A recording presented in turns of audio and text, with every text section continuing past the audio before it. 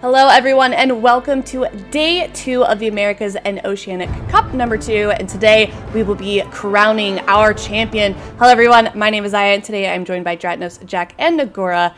And we definitely had some interesting games yesterday, some really good ones, a little bit rough ones as well. And if we take a look at the bracket here, looking at the games that we played yesterday, Jack, what were some of your favorite moments? I think we had our share of highlights and lowlights. We looked at how, ethical and complexity have been, growing, developing throughout this tournament. This time around, complexity limit gets into the upper finals instead of ethical. So I think it's very cool to see how challenging a matchup like that is, and both of them really wanting to be able to square off against Method NA, be able to start taking games off them, and we saw that happen once yesterday against Goosy Bad. Yeah, definitely some unexpected outcomes as well from the games that we saw yesterday. And we even have one of our newest teams facing off against Ethical today in our first matchup. Dratnos, what about you? Anything you want to mention from yesterday's games? I think the Ethical versus Complexity Limit series was a highlight for me. Mm-hmm. That one was some pretty close games and definitely a different outcome than we saw when those two teams last met. So it's going to be exciting to see if those two teams get to play again, which seems fairly likely at some point later today. Yeah, I hope so as well. But yes, let's talk about the first match of the day that we're going to see. It's going to be Ethical versus Scripted Content. And Nagura, Scripted Content, they struggled a little bit in the last match that we saw them play yesterday against Fly Me Out. And now they're facing off against Ethical. So I think this is definitely going to be a difficult matchup for them. Yeah, I agree. Ethical, obviously the number 2 seed, they had a great performance. Unfortunately, lost their game against Complexity Limit, but it was incredibly close, as we mentioned. So they're definitely a top contender for this whole cup. And Scripted Content, on the other hand, this is their first tournament. They did not compete the last cup. So they're definitely a newer team. They did get the number 5 seed, which is very impressive. But in tournament play yesterday, they definitely struggled a little bit. So I think it's going to be hard for Scripted Content to win against Ethical. But anything can happen, right? Anything can happen, as we saw yesterday. And then, Jack, these next 2 games that we have scheduled, we have Goosy Bad versus One Last Chance, and then Method NA versus Complexity Limit. What are you looking forward to from those 2 matchups? I'd say on the side of Goosy Bad, they have the potential, they have, the players on it to really start stepping up and being a top-tier team. I'd like to see them continue to grow today, and One Last Chance, well, I think we've seen some good and some bad out of them. I'm curious as to really where we stand, because I don't think that they're in the position of the 2 teams that got eliminated yesterday, but I also am not sure if they're at the point where they can step up to Ethical, Goosy Bad, Method NA, Complexity Limit type of region. I'm not really sure where they sit, and I think this matchup's going to be a great opportunity to really get a better idea of that team's level at that point. And Method NA, Complexity Limit, that's going to be top tier TV. Top tier TV, indeed. And Dratnos, something we talked about yesterday is like how we're seeing these teams consistently improve cup to cup. Do we think that we're going to see these teams really put their best foot forward today? Yeah, I think that these teams are going to show up and look better than they did the first cup. I think that we've already seen that out of teams like Goosy Bad and Complexity Limit so far in this tournament, and they can continue to go up from here for sure. They definitely do. So if we're looking at the map pool for this first round, it looks like Scripted Content has banned Motherload, while Ethical has banned Shrine. So we'll be starting off with Freehold. Nagura, what do you think about this map pool? So we've seen Ethical already compete in Freehold. Unfortunately, they lost to Complexity Limit in that specific dungeon, and they had a pretty brutal wipe on the second boss because they pulled half the dungeon on top of that boss. So hopefully they can do this dungeon cleanly this time around. If they do it cleanly, they have an incredible time, I believe, because their strategy is really fast. But because they have such a risky strategy, Scripted Content definitely also has a chance to win this dungeon if Ethical makes a mistake like that again, like last time. Yeah, and sorry, I just had volume coming in my ears, so I had to mute myself. I couldn't hear. Toldagor is a map that we saw these teams also struggle a little bit on. Do we think that maybe they should have banned that one? Especially since there's a 4-minute time difference between them on their time trials between these 2 teams. Yeah, I think I think time trial dungeons in general just they don't like banning them because they've already put so much time into practicing them for the time trials. So they'd rather just not ban that one and put a little bit more time into it between time trials and the cup play to decrease their time and just have a little bit of a faster strat instead of to completely trying out a completely new dungeon and figuring out a completely new strategy for something completely new. So that's why I think time trials dungeons are just not being banned that often, and they just try to do better as they did in time trials. Yeah, well, they are well on their way in Freehold for this first matchup. It is ethical versus scripted content. All right, we already see now the first pull is wrapping up on both sides. We did have an early death coming in on the side of scripted content, but they are able to get him back up and continue, although that is going to be a very early battle res being utilized at this point. Scripted content, however, taking care of a lot more trash than the side of ethical. Yeah, interesting to see also the Proud Paladin coming out again from scripted content here. So outside of the Proud Paladin, the comp is the exact same. So we see the Rogue here, which we see almost all the time in Freehold because of the utility that the Rogue provides to go ahead and trigger the RP event, for example. And then we also see the Hunter and the DK for those AoE pulls that we're going to see later on. That's right. Really welcome to see the Prop Paladin back in action as well. I mean, we saw Felinator playing it for a couple of the dungeons previously, like the King's Rest in particular. So very much looking forward to seeing this one as it's going to be shaping up. And as here we see Diz's point of view as he's kind of running behind that fence. So that way he will be able to line of sight some of the shots coming in from Sky Captain Crag.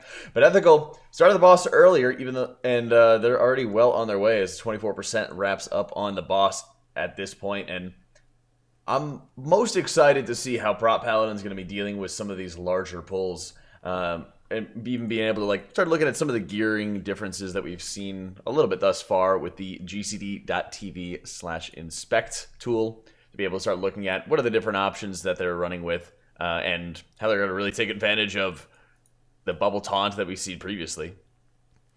I'm very excited about seeing Chompy's damage here on this Mystery Monk. The 44k DPS coming out of the Mystery Monk here on a single target fight.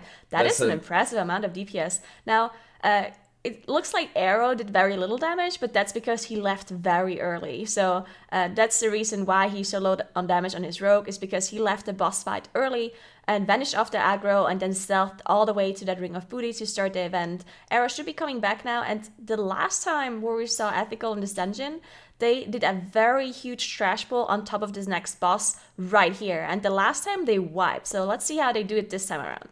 Most definitely. A lot of that Mistweaver damage, of course, thanks to Sunrise Technique and running a couple Secret Infusions as well. Such a strong combination, and Sunrise Technique just make it so that targets are taking extra physical damage for 15 seconds after you hit them with the Rising Sun Kick. It's ridiculously good for trash pulls, especially because they'll take a tick of Sunrise Technique for every tick of Spinning Crane Kick will trigger a tick of Sunrise Technique.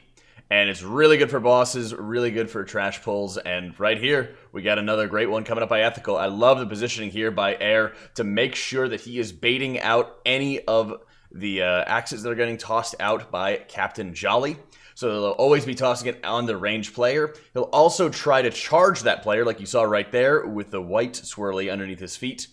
But thankfully, he's not going to be able to find a path that's available to him, so he will not be running out anywhere.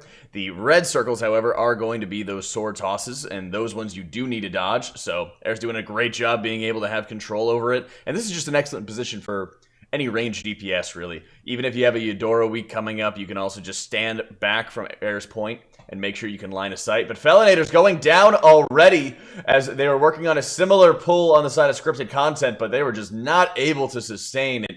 And that's going to be a full wipe coming up very early on scripted content side. Yeah, full team wipe for scripted content here. Very, very unfortunate. This is going to be a huge time loss for them. They also committed one of their battle rests at this point, so they're going to be out of battle rests and they'll have to run all the way back huge hand loss. Now, Ethical, on the other hand, they seem to be pulling less trash than they did last time around where they had this huge wipe. So they definitely figured, you know what, guys, this is a little bit too much that we're pulling, so let's pull slightly less on top of this boss to be able to execute it properly. And as you noted, the position of the Hunter here on top of the house, definitely very, very effective and well done by them. Now they're already moving on to Ludwig. The pick has already been dealt with by Arrow. So this is probably why he left the first boss fight so early, because he wasn't only starting the RP to spawn the pig, but he also waited for the pig and then dealt with that one as well, which takes quite a while. So that's why Arrow left so incredibly early in the first boss fight.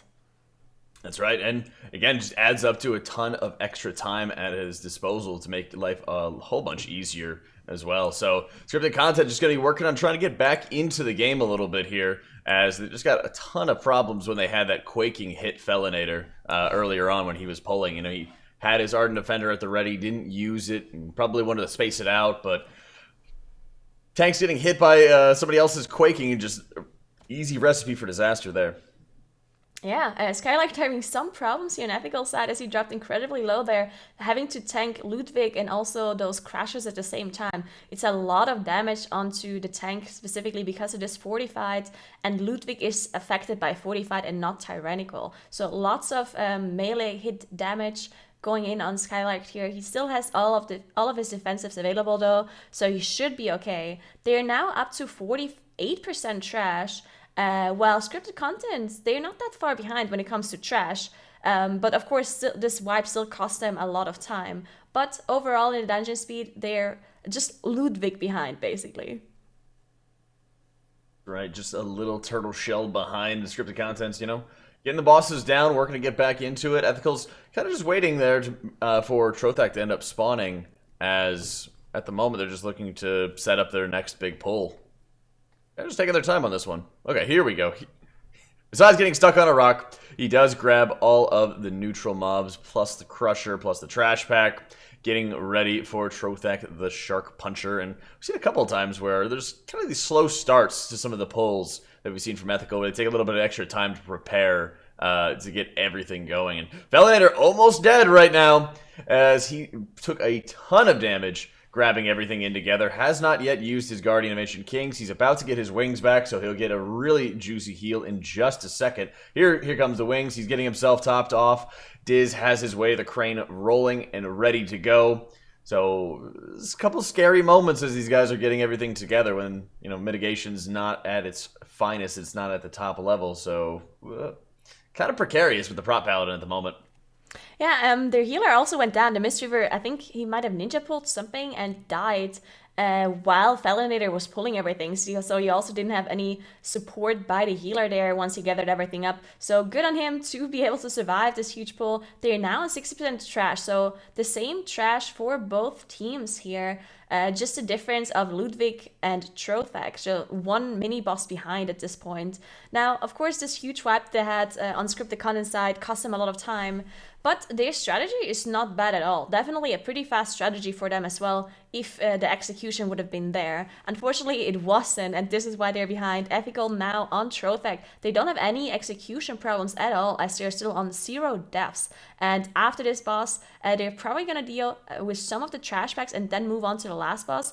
We know that Ethical is not doing the kiting strategy.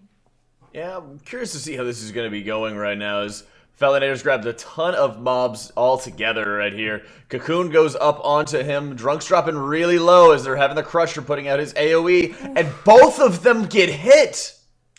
Oh my goodness, I'm not sure if it was the Harpooners that were around that pack or not grabbing them in, but that is just ridiculously punishing to scripted content. Both DPS down, no battle res left remaining. Diz is extraordinarily low as we speak. Movesy's about to die as he's getting clobbered by that blind rage. Does get the soothe out to be able to solve it, and Diz does end up going down as the mobs are just overwhelming them, and Ethical just surging. I mean, this is also an incredible risky pull that they have been doing here. Not only do you have a Crusher, but you also have Trothak, and you have a whole trash pack. Now, if there's Harpooners in the trash pack, and there's huge area of denials around Trothak and around the Crusher, so if you get gripped into any of those AoE effects, you're very likely going to die. So this is a very risky pull to pull off. You need huge amounts of AoE DPS to clean off the small trash packs to be able to do it. And it seemed like maybe they just didn't have enough DPS or something went wrong at the very start there. Yeah, they're doing it again. Down. And yeah, it seems like they're doing it again. Let's see if they can do it this time around as they also engage Strothek. There we go. Let's see. They're going to have to kill things really quickly on the side of scripted content because the Felinator only has his wings. He just used his large heal from the wings proc. He'll have another in a few seconds. He can have Bubble Taunt at his disposal, but that's still a ton of damage. I think he's going to be forced to burn Bubble Taunt because of how much pressure is on him at the moment. Diz kind of just fighting for his life to try to get a bit of sustainability into it, but he's ridiculously low right now. He's getting max value of every single Light of the Protector. Moveseed is down. And again, just more errors, more deaths coming in, and Drunk goes down as well in scripted content, falling to pieces as Ethical pulling the last boss, Chops grabbing up all of the Obelisk mobs, gets a great Transcendence, and he's on the move. Yeah, I think scripted content is missing those offensives and defensive cooldowns to be able to kill that trash fast enough, and yeah, just a disaster for them. But Ethical, on the other hand, they are doing the kiting strat, so interesting to see that Chompy also is doing this kiting strat. We've seen Chompy do this in Taldassar already, so he's definitely familiar with the kiting. It's still very dangerous of a pull, though. We've seen this go wrong multiple times.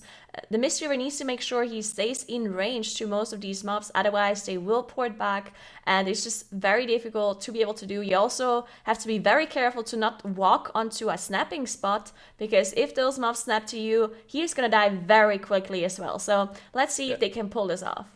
Yeah, all eyes on Chomp as he's got the really important role on this one, and I'm always most curious as well to see how much extra damage he might end up taking, because when we're looking at how important it is for him to make sure he maintains threat, healing threat can be a pretty big deal, and being able to stand in, for example, a volcano or something. Oh, Chomp goes down!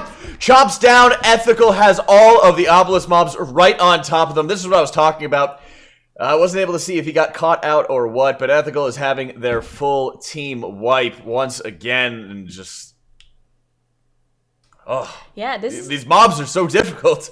I say really once are. again because we've had a number of times, not specifically to Ethical, but to other teams just not being able to pull off the kite strat correctly, and that's why we got to keep eyes on Chomp when he's doing it, because it's so much work to make sure he grabs everything together. I think that they can go in and try again.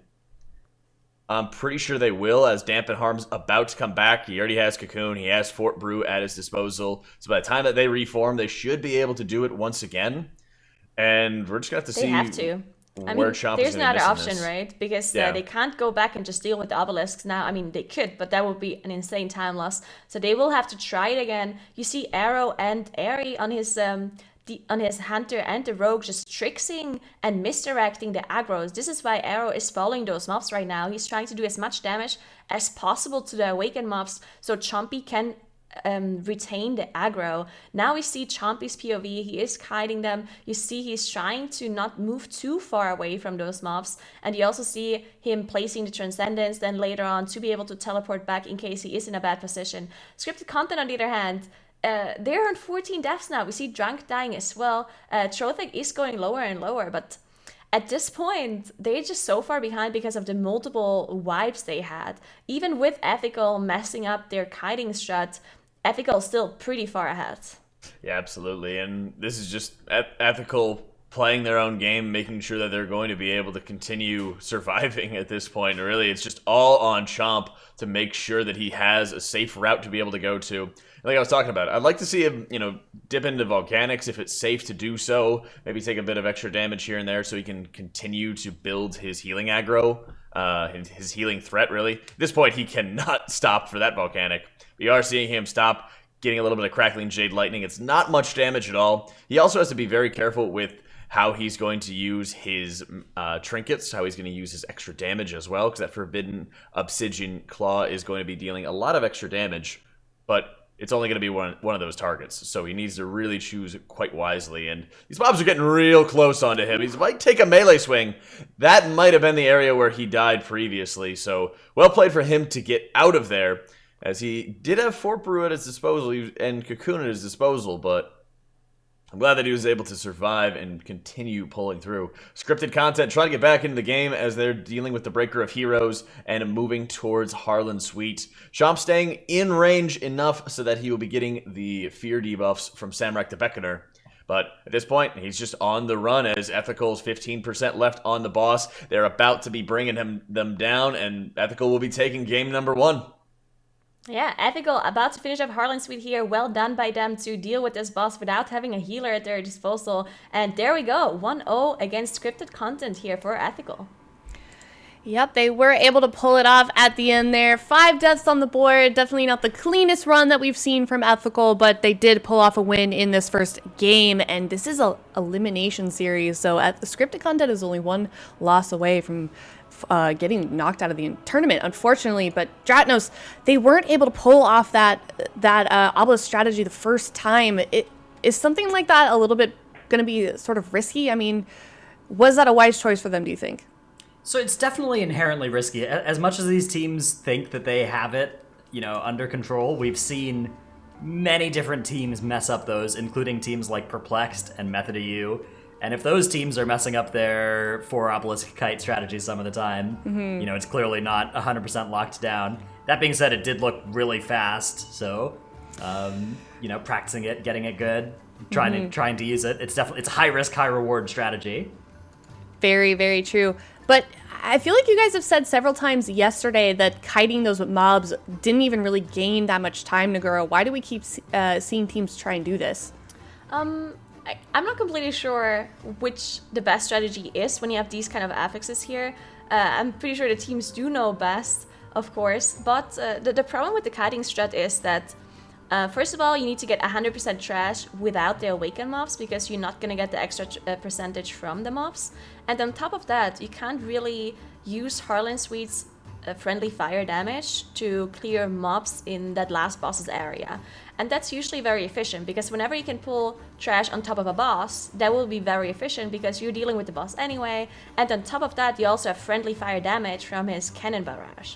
So this is why with these affixes, it would definitely be doable to just deal with the awakened mobs, just kill them off, get the extra percentage, and then also deal with the trash in this area and get even more percentage. So I think teams right now, they might not be 100% certain which strategy is best. So some teams are doing the cutting strat and some teams are just killing the awakened mobs and dealing with extra trash there. Well, I guess it didn't work for them anyways. They did pull it off the second time they tried it. But Dratnos, what did you want to highlight from that last game? Yeah, so I've got some cool strategies from both teams. Let's start off with a little bit of scripted content before their run went super bad. But the very first pull of the dungeon looked pretty good for them. They managed to get a 31% trash count pull going using that last stand AoE taunt from the Prot Paladin. They did cost a battle res on this pull, which ended up hurting them later as they could have used it to save a future wipe. Ethical managed to clean up their second boss and trash pull, which is something that we saw them mess up on yesterday, so that's something that works out nicely for them. And I really like what they're doing in the Harlan area, so since they are doing this Awakened Kite strategy, they just leap in and pull a bunch of trash there with the Ravagers, and instead of trying to finesse the Ravagers to kill all the mobs and crowd control and skip the rest, they're just going to let the Ravagers kill some of them and they'll just AoE down the rest of them. And that is a good way to make sure that they don't lose too much time while executing this kite strategy in the way that, Nagura was mentioning, that you kind of give up on that trash count there. But you can still get a pretty good efficient pull there as the alternative. That kite strat was looking pretty good for them. Unfortunately, Chompy got a little bit too close to Urgroth, which is a challenge because he sort of hangs back. So when you're trying to do your U-turn in different parts of that circuit, he can be the one that is closest to you at the end of your U-turn, and that's what happened to Chompy at one edge of the run on the first go of the boss pull. So unfortunate occurrence there for Ethical, but they were still able to take home the win as scripted content had multiple more things go wrong on their side of the board. Yeah, before they went live, Moofsy on Twitter actually said, "Come watch the fiesta." But hopefully they can clean it up for this next round and maybe tie it up for these guys. But something that's interesting about scripted content, they're the only team running with a Prot Paladin. Jack, do you feel like this team utilized the Prot Paladin? They utilized it. I wouldn't say that they utilized it to its fullest. Well. I don't think that they would utilize it to its fullest. I really didn't see too many big areas where they would make excellent use out of it. I mean, obviously having high trash density, last defenders, great combination to work together along those lines. But when it comes down to bringing special paladin utility to be able to shut down mobs more easily or to be able to survive certain mechanics or something like that, it just looked like a squishier Prot Warrior in that end. We saw Felinator die, for example, to somebody else quaking him. He still had Ardent Defender available. He still had Bubble Taunt for some of the pulls where he ended up dying. So some of those resources we didn't really see get used to great effect and to great advantage. And I think there was just a lot of vulnerabilities with the Prot Paladin that you're not seeing from the Prot Warrior on a dungeon like that, which is almost purely physical damage on the tank. Well, the next map that we're going to be going to is Tol Dagor, as Shrine of the Storm has been banned, and this is a map that we saw quite a bit yesterday. It is Sanguine and Volcanic this week, and we saw this team, we saw scripted content with a Vengeance Demon, a lot of the teams with a Vengeance Demon Hunter. What is it about those tanks, Dratnos, that is used, that is advantageous, on Tol Dagor? Well, Demon Hunters have a natural affinity for Tol Dagor, as they've already been imprisoned for 10,000 years, so it really works nicely going to this jail here. Very aptly said, yes, and the game is starting. It is 1-0 right now. Ethical only one game away from sending scripted content out of the tournament. That's right. All right, Vengeance Demon Hunters on both sides right now as we're getting ourselves ready for Tol Dagor, and I'm always kind of confused seeing the Prot Paladin when we look at like certain dungeons where we're saying, okay, we really need to make sure we have the Vengeance Demon Hunter for the control, or we need to have Prot Warrior. We saw from Fel a couple times for, you know, the damage reduction. It's just weird on Freehold that he opted for the Prot Paladin.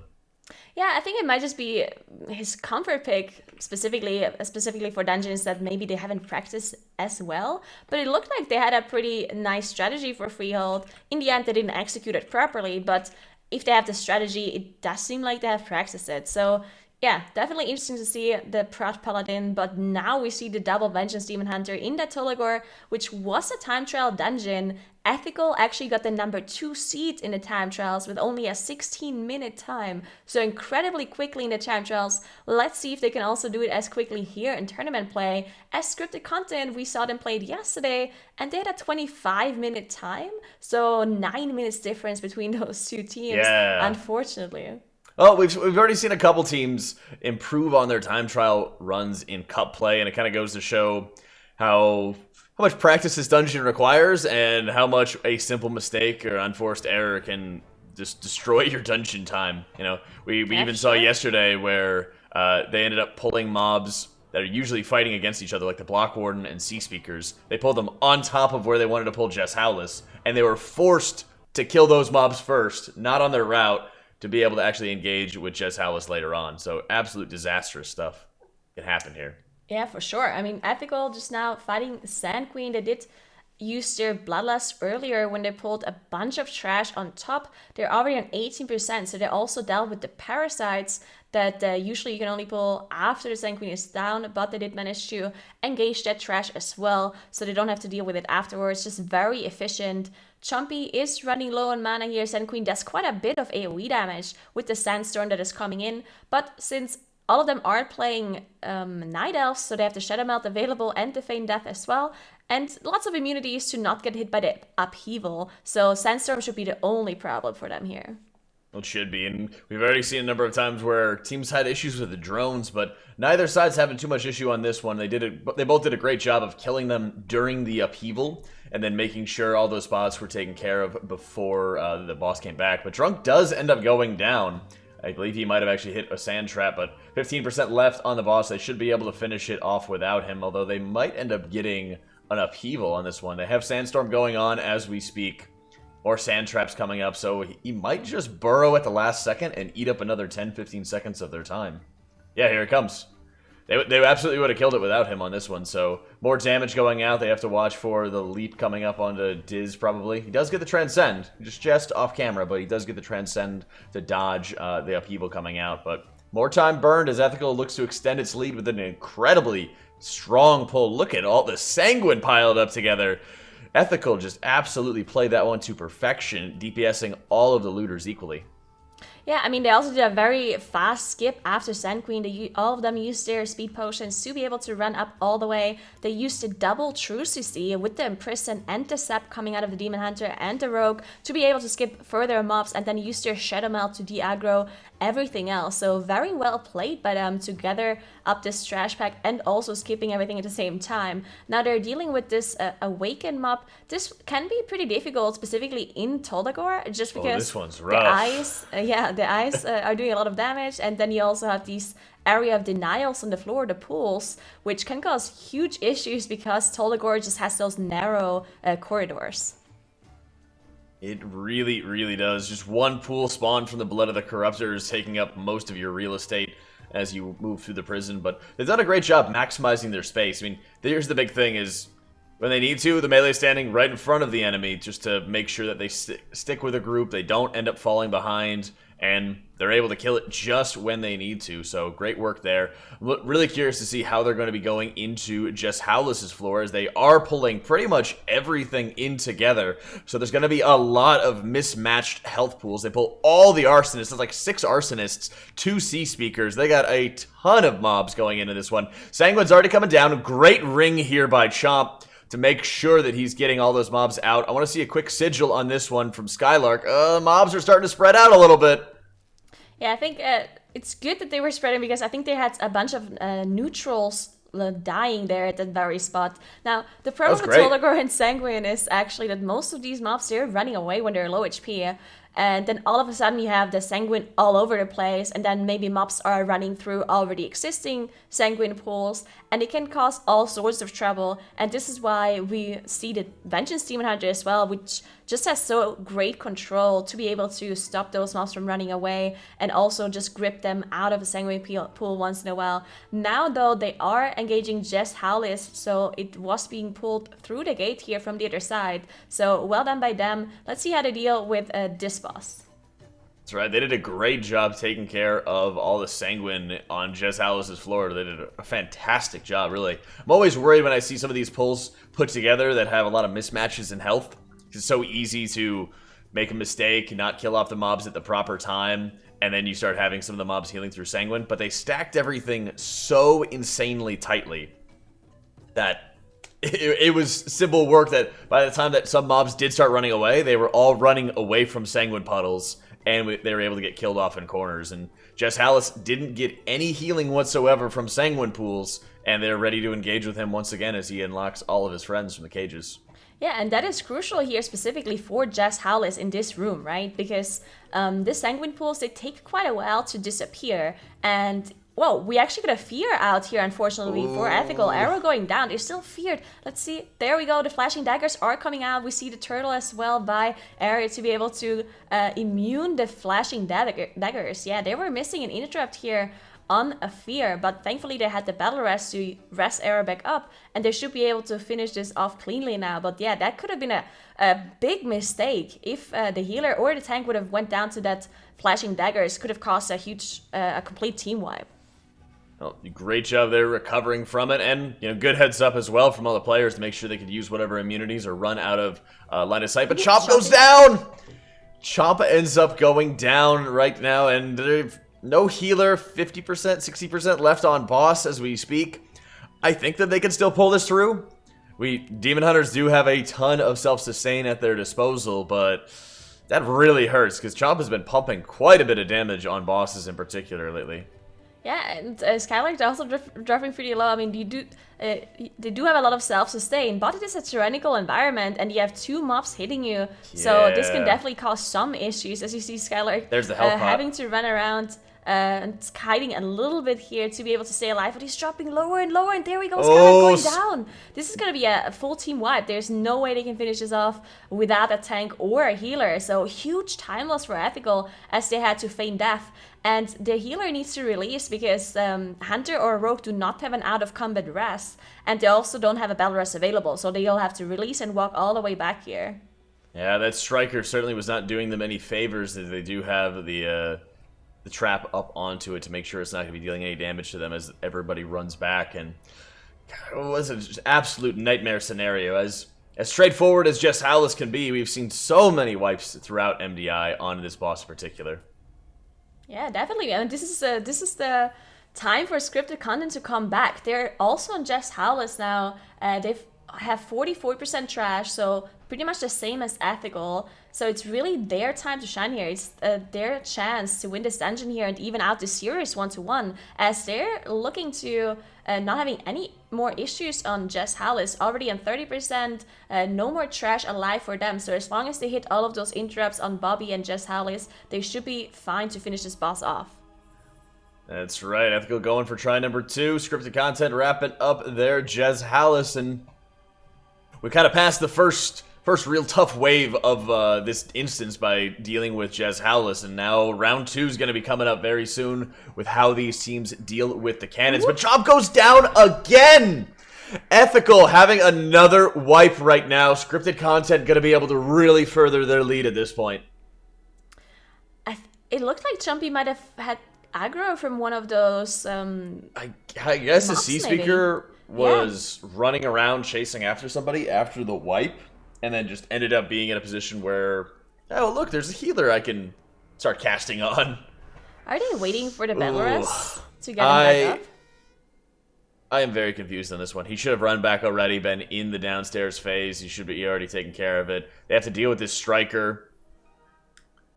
Yeah, I mean, they have a Belarus available now, but it seems like a pretty... Well, okay, so we see the Belarus being used now. Yeah, I don't really like that either, to be honest. I mean, they now got the Belarus off. They can now mass res shape up as well.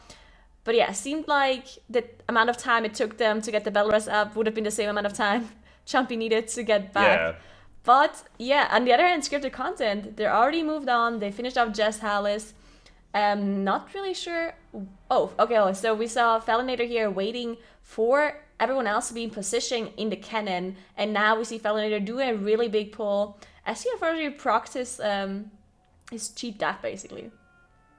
Yeah, he has procced it already. He's got meta up. He's taking a ton of damage at this point. He needs to get some dispels on him. Cocoon goes up, so that way they'll be able to get a bit more absorbs rolling, but they do end up grabbing the line of sight. We'll be watching for this cannon control, as a lot of chains of ice coming up from the side of Drunk to make sure all those mobs are staying back. I like the early Ring of Peace so much here by Diz to make sure these mobs are going to be staying as grouped up as they possibly can. Now we're going to be waiting for the Sigil of Chains come up in just a moment. They really need to start line of sighting some of these casters a bit better. There goes Thali, re-ups his tricks of the trade.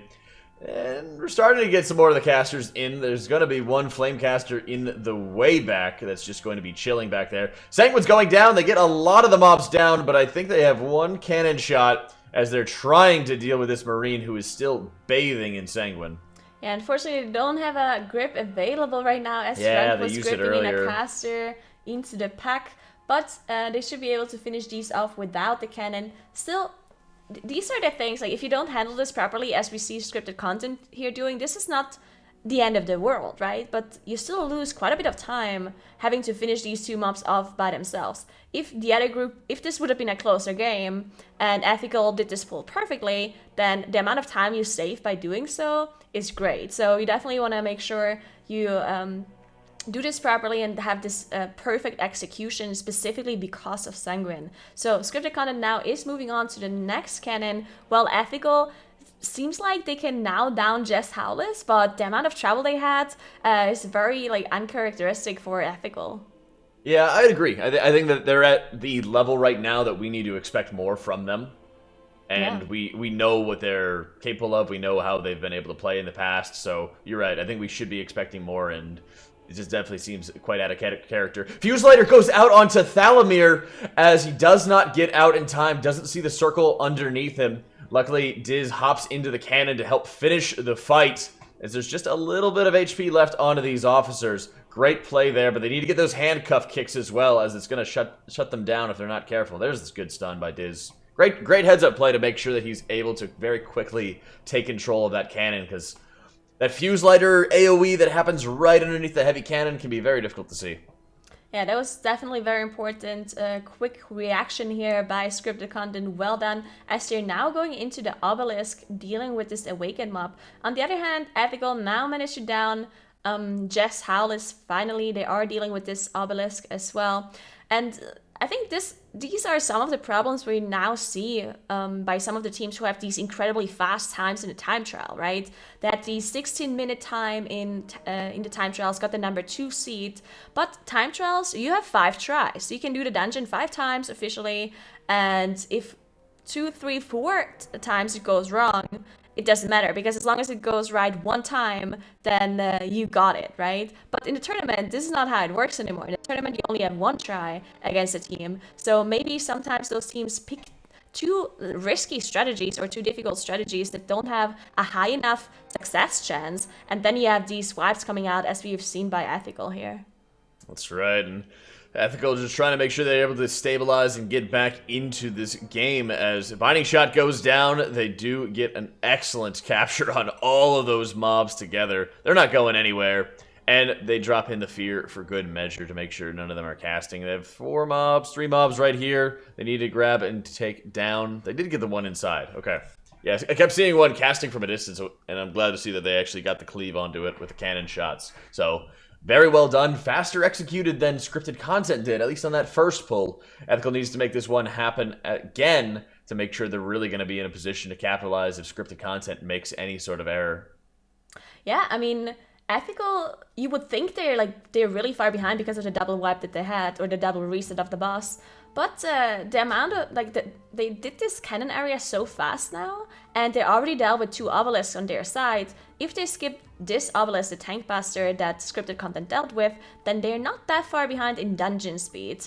Scripted content is already on 60% on Valyria, but once Ethical downed this trash pack, they're going to be onto the boss as well. And then any sort of problem that scripted content has can actually make Ethical catch up here. So Drunk going down, they do have a battle rest available, but they need to use the engineering battle rest to get him back up.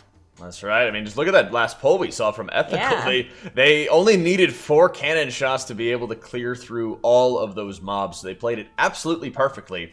And they made up a good 2 minutes of time that scripted content was wasting whenever scripted content was having to sit there, kill individual mobs because they were being inaccurate with the cannon. So great job there by Ethical. This is how you start coming back in the series, and there's another round of cannons coming up. We've seen how much damage Chomp has been able to pump into bosses, as well as just the rest of the group doing such an excellent job. I'm kind of singling out Chomp onto that one because there has been a pretty consistent and big disparity that I think is partially due to Azerite, partially due to a little bit of gameplay that's coming up as well. Yeah, and look at the amount of single target damage they have as well on Ethical side. They are now on 50%, so 45% behind. It is tyrannical, so that is still quite a bit.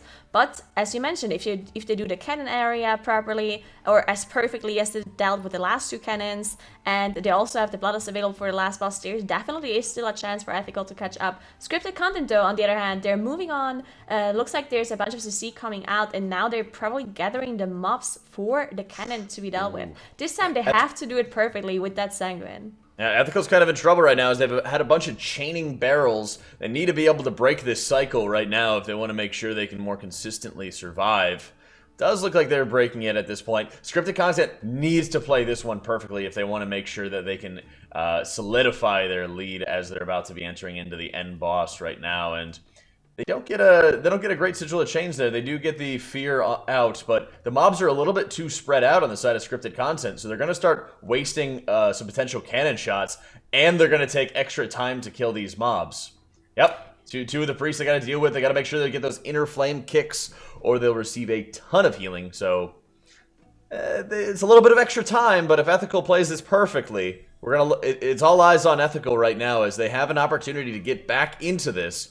They just need to really be watching themselves and continue to execute the way they did for the first 2 cannons. Scripted content grabbing Overseer Korgus, and they're going to be having the Beckoner as well as the caster mobs coming in onto this one. So taking a bit of time to get these mobs together. We're seeing that early revival from Diz to make sure that he's going to be able to grab all of those debuffs and get them dispelled. Yeah, this can be a very difficult boss fight on top of having to deal with the Awaken mobs, right? We see the Bloodlust being popped, but the Awaken mobs need to be focused here because at some point they're running out of defensives to deal with the fear from Samrak. So they definitely need to make sure they focus it down, and the Void Weaver also constantly needs to be interrupted. So lots of things that can go wrong here. Can also be a little bit unlucky with those double shots, the double bursting that can come out. And Ethical now on Corgus as well. This is going to be really close. Yeah, Diz did get hit by the curse debuff on that one and was struggling to top off Moofsy and Drunk earlier, but now that he's been able to stabilize, we have a double explosive burst coming out. Moofsy's not topped yet. He does get cocooned.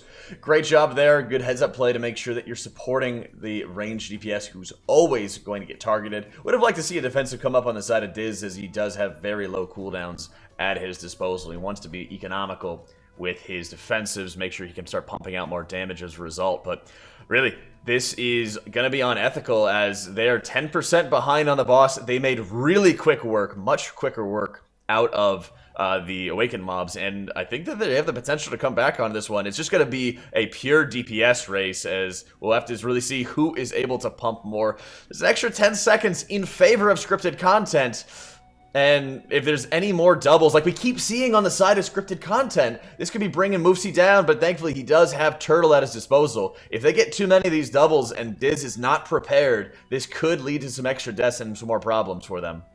Yeah, at this point, I think it's very unlikely that Ethical can catch up on the damage on top of also having the 10 seconds. But if scripted content has a death here or there, maybe, then there's definitely a chance. So let's keep an eye on Overseer Corgus on scripted content side as they're dealing with those bursting shots coming out. And yeah, they had a bunch of doubles already. Thankfully, no more doubles at this time. And it's getting lower and lower. I mean, it really is scripted content here that can even out the series 1-1. All they have to do is finish off the boss without having any deaths and making sure they're dealing with those bursting shots properly. I think they're going to have another double on this one on the side of scripted content. So Diz got to watch this. I would have liked to see that font coming up. Okay, he's got it stabilized.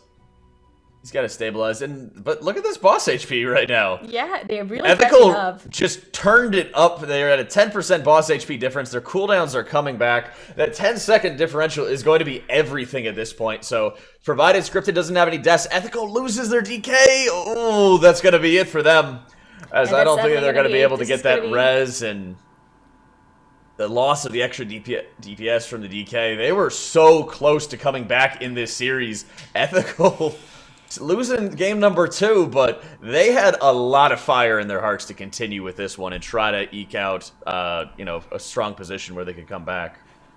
They certainly did, Jack, and now scripted content has surprised us once again. They've tied it up 1-1 against Ethical, but they really almost caught up there at the end, and it seems to me, Dratnos, if they're going to want to win a game 3, if Ethical manages to clean up their gameplay into this next game, scripted content is really going to need to find more efficiency in their routing here. Yeah, I mean, that was an incredible series. It really goes to show why teams are not banning Toldagor, even if they are, 4 minutes behind in time trials, is because anything can happen. And that second boss just slaughtered Ethical for the tune of 5 minutes. Yeah, and where we saw Ethical, Nagura mentioned it, that's not really the performance that we would expect from a team like that, and I think they really started to fall apart at Jess Howlis. Where were they going wrong there, Nagura? I'm not completely sure what their biggest problem here was on Jess Howlis. One fear definitely went through on the whole group, which actually didn't seem to be the problem that ended up wiping them in the end, because they only lost their rogue and they had a battle rest to get him back up. But maybe because of the wipe, maybe people were panicking and then there was no clear calls anymore in the voice. Maybe it just fell apart because of that fear that went through, and then everything just didn't work out the way they wanted anymore. But a good thing to mention about them is that even after they had those 2 wipes on Jess Howlis, they really put themselves together afterwards and had a very perfect run from there on out. So that's also something that not many other teams can do. Part of it was the positioning with Bobby. Whenever Bobby runs, he'll either run to the opposite side where Jess Howlis starts at, or sometimes he'll just run to the intersection, kind of down the hall, so he'll still be within line of sight. In that situation, Bobby actually feared everybody because they weren't able to line of sight both the fear and the throwing daggers from Jess Howlis. So it just ended up fearing everybody into daggers, and that's what they ended up having that wipe, and then the mobs were just kind of in poor positions. So whenever any mobs started breaking out on the second attempt, it just started killing Chomp on that one. So just that chain of events was so debilitating for them. But like you said, Nagura, they did pull it back on the afterwards, and they were really in a good position to be able to capitalize if scripted content blinked. Yeah, they really were. I mean, I think they were only like 5% or something away in boss health at the end. But Dradnos, what did you want to highlight from that game? Yeah, so there was some really fantastic play that we saw actually coming out of both teams. Let's start off by talking about the Sanguine management that Ethical had in the prison before Jess Howless. It was flawless. The ability to keep the mobs from healing and keep the Sanguine from being dropped in the spots that Jess Howless was going to run onto later without losing a bunch of time doing inefficient things. Really impressive out of Ethical. Things all fell apart for them on that second boss. That fear went through, which wasn't in and of itself going to cause them to wipe, but it did kill their rogue, which cost their battle res, which meant they didn't have their battle res when Chomp went down later. And that was, so inadvertently it did cause their wipe. In the cannon sections, we saw scripted content. Neither of their 2 cannon pulls were fully clean. Both of them had mobs healing from Sanguine a little bit, and in fact in their second cannon pull, their rogue went down in the cannon. But their healer, Displacer, was really quick at getting inside the cannon and finishing off the pull. That prevented both of their cannon pulls from taking too long, and that left them in position to win despite Ethical having a faster route, very clean cannon pulls both times. The fact that those 2 wipes on the second boss really just held them back by so much. Yeah, definitely not something you want to see in a run like that. Ethical's back is really up against the wall here, so they're definitely going to have to clean it up for the next game. But well done to scripted content. Fairly clean game for them as well, with Tol'Dogor, a map that we've seen teams struggle on a little bit. But now we're going to be moving on to King's Rest. And that's Necrotic and Waking. Nagura, any predictions you want to make for this next game? What can we expect here?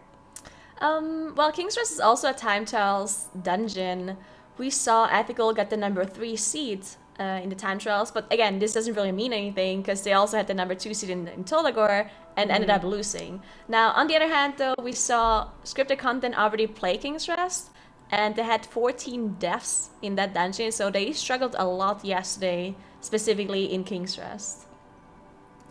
Yeah, we saw a lot of teams struggle on that. What is it about Skittish and Bursting Jack that makes it, or sorry, not Skittish and Bursting, Necrotic and Quaking, that makes it a little bit harder this week? There's a lot of tank pressure, and we saw scripted content feel the pressure in their King's Rest, I believe, yesterday, onto that one when they were playing their prop paladin. And just the extra pressure on tank was just so formidable for them. Even though prop paladin can deal with Necrotic very well, he just was out of gas, out of resources because the group's damage wasn't high enough on last boss when they were bringing in so many obelisk mobs. It just started causing a ton of problems for them, and he didn't have, the escape tools or additional resources to handle that level of attrition that was happening to him. King's Rest, I don't think has nearly as much variance in what can go wrong as a dungeon like Tol'Dogor. So I think I'd dispute the idea that Ethical has their back against the wall. I think that they know what errors were made. I think that some of them are in their control, some of them weren't. And at this point, they say, okay, this is King's Rest. We know we can stop this. Scripted content really just needs to stay in this race and be ready to pick up if Ethical blinks. Well, we will soon find out. It is 1-1 Ethical versus scripted content in King's Rest. Alright, well, we're in King's Rest now. We see the Prot Paladin again out of scripted content here, while also playing with a rogue. While Ethical, on their hand, they are choosing to play with this Double Hunter plus DK comp, and they also dealt with the minions already, while scripted content seem to just have skipped them for now. That's right, they've skipped him in. I believe this is just the full invis pod coming out early on the side of Ethical. It's very weird to see that use early on, but hey, if it works for them, it's kind of an awkward way to start the dungeon, but if they're able to optimize the route even further on, then all the better for them. They pull in most of the Golden Serpent, if not all of the Golden Serpent. Yep, it's all in here. Ethical pops Bloodlust and it goes ham onto these mobs, while scripted content is doing much the same. Lots of tank pressure going to be coming out after Felinator's bubble does expire. He does have Cocoon on him once his bubble expires, so they'll probably get a couple casts up onto him. Very good Ring of Peace, doing the Ring of Peace sandwich strat. which is amazing to start bouncing those mobs into the walls, quickly having them hit the walls, and then bouncing back. It's a great way of interrupting a lot of mobs. It's a great way of making sure that you're able to relieve a lot of pressure on the group. And we're going to see Felinator run out and start grabbing some of those golems that are guarding outside of the Golden Serpent's room. And we'll see those being pulled in with the boss as Ethical starts the boss first. Yeah, Ethical dealt with this whole trash pack slightly faster, only a couple of seconds though. Scripted Content also dealt with this trash pack very well. Both of them, of course, did use that Bloodlust for the trash, so they won't have it available for the boss. Both of them also pulling these Guardians on top. Now, these Guardians can cause some issues here, just because they do quite a bit of tank damage, on top of also having this huge area of denial frontal cast, which stuns if you stand in it.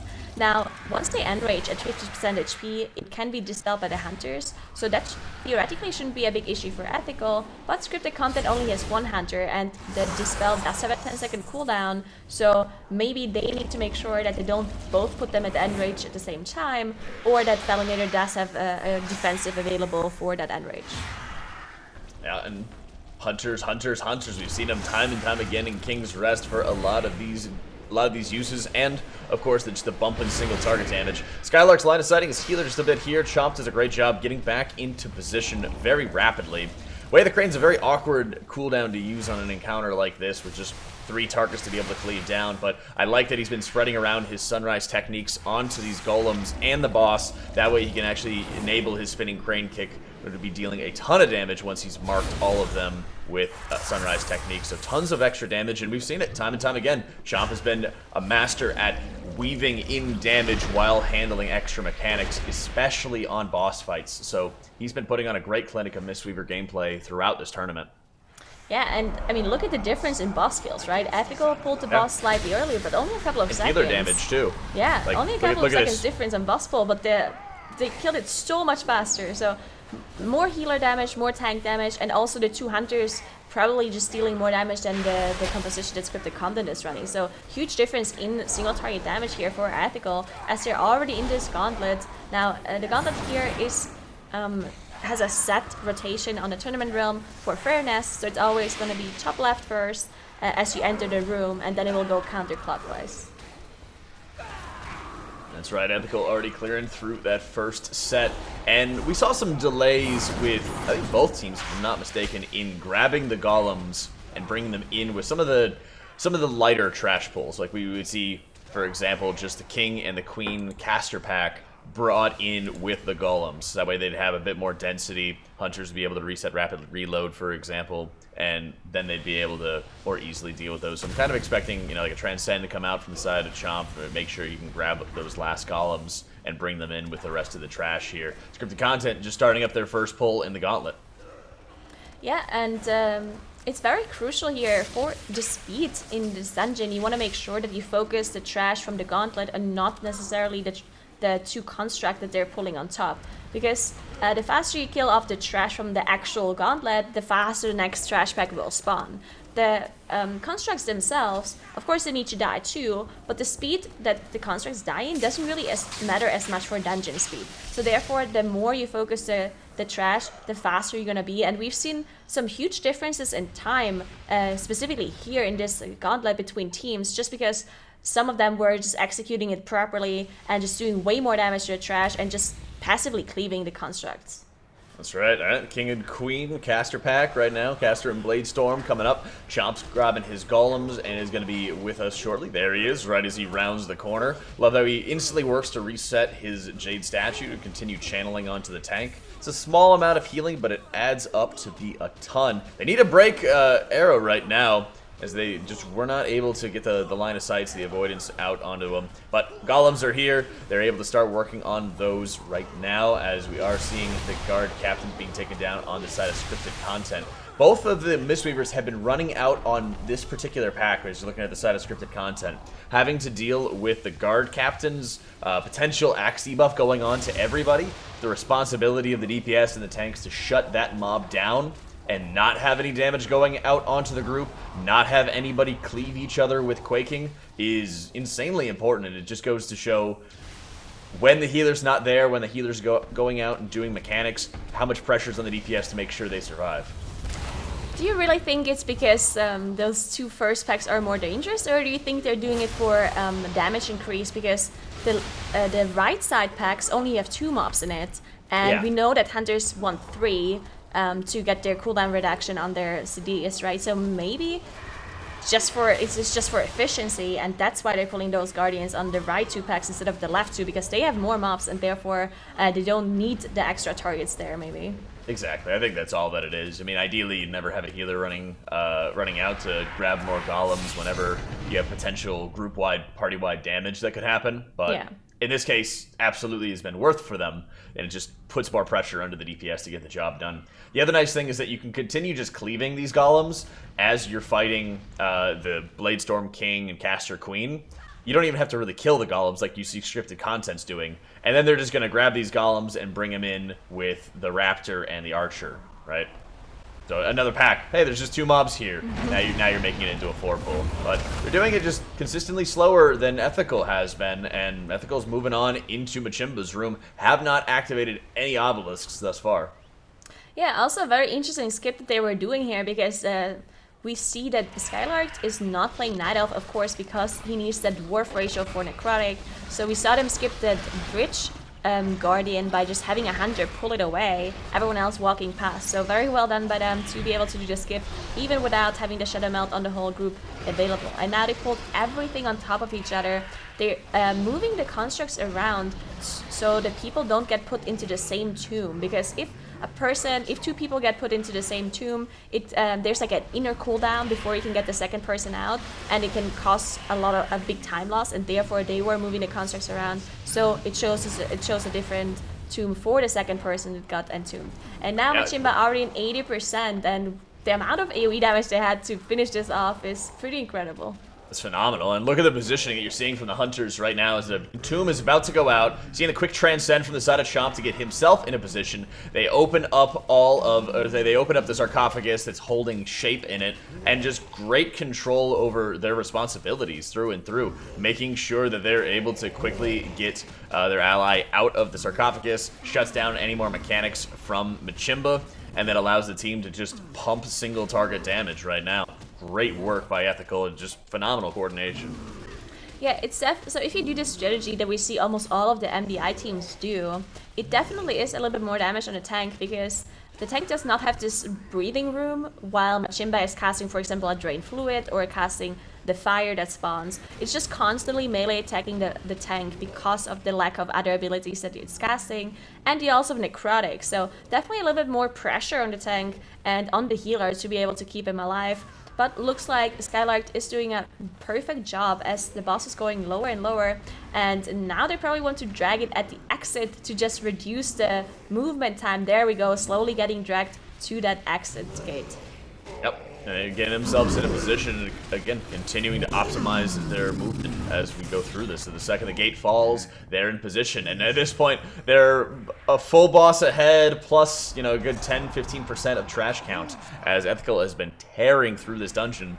And this is what I was talking about before, that King's Rest has a lot of things that are in your control. You're not having any thin walls, you're not really having tons of finesse required with cannons. You're able to pretty much smash him out this dungeon, and Skylark getting his shiny teeth knocked out a little bit on that early pull, but has been doing a great job of stabilizing. Chomp is going to be waiting before his wave, the crane before he pops it, and then we'll just be focusing on the tank right now. Tons of healing going into him.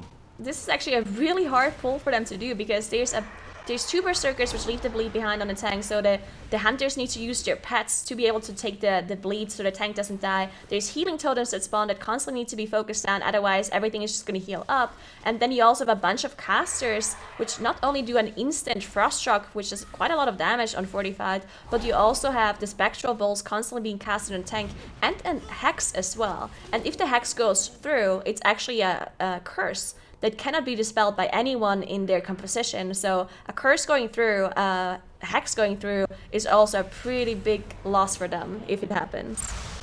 That's right. I do like them grabbing the caster obelisk at this point, waiting on air to go down as well with their group. And whenever you're pulling a ton of obelisks in with the boss, the split responsibilities are always very tough, and since they're running Double Hunter, they're not going to be able to shut down every single cast from the Void Weaver, so making sure they quickly grab all the interrupts that they possibly can, they heroically leave, they use all their movement speed, try to get away from the caster so it won't hit any of them, and then they're going to make sure they kill it at the Council of Tribes. So I like this play a lot. It helps make sure that there's not going to be any sort of variance or any sort of killing of the healer.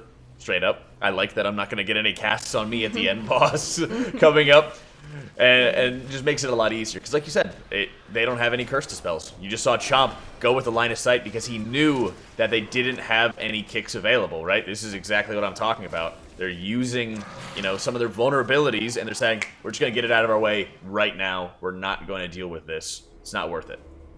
Yeah, and I mean, they still have the 3 of the other Awakened mobs that they have to deal with the last boss. So it's already a lot of execution and a lot of proper play that they need to put in. So I like dealing with the Void Weaver, as you said. They also had a really nice snapping spot being used to be able to snap the spider onto the stairs here. So well done to increase their kill time on that one. As they're now fighting Kula. Kula can be dangerous because of the Severing Axe. That is a huge bleed that will be put on a player. But because most of them are playing...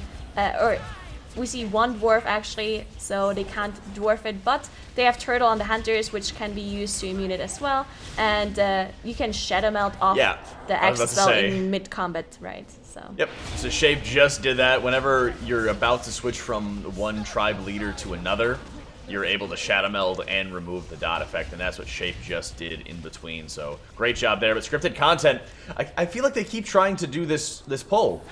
And grabbing some of those mobs in with boss and taking a ton of extra time. We saw this wipe happen yesterday as well on the side of scripted content. And Thalamir's going to try for an NG res in the corner onto Displacers, and then maybe Displacers is going to be able to Invispot, I guess, to be able to get past these and then put up a battle res. Well, they were really lucky they're just that he got it off here. here, right? That was a perfect position for him to die in because the Engineering Rest needs to be in melee range. So if it would have been any closer to those mobs, he would have pulled them on accident. So actually, I guess Displacer maybe even knew about this and positioned himself in a way that he could be rest. So at least, good thinking here by the healer to be able to at least not lose as much time as it would have been if they had to release. So they just had double debuffs go up on Drunk. Felinator left melee range, double debuffs went up on Drunk, and it was very close. Thankfully, he had Icebound Fortitude to help reduce some of that damage on him, but Drunk's not a dwarf, so there's not a whole lot that can be done. This time around, they do make the call. Displacer does get the dot on him. I don't think that he wants to Dwarven Racial this one. He really wants to save it for the boss, for Kula the Butcher. Yeah, and Ethical on the other side, they had such a clean run so far. 0 deaths. Complete opposite to what we've seen in that Toldagor. It's very impressive to see a team like that being able to just shake something off like that. We've seen other teams completely just crumble after they had a full team wipe or some mistakes here or there, and they would just make mistake over mistake over mistake because they wouldn't be able to recover from it. But not for Ethical at all. They just completely shook off that game in Toldagor and now have a perfectly clean run as they finish off that boss. They're in 82% trash, so after they deal with this trash pack, which can be dangerous, they should be fine with Shadow of Sul at their Awakened mobs. Yeah, they should be fine onto that end. I'm not really liking some of this mobility on the side of Displacers. He's kind of running all over the place, trying to sort of stabilize anybody who's got the debuff onto him. Very, very weird, and seeing him go with more of like a versatility build. Also, not as favorable, I think, when you're having all these debuffs going out. I'd really want to see Displacers sitting in melee more frequently on Kula the Butcher, trying to get some Envelop Hot extensions up onto whoever's debuffed, and try to take better advantage of his mana as well, because I think in a lot of those scenarios, there's a lot of potential for healer damage to be increased that we've seen Chomp doing, but we haven't seen out of Displacers. Yeah, very nice skip we just saw by Ethical. So basically, the Hunter Trap is not actually a true CC, like Sap is from a Rogue or Imprison from a Demon Hunter. So what just happened was they were throwing out the 2 traps, plus the incap from the Mistweaver, and then we had a Hunter walk through first. So the Hunter got in combat with the pack, but everyone else didn't, and then they just feigned death off the aggro to be able to skip it. So well done by them to do the skip without having the Shadow Melt on everyone available. And now we see them fight Shadow of Zoo, which is a lot of damage to the tank. You can see how low he's dropping and how much HPS the Mistweaver needs to do to keep Skylark alive here. Oh, it is an absolute ton. But keep in mind, Chomp has been sitting in melee for quite a bit, and he's really trying to weave in extra damage. He's still doing 25, 26k as he needs to be spamming the tank. So that goes a really long way in making sure you can kill this boss more rapidly. And check out Chomp's mana. He's only at half at this point. We've seen Mistweaver's full completely in other situations. So very good use of just Mana Tea and making sure that he's maximizing his mana reduction window. Yeah, well done for sure, as they're now on to the last boss. They need 5% trash, but that's the amount they're gonna get from the 3 Awaken mobs they still have to deal with. You see everyone pre-positioning here, and this is a very dangerous pull, because King Desire already has a pretty deadly mechanics, specifically for the tanks, and then you also have to deal with the Tank Buster, which constantly needs to be taunted by the Hunter pets. You see the taunt coming out, Pet also using that defensive ability, so the Pet actually survives the Spirit Breaker. And we also see those pools on the floor spawning from the drop, which also can cause some trouble here. So definitely keep an eye on how they handle these Awaken mobs. That's right. I love the distance here being put up by the Hunters. They're standing at about max range right now, dropping all their puddles really far away. Skylark's feeling the pressure right now as Raban has spawned. They're still dealing with these 3 obelisks as we speak. Trying to bring down that Blood of the Corruptor really rapidly. They still have to deal with the Fear mob to follow, and again, feeling the pressure under this one, but Skylark's done a great job to stabilize. He's got Shield Wall, he's got Spell Reflect back, he has a ton of resources at his disposal right now, and he doesn't really have to be too concerned like we kind of saw out of Felinator, having a lot of problems on the last boss yesterday. Shape does take a bunch of damage there, but he does great to make sure he has Icebound Fortitude, start reducing some of the pressure on him. Cocoon's still available if it needs to be. And they've almost killed Raban as well, and I love this play to make sure, hey, they just solidify that lead. I'm really glad to see, 1, they killed the caster mob, 2, they're killing Raban, 3, the play right here has just been top tier out of Ethical, and they've absolutely bounced back from those mistakes in Tol'Degor. It's like they never happened. Yeah, what a well-played dungeon by them. Shape dropping really low though, unfortunately, as he got hit by one of those tornadoes who leave a dot behind, which ticks for quite a lot of damage. So definitely want to make sure you dodge them here. Now Skylight also is, he still has Last Stand available, but gotta be watching out a little bit for the Necrotic stacks just because the Dwarf Racial is not available. There we go. Hey, and great Necrotic drop. Actually dropped off, so well done by them. And another look at benefit the of the time, they're Hunters. so fast. Yeah, it's another benefit of the Hunters standing out at range for such a great distance, Be interested to see if there's a Transcend line around on the side of Chomp where he's just going to be running out his debuff as far as possible. Shape's doing a great job getting some distance here too. Skylark has already dropped his Necrotic stacks, and the coordination out of Ethical has been phenomenal this morning as we've been able to look at this team playing at such a high level and, what we've expected from them. I said last dungeon, they weren't playing at the level I wanted to see.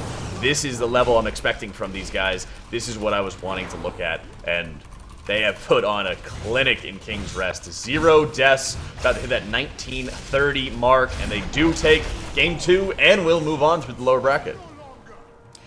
Well done by Ethical, and I think you really have to give credit to those guys for coming back from that super disastrous of a Tol'Degor and having a near perfect run, no deaths on the board. 1933 was their total time on that one, Dratnos, and yeah, well done by them. Yeah, this was a blazing fast time for them. That beats their time trial time. That's competitive with Method and A's earlier tournament run here in King's Rest as well, so very, very good sign for Ethical. Great job. They didn't even tilt after wiping in Tol'Degor, but great job not bringing it into the next map either. And I think that's the kind of poise that a team like this needs to have to, be able to win these tournaments where you can lose games and even matches and still be in the tournament. Yeah, I mean, they even cleaned it up, like you said, in Tol'Degor mid-run. They had difficulties on Just Howls. They kept dying and then had a near perfect run in that second half of the map. And then they came back even stronger in that KR and had a really, really good run. And then well done to Scripted Content as well. They are going to be knocked out of the tournament. Fortunately, that was an elimination round.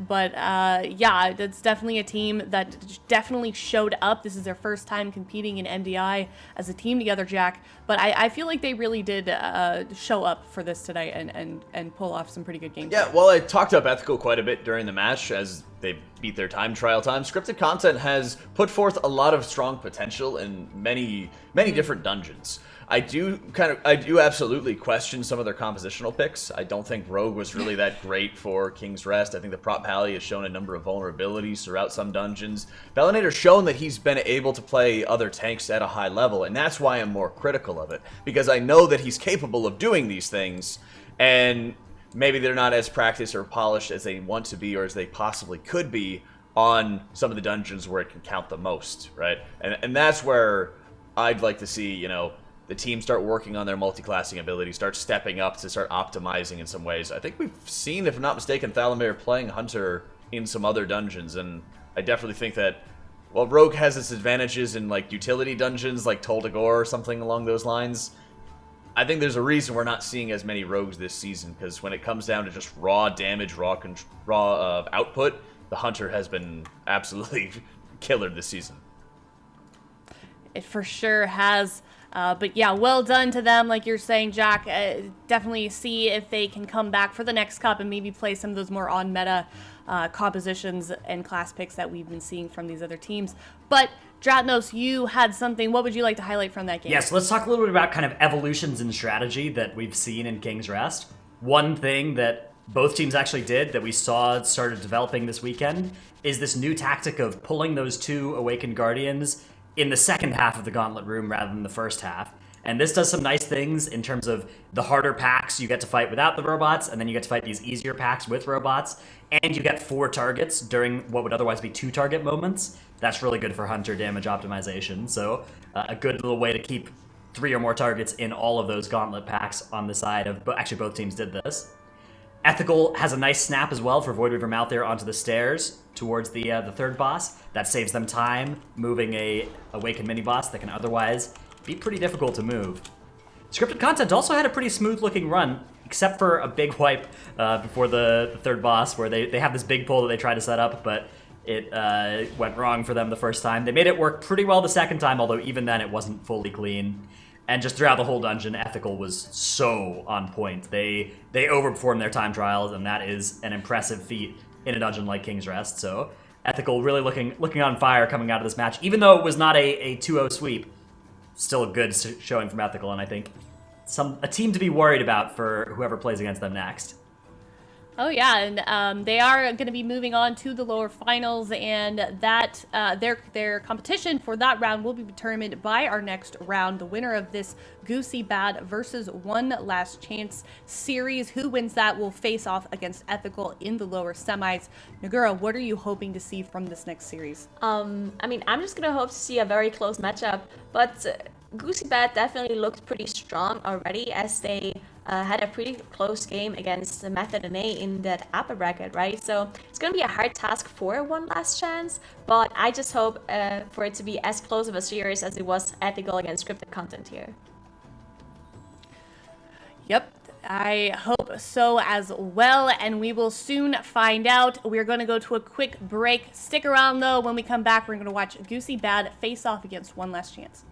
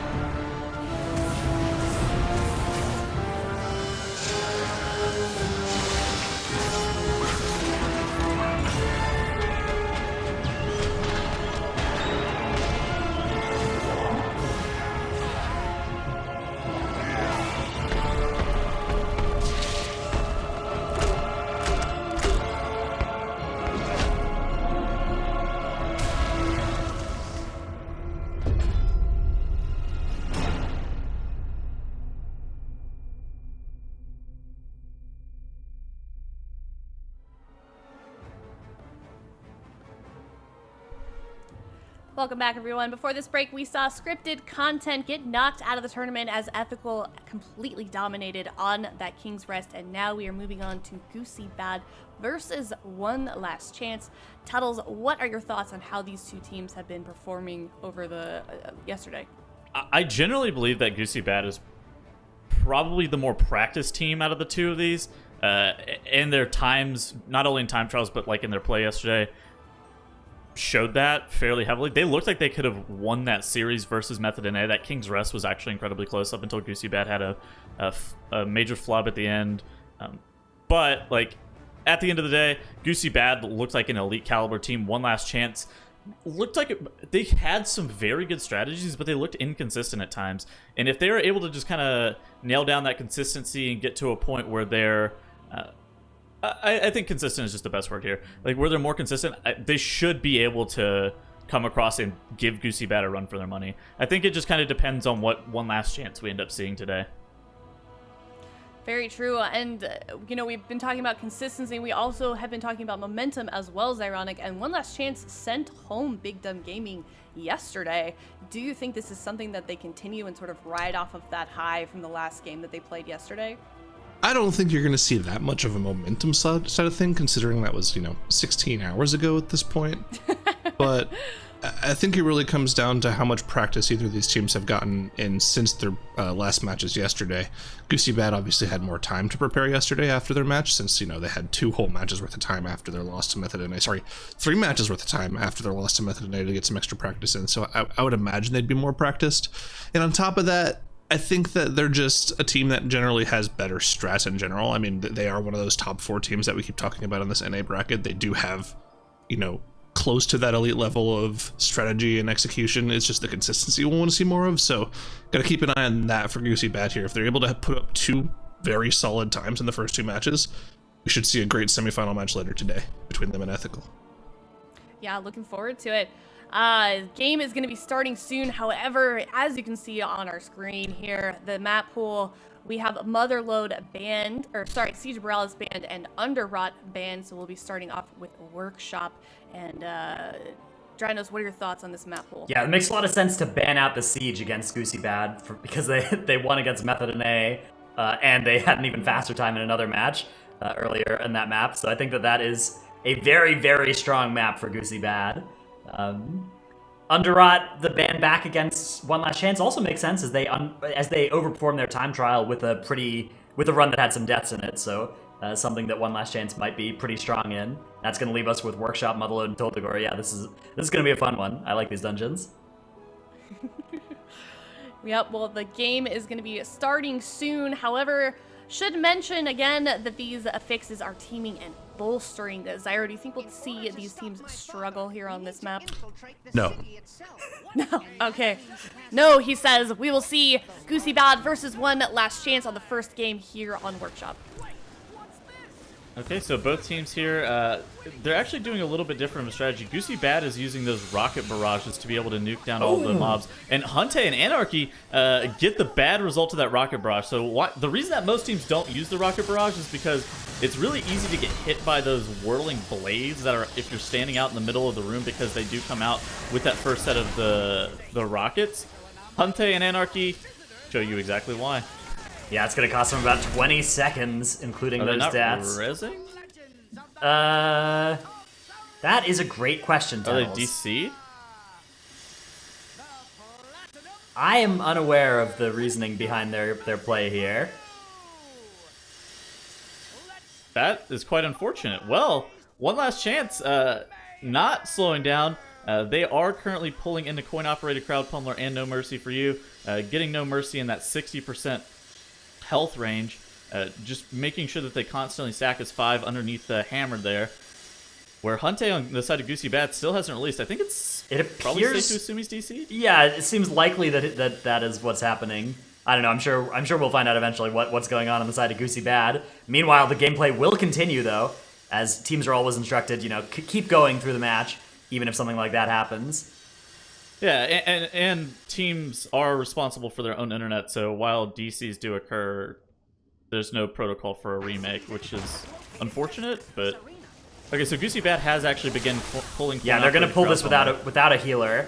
It should be a doable boss without a healer, and this I think is a good way to make sure they're not going to lose too much time while Hunte reconnects. Do you think that they should? I mean, they should be able to live through the first vent jet, right? So it's gonna be turtles probably on the first vent jets. If I had to guess. Yeah, here comes that vent jets. Oh goodness. Maybe they could live with just Exil and yeah, Spirit Men's. Spirit Men's. Okay, yeah. So it looks like it just Spirit Men's. Okay, hunters are very strong. They're doing okay here. They have to really be careful to not take any avoidable damage, though, as they don't have a healer. Yip's also taking quite a bit of danger. Does have access to some defensive abilities still, although he's out of most of the major ones. Is going to get some Spirit Men's cast onto him. Big off-healing from the Hunters. Meanwhile, on the side of One Last Chance, they have successfully slain their boss and are advancing down the trash chute. I think Goosy Bad. Okay, so here's that second Vent Jets, and this one is going to be Turtles. Okay, yeah, this makes sense. One last chance here. They're going to be going down to the trash area. I think we saw this from them yesterday. I think I believe that they pulled the 2 waste processing units, where Goosy Bad, since it's bolstering, they just pull all of those slimes. And then, okay, so no. One Last Chance is doing a very similar strategy from what we saw from most of the other top-end teams with the living wastes.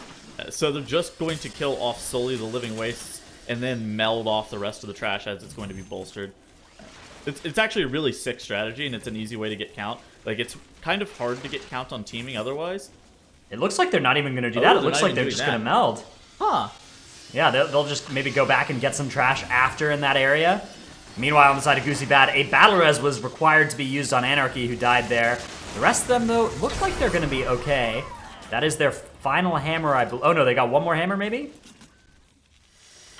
Yeah, it looks like they got one more hammer here. That should be able to finish off the Platinum Pummeler. Oh yeah, so Platinum Pummeler can die from like 30% health with a hammer hit. And hammer's not even going to be going off here. Oh my goodness, yeah.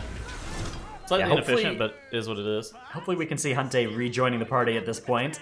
So Hunte could release right here if he was back, but again, probably just disconnected. Man, that is very unfortunate. They do still maybe have time to catch up if he can rejoin soon. One Last Chance, working on Cujo.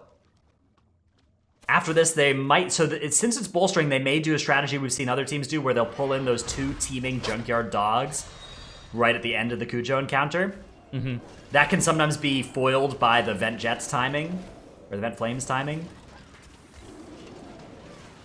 But I think it's going to work out okay for them this time. You can see, yeah, they're kind of cheating over towards that side of the room.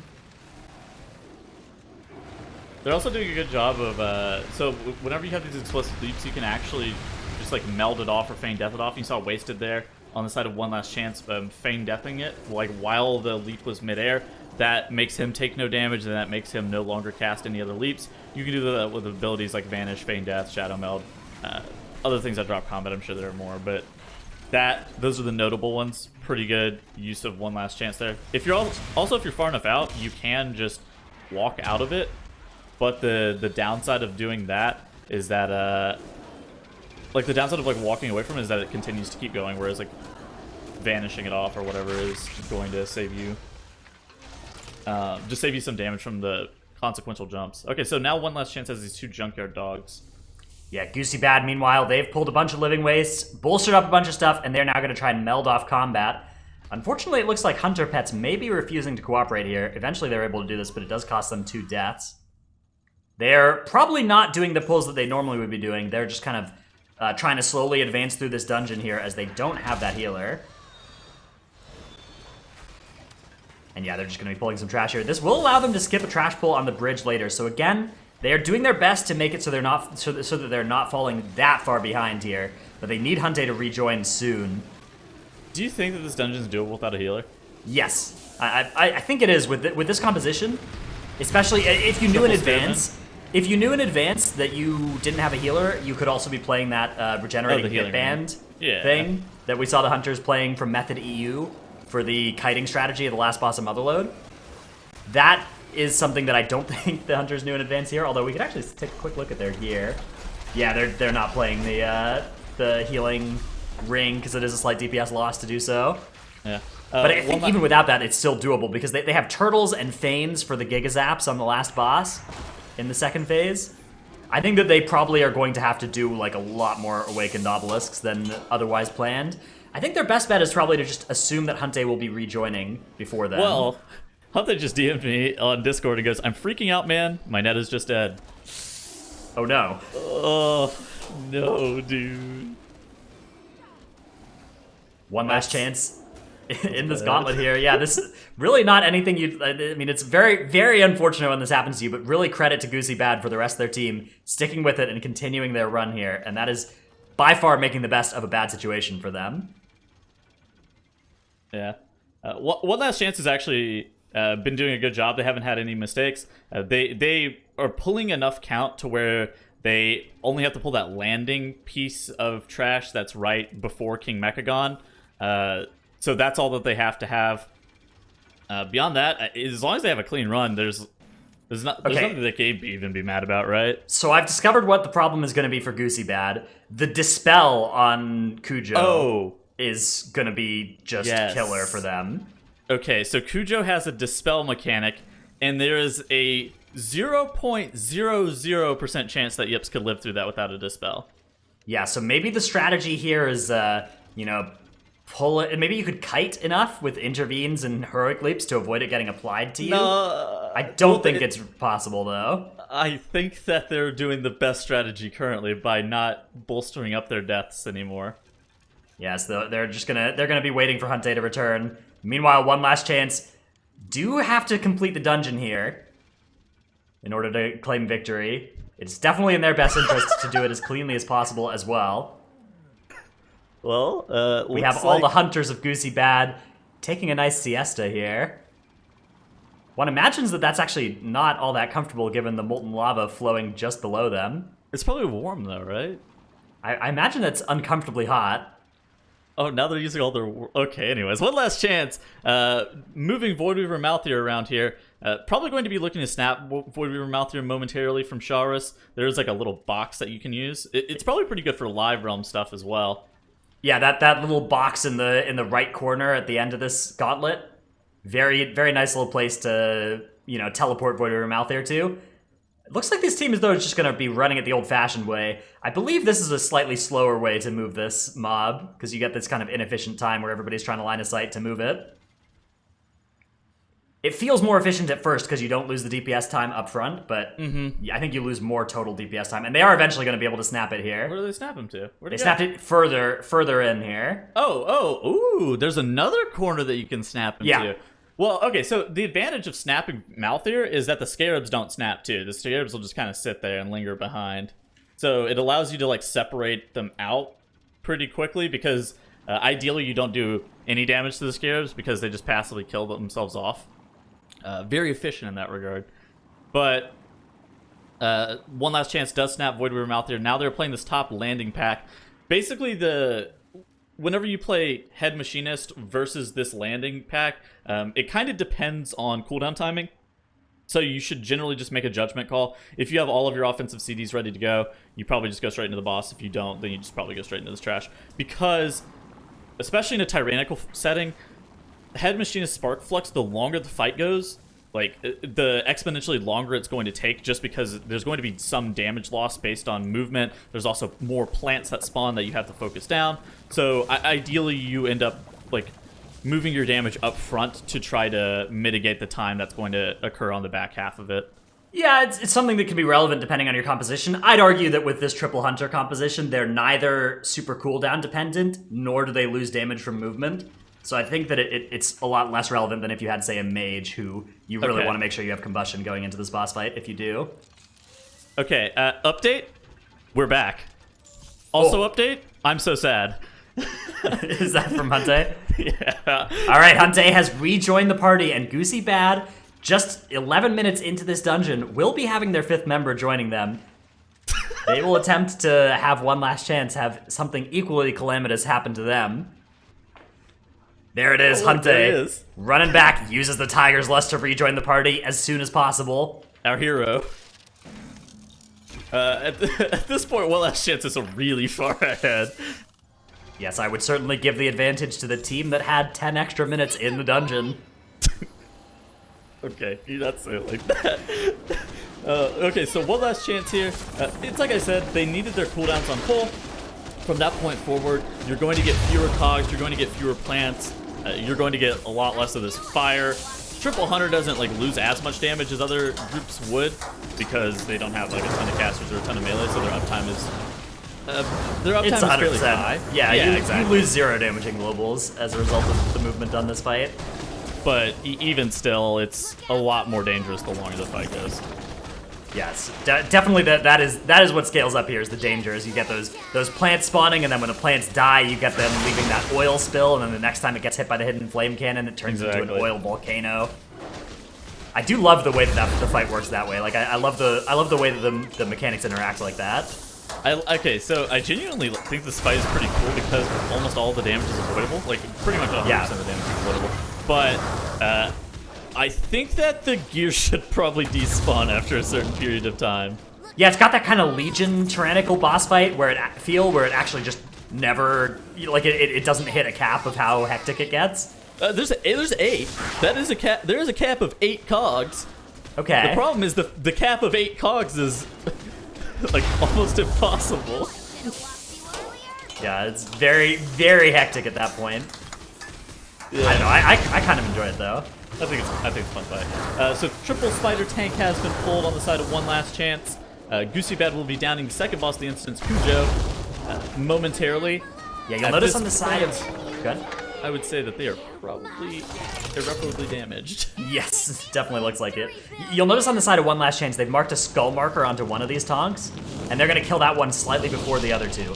That's the farthest up tonk on the bridge here, and it is the one that starts the RP for the vehicle to bring them to the next platform. So you want to kill that one a little bit earlier than the others if you can, and that will mean that you don't have to wait around for the helicopter thing to get here after the tonks die.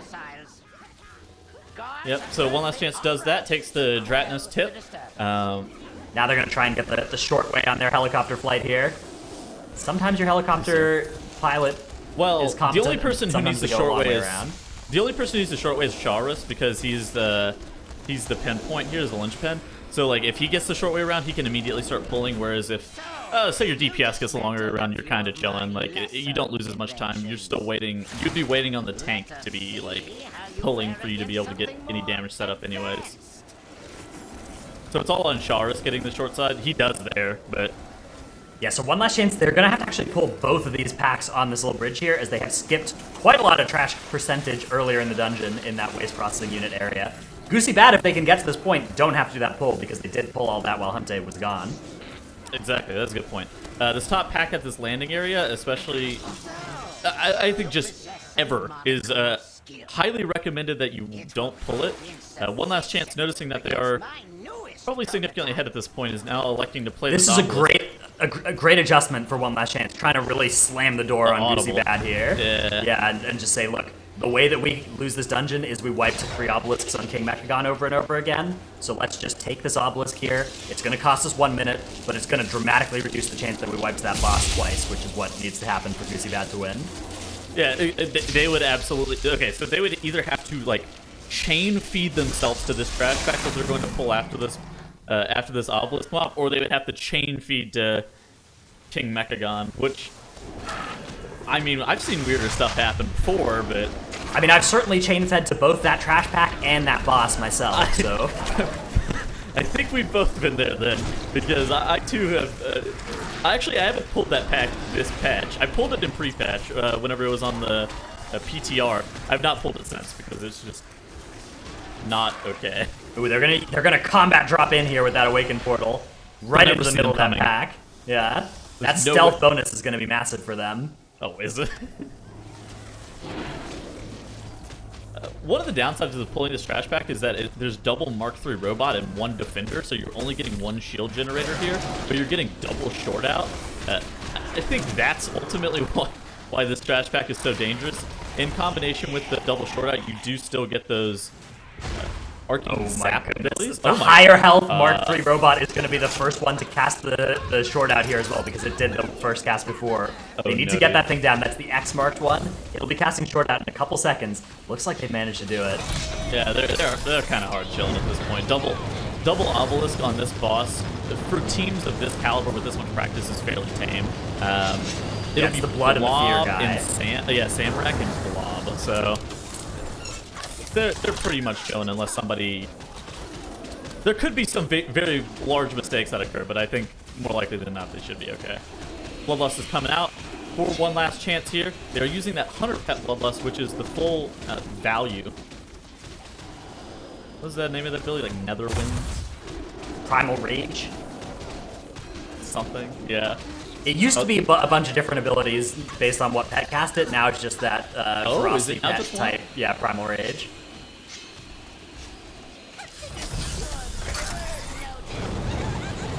Right, so something that's also kind of cool in this fight is that since there are 3 targets, the hunters from One Last Chance are getting that rapid reload value, which will help assist their aspect of the wild cast to be able to reset a little bit quicker. Because they will be casting multi-shot as opposed to Cobra Shot. Pretty frequently. Indeed they will. Not once one of those things is dead though. Yeah.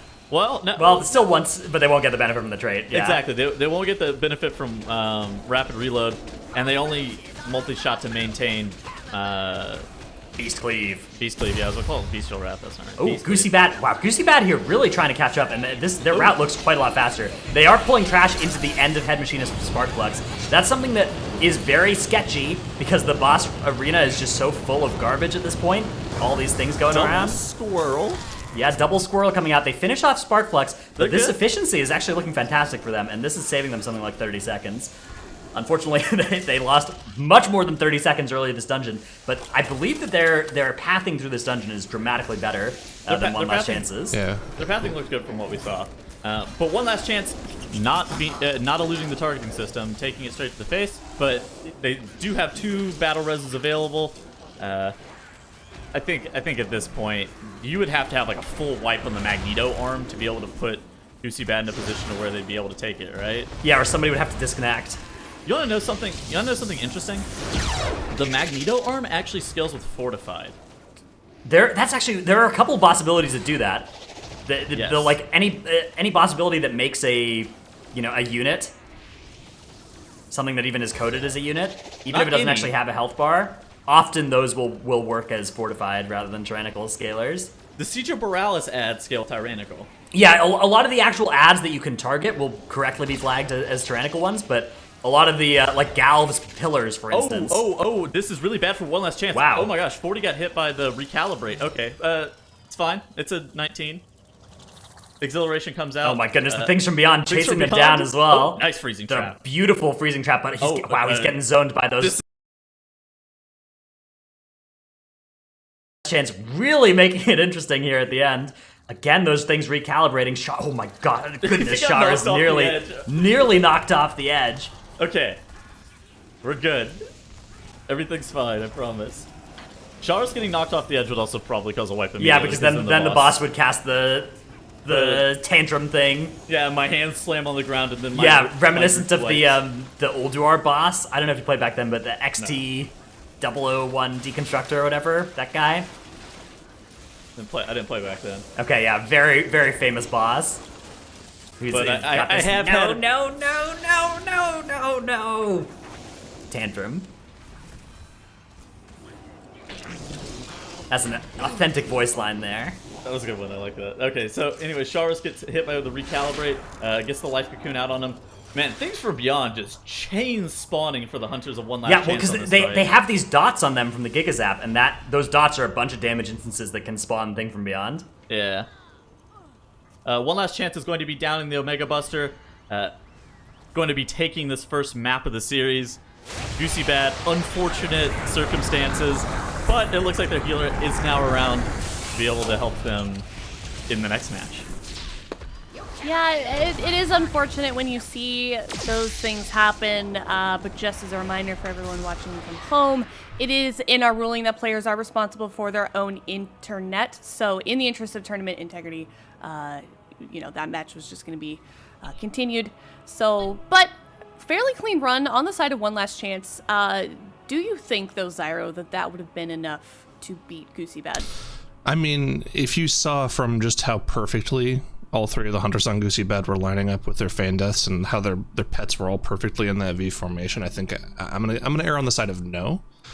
But yeah, and to add on top of what you were saying, part of the reasoning for that ruling is just it's way too difficult from a tournament admin perspective to actually differentiate between DCs or just what might be a rage quit. If there was a remake rule for disconnects, then players could abuse that by fake DCing or rage quitting. So that's just kind of one of the reasons why that's one of the reasons we have that rule in place. And in situations like this, it's a little unfortunate, like you said, but I think you got to have the integrity.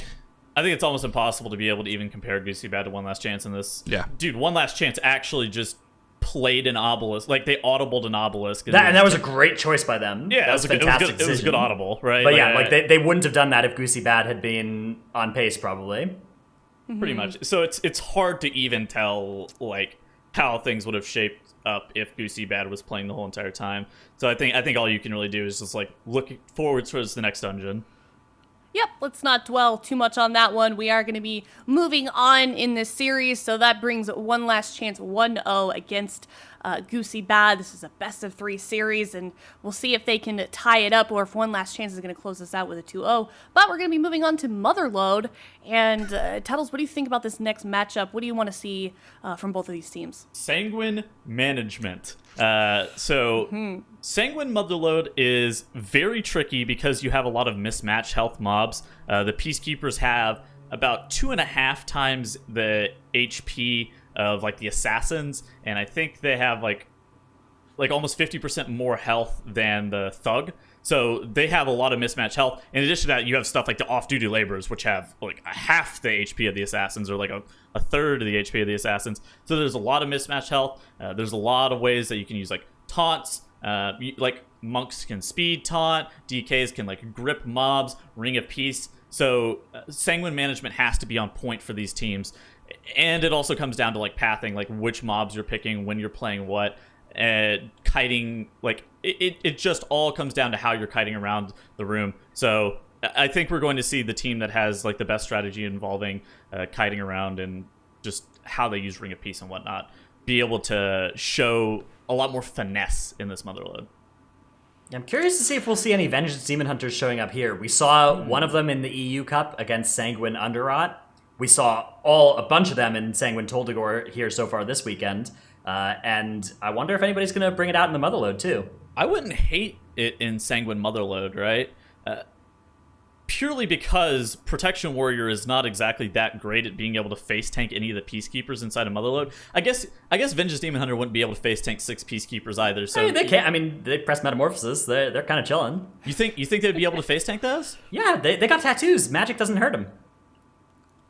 What? It's a lot. That's how it works. That's what the tooltip says. It says that their tattoos Really? have them magic defensive. Yeah. Yeah, they have my 10% goodness. DR flat. Demonic wards. Yeah. I didn't realize it was the tattoos, though. Yeah, I it is thought That's tattoos. the flavor. Yeah. Yeah. Okay, but that's if you fine. choose the character model that has no tattoos, do you not have the damage reduction? No. That's That's just- Comic yeah. Sans written on them. It says Magic DR. It's on their arm. Oh my okay. goodness. Okay. Well, a question that I do have, a map that we talk about quite a bit is Toldegor with that Sanguine. As we know, that's a very tight map. And then when we look at Motherlode, how is that going to change things for them on this map, Zyro? I'm not 100% sure what we're gonna. I mean, we're probably gonna see DKs in Motherlode. That's a pretty typical thing to see in general. But aside from that, the affixes are not too bad. Grievous Sanguine, you're gonna have sort of the same issues we saw for the EU teams in Siege of Borealis last week, where Grievous and Sanguine on their own just kind of pose a new threat to the dungeon in general. You have to have very good tank kiting in general, which you normally have to have in the first half of Motherlode anyways, but just an extra strain on the healer as well. There's a lot of residual damage that goes out on the group, and you need to make sure that you top them before any extra one-shot mechanics come out. So we could see some random deaths to players if they're not particularly careful with their mob control, and we could see some big healing on Peacekeepers too. Yeah, looking forward to it. And as far as the obelisk management, Tattles, you want to make any, what do you think the strategy going into this? Is there going to be like a clear choice on how these teams deal with it, or what do you think we're going to see? Did Goosy Bad play Motherlode already? Um, I want to say I saw them play it versus Method NA. So okay. Yes, So they did. from what I they what played I in the remember first is they game. played the first obelisk of the dungeon, so that almost makes me want to assume that they're probably only going to play 2 obelisks with the final boss, which makes sense. One last chance. I suspect that they're either going to play 2 or 3. 4 obelisks with Mogul Razdunk is just not very feasible for a lot of teams. So I think that I have a high suspicion that Goosy Bad will probably play 2 obelisks with Mogul Razdunk. It is a hard boss to be able to deal with obelisks on, just generally because Void from out there can get caught out in the middle of the room, just doing weird stuff. Weirdly enough, the Tank Buster is the easiest to deal with because his Gatling gun lines up really well with Dark Fury. So that's it's just easier to deal with in that regard. Samrek, whenever he fears you, he can fear you into the Boomba Bot circle on the floor, and then the Blob is just frustrating because there's already limited space in like limited zones in which you can be. Yeah. So there's a lot going on with Mogul Razdunk. That's why a lot of teams on Live Realms won't play any obelisks with the final boss. Plus, there is utility value in the skips that the pillars give you. Didn't Method EU try and kite the Awakened mobs last week on Motherload? I don't know if I Sure even love did. that. Indeed, they did, and indeed, Grievous was active. That was Tyrannical Grievous Motherload as well. So, on Fortified Grievous, it certainly should be doable. I think it does require those bit band combos on your players. And one thing about it that made it really feasible, I think, was the triple hunters back then. I think if you want to play Death Knights instead, which you maybe do on Fortified, then it stops being something you're going to want to do. It's weird to me that it's weird to me that Motherload has turned into a triple hunter dungeon. Okay, so European players for time trials have Sanguine Motherload, which is the polarizing part of Motherload, on their time trials, and like some of the top times, like most of the top times, are playing triple hunter, which historically Motherload is like a double DK kind of dungeon. So it's kind of strange to me that it's being shown as triple hunter on EU. Yeah, I think the teams are just all about that single target. No trouble. Yeah. Well, we'll see if they run into any trouble on this map. One Last Chance is up 1-0 against Goosy Bad. Here they are on Motherload. All right, so big distinction in the two comps here. Demon Hunter for One Last Chance, and then a Green Hunter for Goosy Bad. Both teams immediately going into the Obelisk with Urgoth, Breaker of Heroes. I want to see where they put this out portal. So there can be multiple strategies for where you put this out portal. I think there are probably 3 likely spots. So the first one is the typical live strat where you place it. You put it in that pack where all the off-duty laborers are. The second one is probably in that back corner area / underneath the pavilion to allow you to have the most room to kite. And then the third one is you take it into coin-operated crowd pummeler's room and start working your way back. I think those are the 3 logical points. It looks like One Last Chance is taking not the airdrop approach where Goosy Bad is taking. Both of them are taking the kite strategy approach where they want to start out with a little bit more space and then like start pulling inwards. Yeah, One Last Chance taking it into the garage here. One of the nice things about that is that it's a nice central location where they can kind of get access to everywhere, but they're not actually going to drop out in combat because there's no enemies that are too close. That's a good description for that. I've always called it a pavilion, but I think the garage, I'm going to take that. Well, there's 2 vehicles in there just chilling, waiting to be activated. You actually can activate those ones in there as well. It's tricky, but it's doable to activate the one on the right. So One Last Chance doing something interesting. They're actually just going to annihilate all the off-duty laborers. They're using their blood, their Fel Barrage to be able to deal with them. Goosy Bad, on the other hand, has elected to go for an enormous Bloodlust pull. One Last Chance. Really good Ring of Peace management there. Rain goes down. What did he die? Did he get meleeed by that mechanized Peacekeeper? It's a possibility, Tattles. That's what looked like happened, yeah. I mean, he died right next to all the Sanguine as well, but I have to imagine he didn't just die to a Sanguine bath. I hope he didn't die to a 15 stack of Sanguine. I really hope he got meleeed by Peacekeeper. Yeah, there goes the Life Cocoon on Charged. Looks like they've stabilized on the side of One Last Chance. They do have that instant cast Battle Res, both teams do, because of those Death Knights. But Goosy Bad already onto their second bowl of dungeon now. Okay. This one's going to be another 3 Peacekeeper activation one. That's going to be a big count for them. One Last Chance has a space advantage here. So look at how many Peacekeepers are activating here. Then their Bloodlust coming through. Wasted drops so low, but it's going to be all okay here. Sharis, he's probably going to be the breaking point at this point. Just there's no way that you're able to face tank this many Peacekeepers, so you just make sure that you keep kiting. Charvis doing a good job of intervening to friendly targets, getting far away. He actually stops that assassin with his fear. Wild. Yeah, so their initial strategy was to get all those laborers out of the way and drop that Sanguine inside the garage. And that's, Charvis goes down on his heroic leap. That's going to be a full team wipe for one last chance. They have to meld here. They're going to lose the... Okay, they're going to lose the... Yep, point. Yeah. They lose... Okay, each one of these Peacekeepers has a mech jockey in them that contains 4 count. One last chance lost. 1, 2, 3, 4, 5 Peacekeepers there. My math tells me that's 20 count, Dratness. Yep, that is not good for them. That's going to be a whole extra pull later. Might have only been 16 count because one of those Peacekeepers might have been the already activated one. The pre-activated one. But still, yeah, you lose the activation of or you lose the count from the mech jockey once you drop that tag. So whether 16 or 20, that is one pull. Almost full additional pull that you have to do. Yeah, or they'll have to find a way to enlarge one of their pulls by a noticeable amount. Goosy Bad, though, things are going well for them. They're moving into coin-operated crowd pummeler's room. I forgot that I saw this yesterday. So they pull this whole entire trash pack into the boss. Again, this is going to be crucial to make sure that you have good binding they shots have the neutrals. / ring of peace / grip. Yeah, they do absolutely have the tools. Death grip management on just not dropping the same one underneath the boss. But basically, as long as it doesn't heal the boss, it can heal that Peacekeeper to full 3 times over, and you'd be mad, but as long as it doesn't touch the boss, you're okay. Right, they need to be really careful here of that hired assassin and that refreshment vendor. Oh, nice Death grip on the assassin. Ring of peace now for the refreshment vendor. And Yips is taking no chances. They're moving away. Yeah, they can stun it out there as well. They're just going to let it cast, though. Honestly, it's fine to sit right there.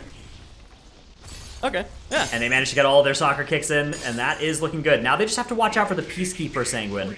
Both the boss and the Peacekeeper can get into these cast sequences, and if they're on top of each other when the Peacekeeper dies that way, things can get very bad. Looks like they're just going to focus damage onto coin-operated crowd pummeler. They're okay. So they kill the Peacekeeper off. Coin-operated crowd pummeler is going to be here moving for probably 10 more seconds. They're great. Chilling on Sanguine. One last chance, though. That full team wipe, that sets them back really far. Because that was their Bloodlust pull, too, wasn't it? Yes, they're going to attempt to recover here. They're doing some medium-sized trash pulls, but they are now dramatically behind where they plan to be in this dungeon. They put all their eggs into that basket. That pull, if it worked out for them, would have maybe pulled them ahead of where Goosy Bad was. They would have gotten a huge chunk of count all at once. But since it didn't work out, they gave up on that count, and they lost a bunch of time as well. Would you say that the basket has been overfilled and the bottom of the basket has fallen? Yes, I would say that's exactly what happened for one last chance. Yeah. Too many Peacekeepers. Okay, so yeah, here now Goosy Bad, after this, will be pulling a bunch of those Earth Rager mobs. Ooh, Chun goes down for one last chance. Chun, a lot of fans in the chat. Probably going to be spamming his name. Okay, 40 does something that's really smart there. He actually taunts that Peacekeeper, and him and Wasted finish it off there. That's an underrated move a lot of the time. The utility of taunt and Motherload, very grossly underrated. You can use pet taunt from hunters as well. Yips is getting low. Yips goes down. Oh, no. This is going to be catastrophic for them as well because they're still in combat with all these things. Looks like a Feign is coming out, and the pets are going to play dead. Okay, but Yips lost his trinket. The lingering Nazov psychic trinket. shell. Yeah. Yes, the lingering psychic shell. So now he gets a life cocoon. As long as he's able to stabilize and get this pack fully pulled, they should be okay. Those throw rocks, though, are going to come out at him. He does also have one of those rock lances debuffs on himself, but he is going to be able to survive through that. That's a there goes the ring of smaller peace. pull than it initially. Sanguine, though. Oh attempted. No. Oh my healing. Oh, Cryptix goes down. Yeah, they dropped a ring of peace there, but it looked like the ring of peace came out a little bit before the first mobs died, and that caused Sanguine to be dropped at the end of the ring of peace rather than the start of it, which is not how that is supposed to look. I suspect that Cryptix probably died to a combo of Throw Rock plus Earth Shock. Yep. Earth Shock is actually an invisible cast by the Earth Shapers that will go on the nearest target. So sometimes you'll have your melee generally should be baiting one of the Earth Shocks onto each melee, especially if you have high survivability melees like Demon Hunter or Death Knight. They can just kind of take them. You really don't want it going on your tank because if it's actually going on your tank, then they'll probably perish relatively quickly. Yeah, your tank can also spell reflect them, but you just have to kind of guess that they're about to happen. Yeah. So popping AMS, popping Blur, getting in melee and dealing with those is pretty good. Cryptix shouldn't go down to them if he's face tanking them. as long as he like has his AMS, I suspect that he probably got hit by a throw rock at the same time. And Yeah, the throw rock that also point- targets closest target, but that one at least you have a cast time on to know what's happening. Well, it's also physical. Yes, so AMS not effective against that. There's the Ring of Peace, and that is a beautiful spread on all these mobs. A lot of them casting that final blast now. We do have a Fanatical Driller coming out. Well, If they can, meld they're it gonna off. try and trap that, yeah.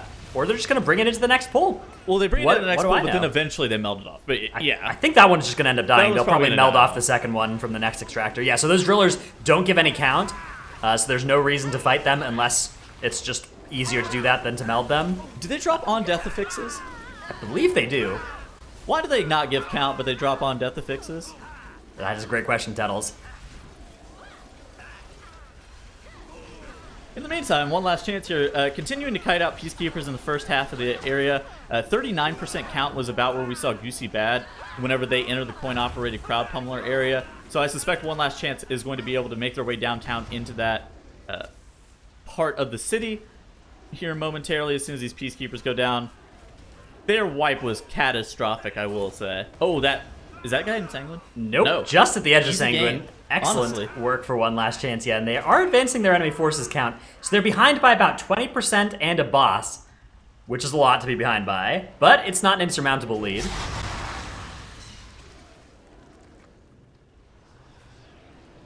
Goosy Bad working on Voidweaver Malthier now. This is their second obelisk. Yeah. I believe that they skip the blob. And then the only logical conclusion is they also skip Samrek, which both of those are... Neither are too bad for typically Hunter played. compositions. Yeah, that is true. They're not Cryptix too- is going to have the most trouble, I'd say, on the last boss with both of those active. I'd almost rather play the Tank Buster over Samrek, right? Especially with a Hunter in your group, yeah, you just have the pet taunts available for it. I mean, Dark Fury is annoying for Cryptix's uptime, though. I think Yes. Malthier is by far the worst for uptime, just generally because of how she can get caught out in the middle of the room, and you do have triple range in quotation mark kick with double Hunter and the DK Mind Freeze range. It's definitely not the same. So take a look at what Goosy Bad is about to do here. So they're bringing Voidweaver Malthier to the very middle of where Azarok is, and by doing this, the first person to leave the Awakened Realm here, which is going to be Yips, is going to get in combat with all four of those enemies, and so all of them are going to cast Raging Gaze onto him. Look And at he's it. going to get fixated. Unfortunately, it didn't quite work out that time because some of them were a little far away, but he did manage to bait at least two of them onto himself. So- if you do that right, you can get all four of them onto the tank. It's not based on range. So there's like a tick rate for when the players come out of the portal, and if you get the long side of the tick rate, then you can just get all four gazes onto the tank. If you get the bad one, then It's not just tick rate though. players come out of it. It's also if the warrior is really if the warrior is close enough to the Earth Ragers, they'll get in combat with him independently of Azarok putting them in combat with him, which is faster.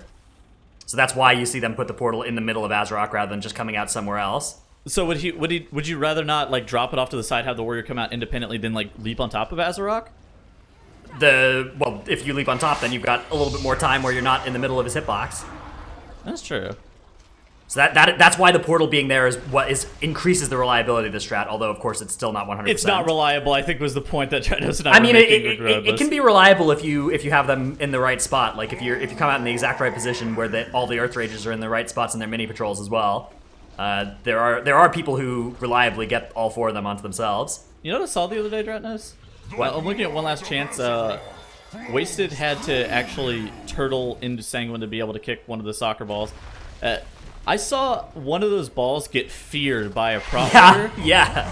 and like in the opposite direction, they got kicked the wrong way. Shars goes down on the same pull where Yips went down. This is a wipe. This is Well, Shars is running back. He may have what essence is he running? Does he have an AoE taunt? Looks like he's just not gonna get in combat perhaps here. So- yeah, he's playing Memory of Lucid Dream, so he doesn't have an AoE taunt, and they're just gonna be I full have wiping seen- here. I have seen more people lose their runs by turbo feeding to this pack than most packs in many other dungeons, just because it's so easy to be like, no, keep the pull alive. They're low. Yeah. There's No. spots here that look like they're line of sight as well and are very much not line of sight, and you're trying to line the throw rocks back there or whatever, and the rock lances does not work. Especially once you have a protection warrior die. If he has 0 rage walking into this pull, he will get 100 to 0'd again. So Goosy Not Bad ideal. also doing a big pull. Yips taking a lot of damage from an Eye of Corruption, is barely going to be able to survive on their side. And yeah, once again, we have a little bit of a... Actually, no, the Sanguine looks like it's That's being well good managed kiting. this time. Yeah, great That's job. really good kiting. Okay. Dismiss Pet coming out now from the Hunters. That means that we are going to see a skip, and we will indeed be seeing the Blood of the Corruptor with the last boss on the side of Goosy Bad. They're making their way now through the middle of the R&D department. 80% trash count already, so they're What's the pretty next much dungeon? done. Oh, dude, the next one just told it. The next dungeon just hold a gore. Well, more Sanguine management. Yeah, this is the Sanguine Management series. Okay, so Sharvis goes down for one last chance again. Sanguine management is one of the most criminally underrated things in MDI. Like, it's so hard to make it look clean, but whenever you're actually playing the game, doing it well is just one of the absolute best feelings. And doing it poorly makes you feel like a fool. Yeah, it's one of the most taxing things about being a tank actually during Sanguine Week is just how much like you need to be paying attention every single second of every single pull, because if you just turn off your brain for 5 seconds and those mobs start dying with Sanguine, you're gonna get yelled at. You're gonna feel really dumb. Why didn't you move them? I don't know. Goosey Bad doing this pull here of a War Machine into Rixa Flux Flame. This is high tank damage, but Yep. Okay, They so also need to be Rixa- careful of the Sanguine, especially as the little mob here dies.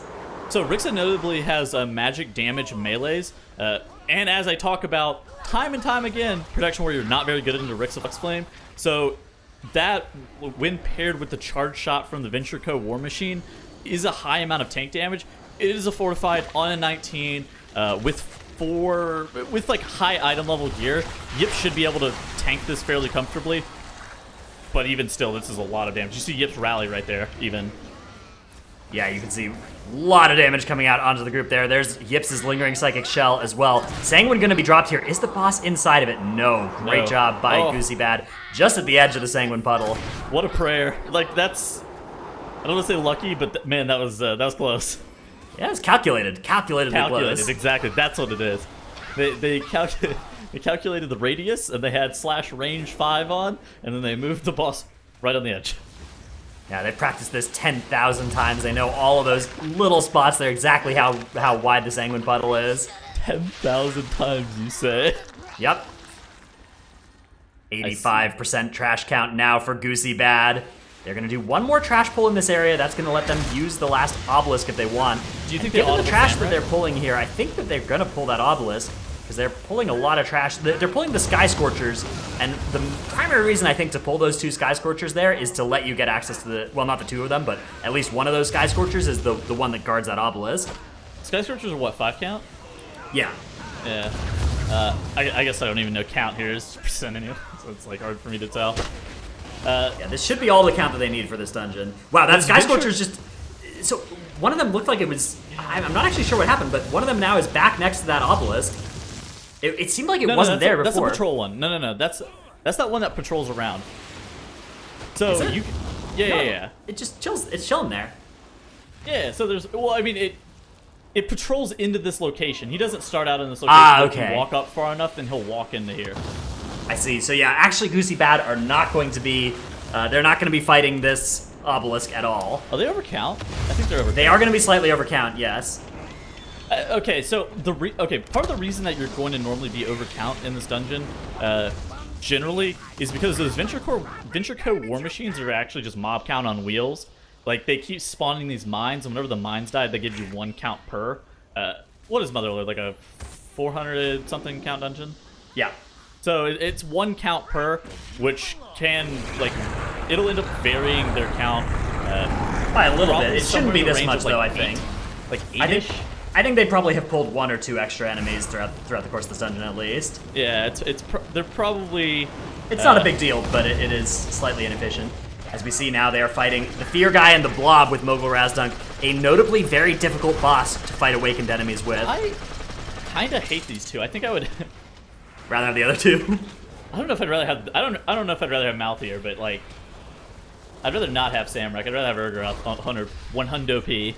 Yeah, there's kind of an element of chance here as well, where if they fun get the take. same safe spots over and over again, those safe spots are going to be full of Blood of the Corruptor pollution. The But- Blood of the Corruptor's fine. The Fear is actually what is Well, but scary you know, part. if the same 2 save spots get picked over and over again, it's going to be all Yeah. full of garbage at that point. But luckily, they're able to kill off the Blood of the Corruptor here before that ends up happening to them. Absolutely. Yeah, they have a lot of tools to deal with that fear. They have the AMS, they have the turtles, they have revival. Something They to have note a- as well is that there are a lot of safe spots actually on this platform. Currently, Mogul Razdunk is standing near a safe spot, but neither Cryptix nor Yips were trying to... Yeah, it's right about where Trying to Cryptix get that. is standing right now. Is a spot that will basically never be hit by the missiles, the micro missiles. Yeah, there's a lot of safe spots in this room that allow you to not be hit by those Boomba micro missiles. Yeah, definitely something worth learning. Very useful set of spots to know. You do look pretty foolish if you're a couple feet off though of the safe spot and you just get hit. You're like, oop, I thought I was safe. I've never been there. Of course. Goosy Bad here. Yips is doing a really good job of being able to soak these Azurite Heartseekers. It looks like that other one is going to go down right before that Heartseeker cast goes off. You can dodge or parry the Heartseeker as well. Not parry, no. Just Okay. just dodge actually. Just dodge. What a great game where there's a massive distinction between the two. Sometimes it'd be that way. Yeah, it's hard to know. Like I never really understand the distinction between dodge and parry, so it's hard. Parry to is like tell. you use your sword to, parry Yeah. something, whereas dodge you're just getting out of the way. And the bullets are too fast for your sword to catch, but if you're not there, they still don't hit you. So that's the official lore reason. Yeah, I see. Goosey Bad here, dropping Mogul Razdunk sub 20%, one last chance. Has recently down Rix of Flux Flame, but I think it's a little bit too little, too late, unfortunately enough for them. Honestly, Goosey Bad Sanguine Management was looking pretty crisp Yeah, overall. one last chance fell behind pretty early in this dungeon, and Goosey Bad never let up here. Their run looked pretty great, and they're going to come in with a sub 20-minute Motherload. Great job by Goosey Bad, recovering from a very unfortunate map 1, and they'll be bringing us to a game 3. Yeah, good job by Goosey Bad. That is going to tie this up 1-1. And yeah, well done by them. Only 2 deaths for those guys. And like you were saying, that Sanguine Management was very, very good for them. And then on the side of One Last Chance, they had a bit of a messy run. They had like 15 deaths, 14 deaths, somewhere in there. Where were we really seeing them struggle, Zyro? Their Sanguine Management was just not up to snuff at all. There was a lot of really bad healing going on. Just not great mob management in general. I'm sorry, I'm still reeling from that dodge parry explanation from Dratnos. It's... Has your mind been expanded? Weren't you guys talking about that yesterday? Yes, They were we talking talk about it this every day yesterday. because I don't. Okay, there are some. There are some things that you can dodge, but you can't parry, and I don't always know the difference between the two. And that is one of them that I know is you can use one but not the other, but I didn't remember which one it was. It's almost always dodgeable, Dodge? Okay. but not parryable. If something only works with one of them, it's usually dodge that works. That's fair. That makes sense. All right. Are we good? Yeah. I don't think we'll ever be good on that explanation, but let's just say we are. Okay, all right, we'll leave it at that. But yeah, the next map, we're going to move on to Toldagor. So if this is an issue of Sanguine Management for One Last Chance, how can they hope to even compete against a Goosey Bad on this next map, Dratnos? Well, yeah, so their Sanguine Management, so to some extent that's going to have to be something that improves, but on the other hand, a lot of what cost them huge amounts of time in that Motherload was not so much the Sanguine, it was just a wipe without Sanguine being involved pretty much at all at the very start of the dungeon, so... I think that, they're going to be playing potentially that Demon Hunter, that Venged Demon Hunter. That gives them a lot more tools to deal with Sanguine. Toldagor, it's a very hard dungeon with Sanguine, but they have access to that different tool with it, and I think that's going to be their best hope here, is that it's just, Motherload was a very hard Sanguine dungeon for slightly different reasons than Toldagor is a very hard dungeon with it. That was the point that I was about to make. Dude, Motherloads, the practice that is required for Motherload and the finesse that is required for Motherload is very different than the finesse and the practice that is required in Toldagor. Right. Like, Toll, Yeah. you're not taunting mobs. Motherload, you're, like, taunting and gripping a bunch. Whereas, like, Toll, you have to be able to get the mobs, like, stacked up perfectly and kill them, like, kill them, like, almost evenly. It's a lot like different fleeing finesse. mob management, which is a very different thing than managing mobs with different health totals. So yeah, I think that it's enough different that they are not necessarily just dead on this map. Well, and also the problem with that is if you look at time trial times, they're 6 minutes behind. Goosy Bad with a 16:30 and Toldagor is but last time That almost has to pretty be a good. wipe. Like being 6 minutes behind from a team that has they look good, right? Like they look like a team that if they are able to execute with 100% success rate all of their strategies, they look like a good team. I don't suspect that their route is 6 minutes behind. I suspect that they probably almost certainly had a full team wipe in the Toldagor, which is why they were so far behind. Yeah, I mean, That's gonna good. go ahead. Okay, last time we were in Toldagor, we saw the team that was behind by more than 4 minutes in time trials ending up winning. So it's by no means are the time trials the end of the story here. This is a dungeon where there's a huge amount of variability from run to run, as so much can go wrong in here. Yeah, and as we saw from Ethical in that last match, like this is a map that teams can quickly start to fall apart on. It's really kind of a difficult feat, Tuttles, to pull this off cleanly. Yeah, I mean, just Hallis's room. Just Hallis, I've seen a lot of teams wipe on over the seasons. I think Volzith from Shrine of the Storm is probably taking the cake for easiest to wipe on this season, particularly. But just historically, the Jess Hallis encounter and the Jess Hallis room has been just brutal for teams. Yeah, surprisingly as well, when you think about all the bosses in Toldagor, like, that one is often the one that you'd put as the easiest of the bosses if you just play the dungeon, normally. But with MDI style pulling onto it, it could get very hectic very quickly. Yep, and if we take a look at the bracket as well, this is an elimination round. Loser of this next game, as it is all tied up, is going to be knocked out of the tournament, and the winner goes on to face Ethical. And given how we've seen Ethical play, how do we think that's going to play out, Zyro, based on if either of these teams make it against Ethical? It's tough to say because Ethical did have the problems like they mentioned, especially in that Toldagor. Which is probably one of the toughest execute dungeons. I think it'll be close regardless of whichever team takes this one, but I think I'm gonna give a slight edge to Ethical here. I think the big thing that we're looking at in terms of Goosy Bad is their strengths, and one of their biggest strengths is King's Rest, which is not in that lower bracket. It is in the semifinal. Yeah. It's not in the lower bracket final. So I don't know. I think I just have to give the edge to Ethical because they can just ban out the King's Rest against Goosy Bad, and then that's their one major strength that they have in terms of dungeons removed. Yeah, I would say that's fair. Looking at the next series, that should definitely be interesting. If either team makes it, I think, honestly, especially with the way they've been playing, it seems like it's kind of going one way or the other real quick. But yeah, we are going to be moving right along here pretty quickly. Again, loser of this game gets knocked out. And I don't know, given the map pool that we've seen for this series, which one do you think is really like the hardest to manage? Like we've had 2 Sanguine maps and then that Workshop Tuttles. Do we feel like these maps are really pushing these teams to the best of their abilities? Oh, absolutely. Okay. Toldagor and Motherlode probably require some of the most practice out of all of the dungeons in this 11 maps that we have, like in almost all the maps that we end up having. Toldagor and ML are probably 2 of the ones that require by far the most practice. So the most well practiced in the team that comes with the best execution on that day will absolutely win.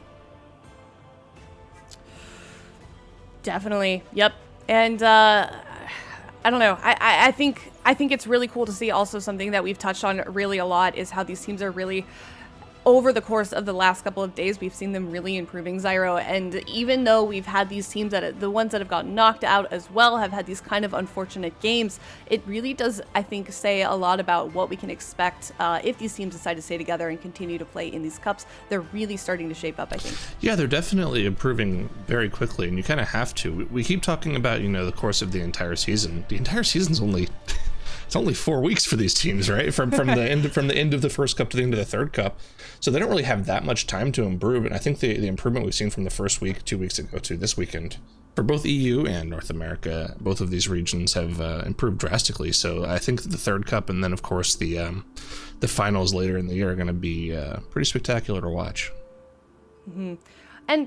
And what does that say also about their commitment, Dratnos? Like, if you look at AWC, on the other hand, you really only need a minimum of 3 players. But here in MDI, you have to have 5 players to commit to having those really rigid practice times, showing up every week. How difficult is that to find a team that's not only going to play well, but like show up consistently and really try their hardest? Yeah, it's really difficult to get 5 people to agree to do that, and it's even more difficult to get 5 people who still want to do that after the first cup and who still want to keep going after they've actually done the practice so far. So as Tettle's can attest to, sometimes it just it's a really, really big challenge. Yeah, Is a absolutely. I mean, it's personality conflicts. You have to be able to find 5 players that work well together. Both of these teams have been working together well, and Goosy Bad and One Last Chance have started the first pull of Toldagor. Yeah, Goosy Bad, they're a bunch of, they raid together as well, so that's something that... Exactly. These are people who know that they like each other, which is a really good thing. Sometimes when you start an MDI comp, it's a bunch of people that somebody knows everybody, but not everybody knows everybody. All right, we're going to start off with this Sanguine Sand Queen. On the side of Goosy Bad, there goes the Sigil. They have to be really careful here with the Sanguine. Oh my goodness, they are. That is the best I've ever seen of the first pull there, I think. I mean, both teams like almost mirrored HP whenever the Sand Queen goes down into that burrow. Now both of these teams are grabbing those parasites. Oh no, One Last Chance baited its upheaval cast into some Sanguine. That is going to lead to the Sand Queen getting healed for them. That's going to take the possibility of pushing it before the third upheaval off the table. Oh no, now they're killing the parasites right beneath the boss. And it is again going to get a tick of Sanguine. Another one there again. This boss is now healed for millions of HP. Meanwhile, on the side of Goosy Bad, nothing of the sort happening for them. Their boss down at the 40% mark. They are on good track here to push it before that third upheaval cast. Yeah. Okay, so the reason that One Last Chance actually got that first little bit of upheaval ticking is I suspect that they used like a Shadow Meld / Vanish / Feign Death ability, and whenever you use those, basically the boss will just come up, not exactly in the spot that he burrowed in, but nearby it, and whenever that happens, sometimes it just comes up like right underneath. Goosy Bad grabs those stinging parasites out of that grate area. So that grate is actually closed. So Hunte will go over there and Chi burst through the gate to be able to grab those, allowing Goosy Bad to just get a little bit more count. Yeah, that's going to secure them some extra count, and it means that they won't have to deal with them as they do their next little skip.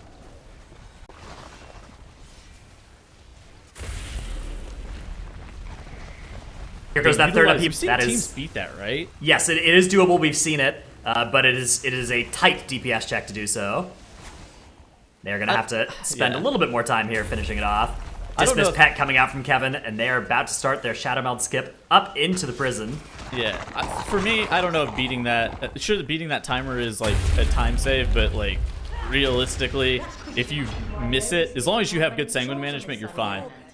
One Last Chance has actually pulled the turtles. Oh, ooh. Okay, so these turtles do a whirl cast, and that will stun the group. You can either kick it or be out of range of it. One Last Chance has moved the boss pretty far from where it spawns, but the boss notably has a really far reset range. Like, you have to pull it out in the water kind of far. So, yeah, these turtles are reasonably good count. They're pretty deadly. They need to be interrupted. Yes. That's the most dangerous part. Plus, since they are yellow mobs, they shouldn't drop Sanguine, right? They do drop Sanguine still. They do drop Sanguine, even though they're yellow mobs. Okay, no consistency. Well, the other yellow mobs here in Toldagor also drop Sanguine, like the Scallywags and stuff. Yeah. It's always hard to tell. I haven't pulled these mobs in a while. It's bolstering that they won't bolster the. They don't bolster the hostiles. I don't think. Yeah. All right, Goosy Bad have done a large pull inside the prison. That's pretty standard that we're seeing coming out of them, and they are going to move into this obelisk here, fighting the Blood of the Corruptor. Blood of the Corruptor, very difficult to fight in its obelisk, but even more difficult if you fight it with the last boss in this dungeon, because you can't really move to dodge its defiled ground. Yeah, because the Heartstopper Venom. Yeah, really bad. So Goosy Bad doing a decent job of trying to get these Mindrin tentacles grouped up, and then once they're grouped up, Cryptics, Kev, and Anarchy should be able to like pump out a bunch of damage, but they really need them to be stacked up in melee. It's hard to get them stacked up just due to the fact that not all of these pillars are really great line of sight. They're really narrow pillars. but Goosy Bad is able to down those Mind Rend Tentacles, and then they will be moving the Blood of the Corruptor up towards this Jess Hallis area. One Last Chance is now making their way into the prison, and they were probably going to be doing something very similar to what we saw from Goosy Bad. They used Sigil of Misery there on those mobs. Probably going to be looking to, yep, right there, meld off all that aggro, enter into the obelisk here, and now they are moving Blood of the Corruptor up towards that Jess Hallis area. Notably, they are 11% behind in trash count though. Yeah, both of our DHs here playing fairly defensive setups. Actually, yeah, so we've got both of them playing. So Yips is playing more of a single target build than Sharis is. This is kind of cool. We've got a little bit of difference in the DH builds. Explain. Yips is playing Bile-Stained Krog Tusks instead of the Slappers, the Raden Lash of the Void weapons, which is what Sharis is playing. So it's a little bit more single target for a little bit less AoE. And that's allowing him to play a lot more of that versatile corruption as well, so he'll be even tankier too. Yeah, Yips is playing a lot of versatile, and then he's also playing an ineffable 1, which is... I'm sure that's useful for, like, I'm sure that has intent. Maybe he just had extra budget available to be able to get that piece on. So, notably, the reason that you want the Slappers for Vengeance is because Vengeance Demon Hunter's threat is normally pretty questionable, especially if you're playing with a DK that's ramping it up. But as long as Yips feels comfortable enough with this threat... Yips does have Anima of Life and Death Major, so he's got that big AoE damage, yeah. And that scales with his maximum health, which combined with the Gluttony talent, he's in meta a lot, so he can line those two things up. Normally, you'd see something like Twilight Devastation on the live keys, but here in MDI style pools, Yips needs that versatile to be able to stay alive. That's such a weird take on what essences and Yeah. Azerite, not Azerite, but Corruption you should be using, because Sharis is running something that's more standard from what we've seen from tanks thus far, where he's running Strength of the Warden Major and those Urgent Caress Raden weapon slappers. Yeah, Char's also combining Strength of the Warden Major with Merekth's Fang to increase its damage after the cast, which is another pretty common combo. But yeah, these two tanks disagreeing quite a bit about what the best stuff to play is. Yips not, okay, one, he's not a tank main. Two, he also kind of just plays whatever he wants. Really down to kind of just do whatever. Jess Hallis is getting a little bit of Sanguine healing there. Yeah, Flashing Daggers cast going off. Yips getting feared and getting hit by Flashing Daggers, and that's going to be his last resort popped as a result of getting hit by both Bobby and Jess Hallis on their line of sightable abilities. Of course, he couldn't really hide because then he would risk resetting the boss, so he had to just tank that. Yeah, and yeah, they're cut off here by Sanguine, I think is why they're line of sighting this way. Well, no, I think this was intended just because of they will move through the doorway to line of sight. From what we saw from Ethical earlier, they had some of the trash get pulled in with dropping Sanguine, and they dropped Sanguine in their double line of sight spot. But in that doorway, you can comfortably line of sight every single cast, and if Bobby flees and does his Howling Fear from afar, you should be able to get into the doorway. The downside is that Yips doesn't have a reliable way of line of sighting, but he looks like he's just like fully face tanking every Flashing Daggers. Yeah, he did face tank a Howling Fear as well, though, earlier, and that ended up costing him his cheap death, so definitely something went wrong here. I don't love face tanking the Howling Fear, but it is what it is. So, minor healing on Jess Hallis as a whole for Goosy Bad. They're going to be able to down Jess Hallis. Jess and Bobby are going to be falling momentarily. One Last Chance has made their way into the Jess room. They're in the corner area from what we've seen this from a lot of teams where they pull all of the trash into the corner and then get ready to be able to pull Jess with Chi burst through the wall. One Last Chance has now moved their mobs right on top of these C speakers who will cast that Salt Blast. Like we talked about time and time again, these mobs flee whenever they get low health, so they're kind of hard to deal with. Look at the C speakers walk away. Yeah, and then they get those casts off, and it can get really, really unfortunate. Yeah, this is why this is such a difficult Sanguine dungeon here, is you just have to fight these mobs 3 or 4 times. There it goes again, fleeing into the Sanguine. Great grip coming out from 40, though, to keep it from healing from that Sanguine. Meanwhile, Goosy Bad have done a meld skip up to Samrak Beckoner of Chaos's Obelisk. They're going to be fighting that awakened enemy now. The other 2 will be with the last boss. That's going to be the Tank Buster and the Spider. Yeah, so those 2 are fairly common to go with with Overseer Korgus, because Samrak, like we were talking about Blood of the Corruptor, when matched with that Heartstopper Venom on Overseer Korgus, pretty nasty as a whole. It's hard. It's really easy to get it stacked up just by like fleeing and terror and whatnot. So just playing this Obelisk is definitely in the favor of Goosy Bad. From here, Yips needs to have great mob control, and then since he is playing that Vengeance Demon Hunter, they will have the 5% magic debuff, allowing them to kill the mobs with one fewer shot on the cannon. I believe it's 3 shots instead of 4. So. Yeah, I think that 4 is like the usual best that we've seen a team do. Is it 4? I think it's 3 yesterday. Okay, we'll take a look. Yeah, we'll watch. Have a little look here. Okay, so Sigil of Silence comes out first before anything else. Yeah, that's gonna make those early casters not actually kill Yips here while the rest group up. There's the Sigil of Misery. Here's the Misery. Soon he is gonna doesn't be a have chains. Last Resort. Yeah, there's shot 1. Chains Here's the into chains. shot 2. Ooh, okay, there we go. Here comes shot 3. Okay, so the they're fourth like one- 5% on shot 3, so it is 4 shots, yeah. Yeah, and the 4th shot kills everything. They have an extra shot on that cannon even. Perfect execution of that No by need. Goosy Bad. Absolutely no need for the 5th shot. So I bet the reason that I saw was 3 shots like yesterday on a couple of them is like if your hunter is DPSing a little bit early or putting just a little bit of damage in, then you're able to get into 3 shots, but that seems not good. That seems seems like that's a good way to get sanguine healing.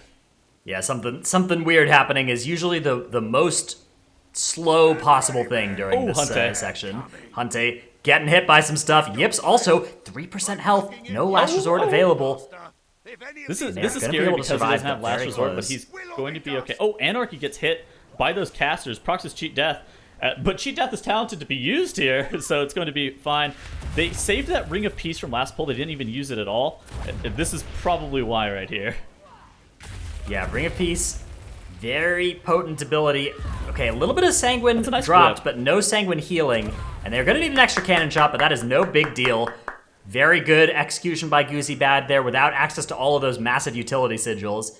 Really great job as they advance now on to Knight Captain Valerie. That was really clean. So it was just like being patient. They didn't overcommit utility on the first cannon shot.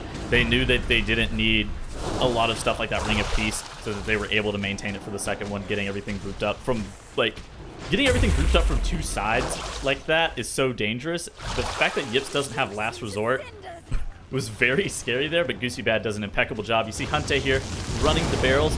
So if you don't, the easiest way to deal with this fight is just get the barrels out of the middle of the room as quickly as possible. Just move them to a corner, and then just drag the boss to that corner, and you should be fine. Then you just occasionally have to cross the room, but all in all, as long as you get all the barrels out of the middle, it's pretty easy to deal with, right? Yeah, there are a couple teams that take slightly different takes on this boss. You know, some will be pretty aggressive and just move around a lot and, you know, not move very many barrels. Mm-hmm. That'll get them a little bit more healer uptime, but it does run the risk of you accidentally covering the entire floor of the room with fire, which is bad. We've seen that. We've seen the Infinite Chain come out, I think, from 2 different teams this tournament in Tolbador. It's just not aggressive enough moving of the barrels. It's super easy to fall behind. Yeah, that's the thing, is you can pretty easily get into a spot where you're checkmated by a bunch of barrels that you no longer have the time to move, and they're, you know, in fire already. Yeah, and then since both of these teams are running multiple melee, it's pretty rough. Junes goes down from the side of One Last Chance. I wonder what he died. Yeah, there's quite a bit of, you know, they're in combat with some stuff. something. Oh, Yeah. That's gonna be another death from Volcanic. Are they waiting for a meld or something here? Alright, looks like they've dropped combat. What was happening? Weird. Yeah, there are some mobs that they pass that are in combat with each other. Maybe they didn't quite fully meld everything off properly. They do manage to drop combat now, at least, and they will be going into that obelisk. But Goosy Bad is They're going going to be shouting, down. actually, One Last Chance, so they're going to be skipping this obelisk. But yeah, Goosy Bad absolutely downing this boss. So I think I've seen this before. If teams are shrouding to here, normally they'll go back to play that obelisk in a little bit. Very few teams will skip Samrek and play him with Korgus just because of how deadly he is. If they The other option is to play, you can play Urgroth after the first cannon pull, and that gives you time for your sigils to recover for the second cannon pull. That is true. And because 3 obelisks is just not as common Right. with... if you're not playing Urgroth, you absolutely can play Samrek. Yeah. Definitely, three is too many for Overseer Korgus so far. I don't think we've seen a team do 3 quite yet. Ooh, Maybe we've seen it once. here's the chains. Okay. Chains doesn't quite go off, though. And Anarchy fired a little bit early, so the chains didn't grip everything. Yeah, I think that the chains momentum was canceled by that cannonball momentum, and that's going to lead things to being a little bit separated. They need to be careful here about the Sanguine healing, and they are going to be able to hit that last shot on pretty much everything. A little bit of cleanup on the Warden here, but the total amount of damage that Goosy Bad has had to do to a mob that was shot by a cannon is very, very low this dungeon, so great job from them there. Let me take a gander at what their time for Toldagor was. So it was 16:32 in time trials. This is going to be pretty close to that. They are pulling the boss here. It is tyrannical, so they're maybe about a minute slower than that. But they are pulling this final boss now. They haven't had bad Sanguine management. There was some healing on Jess. I assume that's probably going to be the differentiator there. But all in all, this has been really good. Goosy Bad, very notably, can also use Sigil of Silence on Voidweaver Malthier. Since they only have access to triple melee kick, eventually Malthier would get one kick off if you don't end up using that Sigil of Silence. Everybody's standing in the Dark Fury here. All of the defenses being popped at the same time. You can probably stand in one Dark Fury cast pretty comfortably. Yeah, it's going to die before the next. Goes down before the second one. And then you did see Yips there. If you were paying attention really closely, he uses the Sigil of Silence to be able to deal with one of the Malthier casts. It's like I was talking about, you just need to rotate. Malthier actually getting a cast off here is pretty deadly. They can use things like Vanish and Feign Death to be able to cancel, though.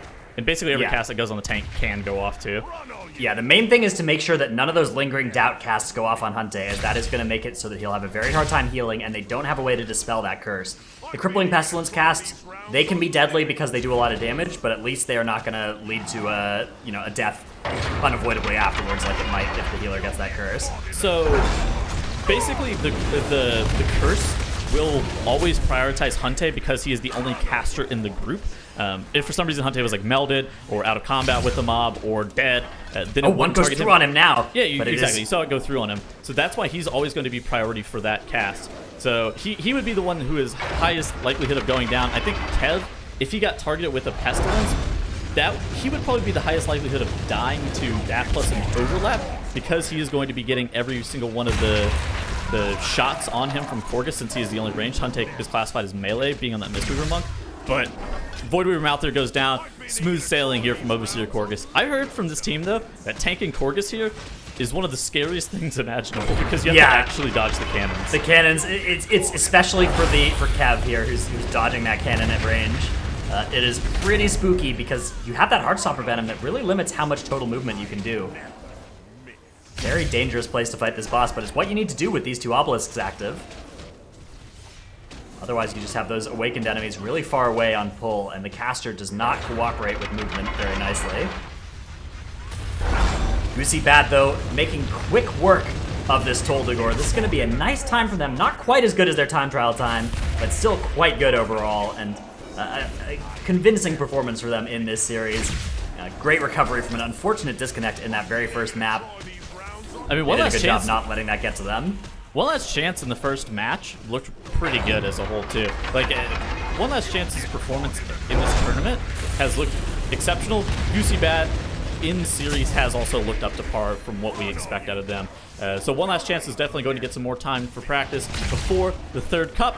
Goosy Bad is going to be moving on to fight Ethical in the next series that they have to play today. Yeah, congratulations to Goosy Bad, and as you're saying as well, Tuttles, pretty well done by One Last Chance as well. You know, we did see 10 deaths on that, but I think Zyronic, we were saying that they're doing pretty well considering where they started.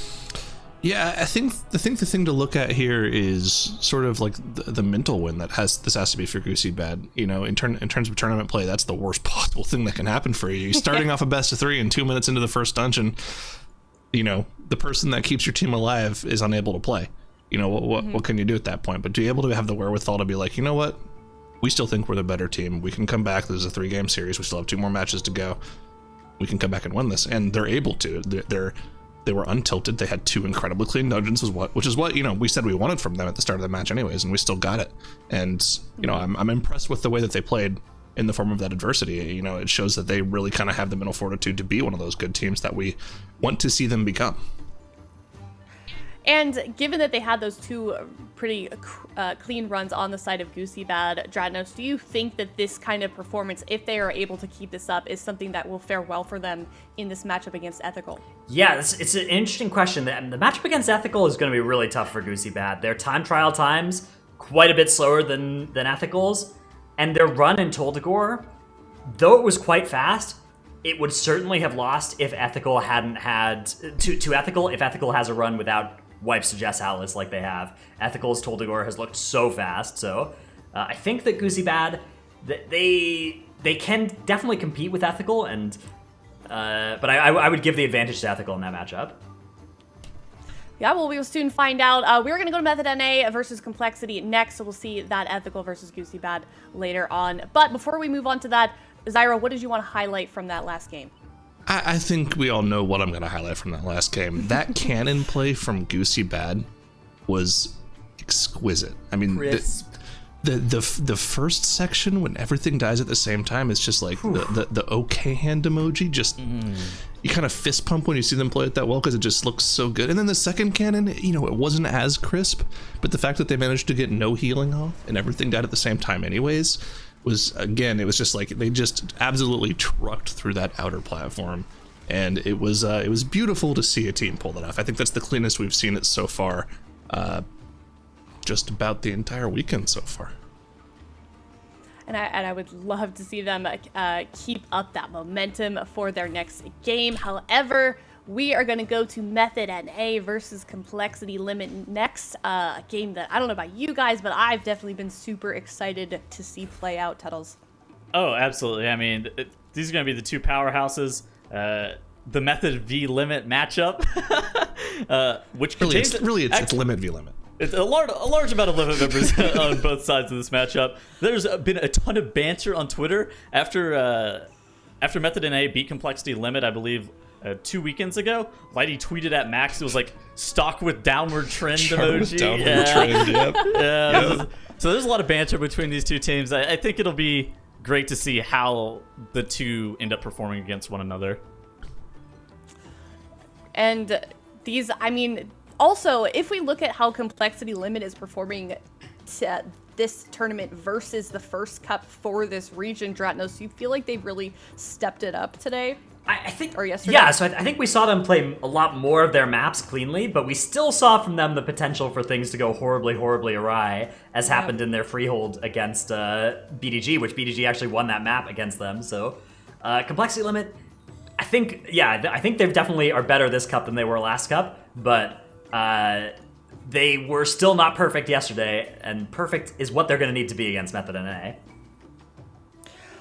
Yeah, well, Method NA too. I mean, we've seen them have a couple of messy moments as well. It seems like both of these teams, they try and pull off these strategies that obviously they had the confidence to go into tournament play and use them. So we can just only infer that they were pulling them off in practice. So I'm definitely excited to see both of these teams face up against each other. But before we do, we are going to go to a break. So stick around and we'll come to that Method NA versus Complexity Limit match next.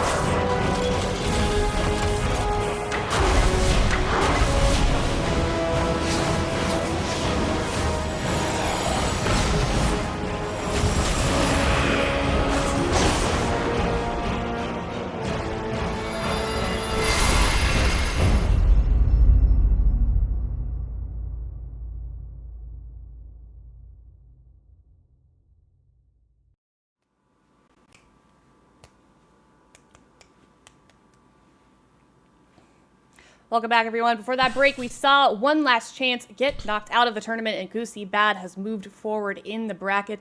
And now we are moving on to Method NA versus Complexity Limit, a match I'm sure you guys have all been waiting for, and we are finally here.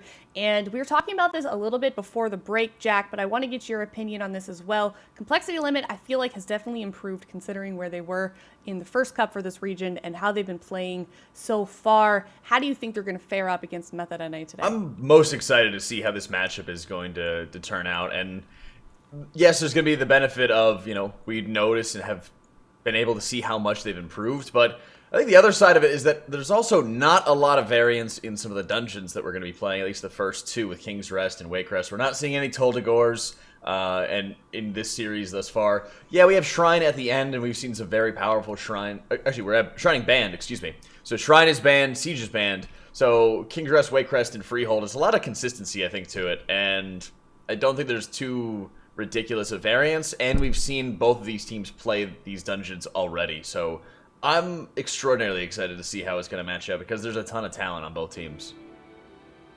There certainly is, and these teams, we've kind of been talking about them a lot. They're definitely some of the top dogs playing in this tournament today. Tattles, do you think that this is going to be one of the most evenly matched matches? Can I say that? I'm going to say that. That we're going to see so far. I don't know if I would necessarily describe this as like, okay, so sure, the results may be evenly matched, but I feel like Complexity Limit with their high risk, high reward strategies as a whole just leave a lot of room for them to be like, for them to explode. Like, think about the Waycrest Manor courtyard pull. It's really easy to make a mistake with that many explosives, even if you do press bloodlust. Like, so they forgot to lust. Like, obviously that's going to be a mistake, but even if you do hit it, that pull just leaves a lot of room for mistakes. And Waycrest Manor is one of the maps in the series. Yeah, looking forward to that, but we are going to... Okay. Oh. Completely disagree with that. I'll just let you Take it away. Say your opinion, and then we're going to go to the game. I don't think the courtyard pull is that big because we've seen teams do bigger pulls into Soulbound Goliath. Also, I don't think... I kind of hesitate to just say they're going for the high-risk, high-reward strategies. I think they're only high-risks because of their level of practice at this point, but we are already into the King's Rest, so let's get into that right now. Not a problem. I like this kind of You're conversation. You're the floor, man. That's all I get. Yeah, but I want to watch these teams invis to the first room. This is exciting. Let's go. I know, Go right? away, Zyro. As much as this like drives me insane seeing an invis potion used at the very beginning, it makes sense. But Eric already going down off the pulse, so you need to make sure to get a quick res on him so they can get this ball rolling. Method NA already starting up with their massive pull as they grab everything in the Golden Serpent's room up together. Huge damage going out onto Lighty, but he has stabilized quite well. You just look at his defensive bar, and every single button's been used. Yeah, literally everything on cooldown. So he's just going to get out of dodge completely. Of course, that necrotic affix makes it so he really doesn't want to tank in there. He has to reset his debuff, which he has at this point, so he can go ahead and go back in with just the few remaining mobs. Of course, after they've been soothed by those hunter pets as well. Of course, Max doing the same thing on his side now, just completely getting out. He's not going to go down to the Quaking because, of course, it doesn't do damage to just yourself anymore. If that wasn't changed, he'd be a dead man. Definitely scary pulls up right off the bat here, but it looks like both teams are going to be able to deal with it relatively clean. Yeah, and that's really what it's all about, is the tanks having the presence of mind of how long can they stay in there before they need to just get out of dodge and make sure that they line of sight the mobs that are casting on them, or just make sure they're in line of sight for the healer. Knowing the situation, knowing how much you can sustain yourself is always an absolute key importance. And even though we did see Method NA start a little bit earlier, Complexity Limit's not far behind, as they're again following the same cookie cutter strategy that we've seen a number of times from these guilds. Yeah, absolutely. And you have to remember, like, the players from both of these teams, they know each other really well. 3 of the players on Method NA are Complexity Limit Raiders, so these guys kind of have time to scout each other out. They talk during raid about what they're doing, so they really kind of know what the other team is really good at. So this is going to be really close just in sort of that aspect as well. But you have to remember, this is a big uphill battle for Complexity Limit. They are kind of the newer team to this, and just based off of time trial times as well, Method NA has a much, much faster time in this dungeon. And when we asked them about what it was that made them so fast, they were kind of surprised. They were perplexed, like, we just played the dungeon really well. That's all they said they did. We played the game. Yeah, they just played the dungeon really well. That's all they said. It's like, well, you definitely did something more than that because you absolutely trashed everyone else's time by over 2 minutes. So let's just see what it is they did here. Again, I'm kind of surprised. I want to see if they're going to get even close to their time trial time, which was a 17:41, which is pretty fast for King's Rest. It's one of the more impressive times I think we've seen in time trials. Without a doubt. And we did see a 1930 run earlier in the tournament, though. They had a couple deaths. They had 3 obelisks with the last boss. So there's a little bit there. I'm not sure if they just grab one obelisk just to say, okay, we'll wait for that extra time. Ooh, Lighty getting clobbered as he was channeling the Merecthus Fang, but the damage, though, well worth it. Yeah, and now we're seeing them go back just now to deal with those minions of Zul.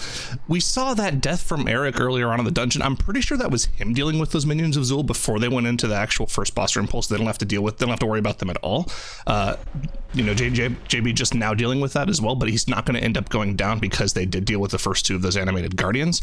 Oh, and you can see that just now the rest of the minions of Zul will be, joining the rest of the group for them right now as they get on with the rest of the trash. And Twisted doing it as well. There were a couple minions as well for them as well, so I wonder. Yeah, so that was kind of interesting. JB purposely got feared so that he wouldn't be fixated by the mobs, and the fixates would gravitate towards the other players, and then he would be, unencumbered, as he went to go fight the rest of the golems and bring them all in. So I like that a lot. It was, at first I was like, oh my gosh, like why did he get feared? Like why didn't he avoid it or something like that? And I was like, wait. Did it on purpose? Wait a minute. Just like the simulations. Big brain. But because of the way they pulled it, because they had to wait for Eric's death and res at the start of the dungeon, they're just behind that res time plus death time as well. So they're probably a solid, let's say 15 to 20 seconds or so behind. And you can see that just based off of this gauntlet right now. Of course, everything is on a fixed timer here as well. Once you kill a trash pack, you have to wait 10-15 seconds for the next part of the gauntlet to spawn here. So they're going to be, Method and A on their side is going to be probably that 15-20 seconds fixed time ahead throughout this entire gauntlet portion of the dungeon. That's right, and it's tough to be able to make up that extra time in this area specifically. So I think Machimba's room will definitely be the first of a couple breakpoints that you have to watch for, right? I think it's tough to, bless you, it's tough to be able to find those right situations where you'll be able to make up lost ground. I mean, we saw it in Toldagor with the Ethical series, where every single time they did the cannons just a bit faster than scripted content, they made up a little bit of ground, right? It's not always as easy to see whenever we're, watching different dungeons, but those are just some of the examples of the pulls that need to happen, the execution that needs to happen in order to gain up that lost ground. Yeah, and like we mentioned already, I'm not really sure. They're going to have to go for something crazy or just somehow have a much higher level of execution, because as we know, like we already mentioned from the time trials, Method and it kind of seems like they've already got everything down pat just from the time trial time. So we have no reason to believe that they would, mess it up horribly in tournament play. We haven't seen them really mess up stuff in tournament play horribly in a very long time, I feel like. Yeah, and that's one of the big, cues to the team and the skill and experience that kind of comes with it. And I'm always very interested to look at how teams start growing, developing versus the ones who have been around for such a long time. And just like with Live Keys, you'll see teams who've been around together since early on in the expansion. They've been around for multiple seasons playing together, and how much teams just grow exponentially over time. So very well played by Method NA just to be continuing on throughout this. Complexity Limit, though, they need a bit of damage onto these mobs, but they're not terribly far behind. Yeah, and I'm actually kind of interested to see. I'm surprised to see them pull the obelisk here on the side of Method and A. This is not something that I would have expected them to do, because we saw from the European region last week, they went for the 4 obelisk pull, and that was even on Tyrannical. I wonder if it's just got to be the necrotic that makes it a factor for the final boss that you don't want to pull 4 guardians. I feel like it's probably something that's doable. It just increases the dangerousness of that pull by a lot. And of course, we're seeing Complexity Limit go for the same strategy, also pulling that obelisk as well.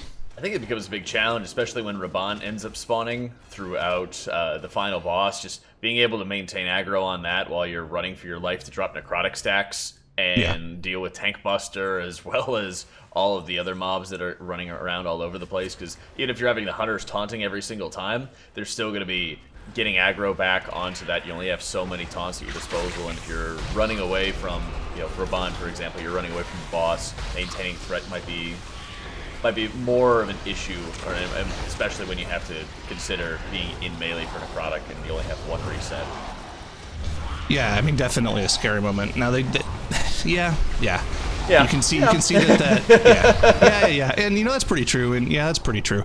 But yeah, the first coffins have gone out, broken out of the sarcophagus for the side of Method and A. Of course, once that's happened, they can then engage the boss because they'll be able to finish off those constructs before they do their next entombs. Ooh, not quite actually. That entomb just okay. If they were able to feign death or shadow meld it off, that could have been scary if the entombs actually went off for them there. But they're able to avoid it just barely.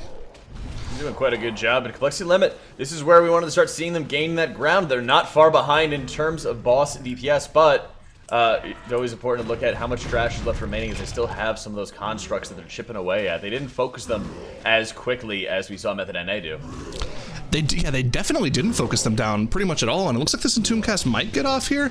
Didn't see if it did go off, but they instantly broke him out. Since there's only one alive, it's not really that big of a danger. You can just instantly break them out, like you're seeing them do just now. And yeah, no big deal for them. I don't want to say because they didn't focus them down, they actually ended up saving a lot of time. They were about 20 seconds behind for that entire gauntlet portion, and now they're only 5 or 6% behind on this fortified boss. Yeah, they're at a point where they can start catching up, and they're at a much more favorable position, because being just slightly behind over time, just now looking at who can pump the most boss damage, which of the DKs was benefiting the most and was cranking up their single target the most. It seems like it was on the side of Complexity Limit right now, because they are catching up in terms of boss HP and might be able to pull ahead at the last couple percentage. We'll see. I mean, I'm eating my words right now. I said I don't really know where they're going to come back from in terms of, like, playing the dungeon better, but it seems like they've somehow managed to play this middle section of the dungeon in Machimba's room better than Method and A has, definitely making up a 20 seconds time difference. And you can look at the bosses now both going into single digits at the exact same times for both teams, and it looks like we're going to get a Machimba kill at the exact same time. Wow, I mean, dude, neck and neck getting into the second half of the dungeon. This is an exciting dungeon already. You know what Max would say if he was here right now? What would he say? Pew, pew, pew, and have his little finger guns out. Come on, counting them out. Good talk. We should do this more often. Next poll coming up, as we're going to be watching both these teams pretty much doing it in unison, as the Great Heroic Leap comes out. Big Spell Reflect onto the casters to grab everything in together. And hey, it's the same thing. Are we watching the same team? Deja vu all over again as both teams go for the same line of sight around the corner. Although it looks like the damage focus for Method and A is slightly better here, as their trash pack looks like it's going to go down quite a bit faster for them, whereas looks like Complexity Limit is going to have to kite this pull out a little bit because of that necrotic. So yeah, a little bit of problems. The pull is going to last probably 15 seconds longer for Complexity Limit, and that kind of advantage that they re-secured for themselves in Machimba's room is getting lost here, as Method and A is already in the third boss's room. Method and A, okay, while we talked about Complexity Limit playing extremely well in Machimba's room, Method and A just decimated that trash pack. I like that they weren't really worrying about the caster mob either. They just ended up using Revival to dispel all the poisons. They're already at Kula the Butcher at this point, and I love that strategy of taking advantage of the pseudo super shroud, you could call it. Having one player running downstairs, activating the obelisk, and then having the rest of the group pull the boss. That way they'll be able to bring everybody out. Yeah, both teams opting for that strategy. We saw Method and A going for that strategy yesterday, and it was the first time that we saw it run, and we see Complexity Limit doing the exact same thing here. Surprise, surprise, players from the same guild using the same strats. But again, I mean, both teams, even though we saw a little bit of difficulty in finishing off that pull on the platform, the single target damage from Complexity Limit here already kind of catching them up a little bit. Kula the Butcher was at around 45-50% when Complexity Limit engaged, so they were about 50% boss HP behind. Kula down to 30% by the time it goes down for Method and A, so Complexity Limit catching up just a little bit here in this first part of the Council boss.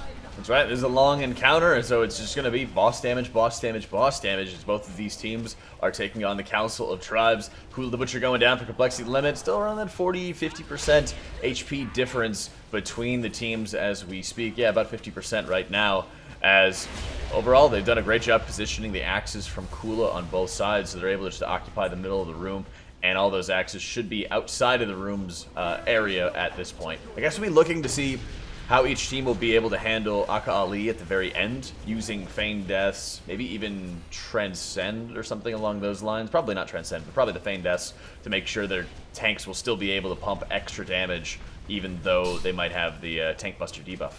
Yeah, with how close this matchup is, that might actually end up coming into account. Of course, we're talking about that resetting the boss's mechanics or resetting the boss's cast sequence sort of ability that we saw that was premiered in the China region last year, where if you feign death enough of those charge fixates from the boss, he'll end up doing the debilitating backhand on the tank and then just continuing to barrel through afterwards. And if you're able to pull that off, your tank can stay in for the entire duration of the ability. First barrel through cast, feign death by Lip Hunt. Second one goes on Yoda here, which he will feign at the end of that cast. Then he should do the debilitating backhand right afterwards, but it doesn't matter, goes on another hunter, he'll be able to feign death this one off as well, and they'll be able to have their tank stay in for maximum damage. Oh, feign death didn't come off, so it was not ideal for them. Not ideal. It was close to coming back off at that point, but hey, Lighty's a god, and he just ends up parrying it anyway, so, you know, these things happen. Did he parry it or dodge it? Where's Dratnos? He parried it, okay? I'm making an executive decision. He parried it.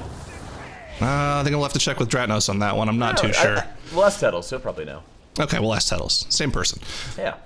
Basically. But the single target damage here really squaring off here. Like we mentioned, Method NA was 50% ahead on that one boss. By the time Akal Ali goes down, the boss was at 20% for complexity limit. These boss kills are within 10 seconds, within 5 seconds, mind you, actually, for both teams. So still, at the end of this dungeon, it's incredibly close, and that one death timer might actually end up coming into account based off how close this is. I really think that it will. At this point, it looks like Method NA is on their usual time trial sort of setup, whereas on the side of complexity limit, they're saying, okay, we need to start refining some of our strategies just a little bit more so that we can start catching up to Method NA's time. And right now, it looks like they're doing everything within their power to make sure that that happens, as mirror image pulls coming up back to back as we continue seeing more or less the same route coming out of both of these teams, and just going to be coming down to group damage and execution to see who's going to take it. Yeah, I mean, just this is absolutely as close as it gets right now. Once again, complexity limit just a few, just barely behind, 5 to 10 seconds behind. The execution and the DPS at the end of this dungeon is really going to be what makes or breaks the dungeon for both of these teams. There's not really a whole lot of dungeon left for them to make any mistakes. Yeah, I like this move by complexity limit. They're getting all of the crowd controls up. Those are hard CCs, they're not true CCs, so the hunters get aggro. They're going to need to feign death so they can drop the aggro that's on those mobs, and then they'll be able to move forward. It's not as fast as we're seeing as Method NA doing their skip, but again, it's just going to come down to that boss damage at the very end and how well these teams are going to execute on 3 obelisks. Yeah, absolutely. It's going to be scary, right? We know how difficult that multiple obelisk with the final boss is, especially in this dungeon in King's Rest. King Dazar can put out a lot of tank damage at the same time as the other awakened mobs. So, if one of those blade combos goes off and your tank isn't properly prepared for it, or if you don't have a monk bubble for it, they could just go down. Both teams, however, do have multiple battle reses available and multiple misdirects in order to regain aggro on the tanks. But like we mentioned earlier, one death could make or break this dungeon for either team. It's also going to be extremely difficult when neither team really is going to be able to kill Raban, outright at least. If you think about it, yeah, they're going to have to take that additional risk if they want to make sure that they're going to be able to bring that down. And he's getting very, very low on that one. Got to make sure they're watching out for that. What was it? I think this is on EU week back in Legion. There were a couple times where tanks just ended up dying because the healer didn't heal them. I feel, playing with Lighty as much as I have played with him, I can guarantee you that was like a call. He's like, I will be fine to this feast to go down and get your mana. That's 100% a call that was made by him. That's just kind of the stuff that he does as a player. So just the kind of optimizations that these teams go through really lend themselves to that kind of strategy. Yeah, no question. All right, Bloodlust going up. All the obelisks have been activated right now as this first game between Method NA and Complexity Limit in our upper finals is going to be decided by who is going to execute better, pump damage better into King Bazaar and all of his surrounding minions. Shakib gets a bit of damage onto him by Raban, like we were talking about. Neither group can really afford to push any sort of damage into him. Max does get hit by the Dark Fury. Gotta be watching for that, but they do a great job of recovering. JV is excellent on mana as Twist has been burning about half of his pool at the moment, and right now Method NA's in the driver's seat. Yeah, definitely very in the driver's narrowly. seat. Yeah, just barely. They've just been barely ahead this entire second half of the dungeon. But what's really going to come into account, especially once Tazala comes out here, is going to be that focused single target damage from both of the teams, which we've already seen is very slightly higher from Complexity Limit. And this is going to be a complete DPS race down at the end here, as Complexity Limit is within 10% boss HP already here. That's right. A lot of the Hunters taking tons of damage to the side of Complexity, where Method NA is working on Sala as we speak. Hasn't spawned just yet on Limited side, it has right there. So at this point, they're dealing next to no damage to Raban. It's just all incidental cleave coming out. They gotta be very careful as Sala goes down for Method NA, and they are in a great position to be able to take this, but they gotta be able to stabilize the group here as Shakib's gonna get a huge Goomba Stomp of damage on him. Yeah, that was a scary moment there. Lighty dropping below 25% HP from that blade combo, but barely being able to kept alive from JB. You can see that mana bar is now almost empty for JB. He really expended a lot of that mana here. But Tazala is now down for Complexity Limit as well, but they have a lot of work to get to make up here as King Dazar is below 30% for Method NA, and that's just a massive amount of HP difference between the two teams. And I don't think at this point Complexity Limit's going to be able to make it up. But man, I mean, what a first dungeon from these two teams. This is an absolute banger between the two. Yeah, and it's great to see how close these players are, in relation to each other. Method NA did have such quicker movement throughout the dungeon, though. And I think it really became apparent with how well they were able to just optimize their movement throughout. But Complexity Limit really improving on their time trial runs, improving their performance throughout the entirety of the tournament. So Method NA, game 1 to them. Yep, that's going to put them one game away from sending Complexity Limit down to the lower bracket. This is an upper bracket match, so don't worry just yet. But yeah, well played by them. No deaths on the side of Method NA. 2 deaths on the side of Complexity Limit. But where was the difference, Tuttles? I mean, it seemed like those were both very solid runs for both teams. But where was it that we saw Complexity Limit fall short and just not able to pull off a win there? Well, I mean, they did mirrored pulls, so basically the time differential came in like the first room area, and the reason for that is because of just like keeping the mobs grouped up for even like 2 or 3 seconds longer is such a large time save on that first room pull because of how the witch doctors and the champions end up functioning, especially with compositions like double hunter and a DK, like you really want everything stacked. I'm not convinced that Method NA played that route in their time trial time, by the way. I think that they may have played the 5-pack into the council fight, but like something like that is not going to be super consistent in a necrotic environment, so that they would have to change it up for live runs. But I'm not convinced that they played that for time trials. I agree with you completely. I think something that's definitely a possibility is they had a good idea of what they were doing in King's Rest already, saw what Method NA ran yesterday, maybe ran a few practice routes of it today or last night and figured out that it was something they could also reproduce, and that's something that we could have seen here today. Oh, I was talking about Method NA. I don't believe that Method NA ran that. You don't think they ran that route? No, Sorry. I believe that Method NA... Complexity Limit. I believe that Method NA played something more aggressive into the third boss. I think they probably played a bunch of trash with it. Yeah, I think you're right, too. That's probably where the difference of the 50 difference. seconds is. Yeah, exactly. Yeah. It's like a minute difference. It could have been the 4th obelisk, too. It could have also been the 4th obelisk. Maybe. That's a great point, but like getting Lighty through because he has Dwarf Racial, maybe it was the 4th obelisk? You could be spot on with that. I feel like Tettles is on the right on this one, at least. The consistency or the extra damage that they could really be doing to start killing off all those trash packs that they took extra time with to kill upstairs, I feel like that'd be much more well worth it. And we've seen teams try to do that already in other games. Yeah, for sure. So we'll have to see if they can continue with that clean playstyle from Method NA for the next game, and if Complexity Limit can maybe make up some time there. Tuttles, what did you have to, or sorry, Zyro, what did you want to make? Wait, no, I'm getting so lost. Tuttles, break it down for us. I mean, basically we saw mirrored runs, which the route that both of these teams are using is spectacular, and that's why they were so close through the whole entire thing. It was just like minor problems for Complexity Limit, like the first room. That just set them behind for the rest of the whole entire dungeon, especially since they are playing what is a mirrored route. Like you have to be able to be... Both of the teams were consistent, which is great. So one slip up would have cost one team or the other team like the whole entire run. So seeing these two teams be so neck and neck, like Zyro said, certified banger for sure. That was a great run, and I hope that they're able to continue on with just as close of a match going into the rest of this series. And if your Complexity Limit, also, I believe they they only were 3 seconds slower than their time trial run. I think they had 19 minutes on King's Rest. If you played that close to your time trial run, Jack, and you're up against Method NA, is that discouraging? I think that's a really good, big confidence boost that you're at that level of play that you're able to, almost meet your time trial run. I think they could have gotten 30, 40 seconds faster very easily if they didn't have the early death.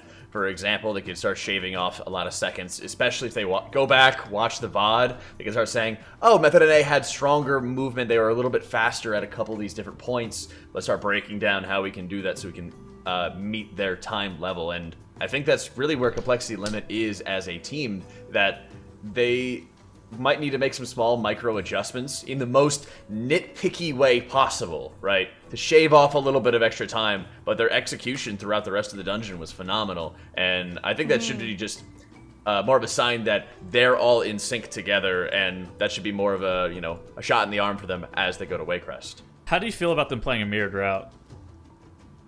I think that's probably weird how that happens, huh?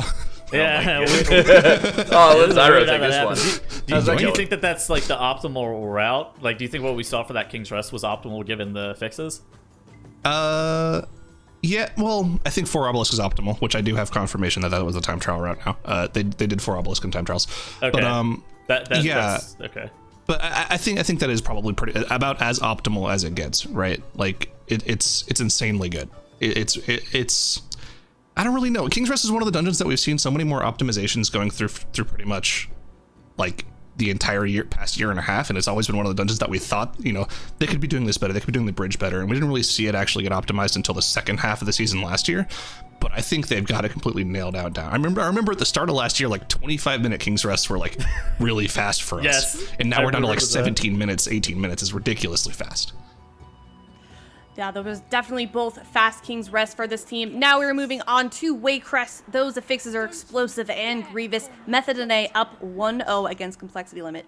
All right, diving into Waycrest, and what is this? They're doing mirror routes? What? Is ironic? I'm just shocked and or appalled, Jack.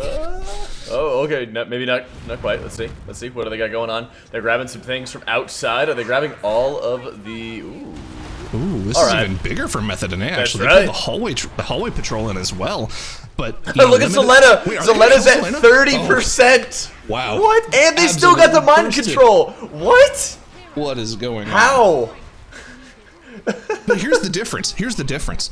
Method NA is committing their Bloodlust to this, and Complexity Limit, like we normally know from them, they save their Bloodlust for the Courtyard pull. But I still feel like I don't really like what Complexity Limit does in the Courtyard. We know you can go bigger. We know that we've seen other teams pull that Courtyard pull into Soulbound Goliath as well. And seeing as how they have that Bloodlust available, we know that they kind of looked at the King's Rest strat from Method and maybe added some stuff to their times from that. Maybe they went with what Ethical went yesterday. They saw Ethical do that and said, hey, maybe we can pull that off. I'm interested to see if they've made another adaptation here on the fly. We're going to have to see, as both teams are just chunking through any of each of these Heartsbane Triad bosses at this point.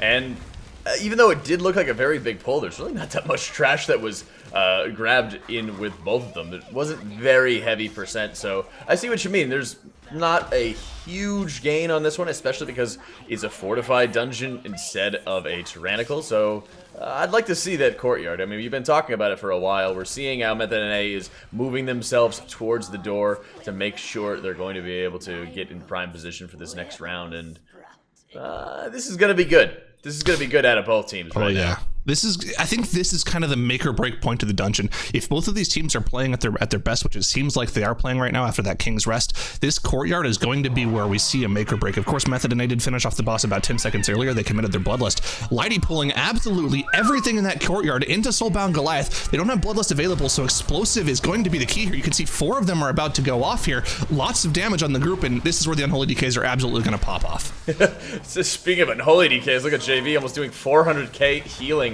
at one point. Complexity Limit, however, is just not going as big. You talked about it. So here's the weirdest thing in my mind.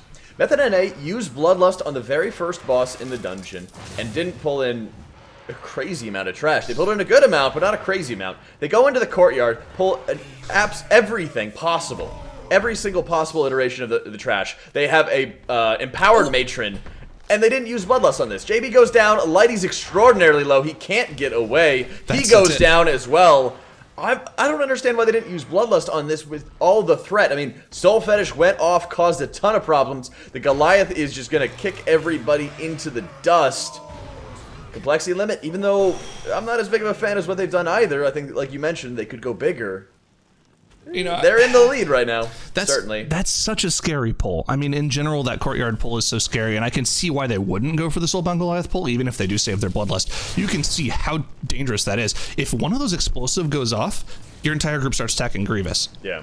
Your healer's already in a hole from the healing they have to put out through explosive, but Grievous makes it worse and worse and worse. And as you saw there, when Lighty was about to go down, he was already at a 4-stack of Grievous with the healer dead, and there's not a whole lot he can do when he's already taken that damage. Of course, we know warriors are more of a preventative tank rather than a self-healing tank. So if they're already in that Grievous range, the best they can do is put absorbs on themselves, right? There's not a whole lot else they can do other than that. And you can see he was trying his hardest at the end there to stay alive, but with his healer dead, there's just not a whole lot you can do. So that's unfortunately a full team wipe, and you can see that Soul Fetish is still on Matron Brindle, so he's going to be absolutely slapping the tank.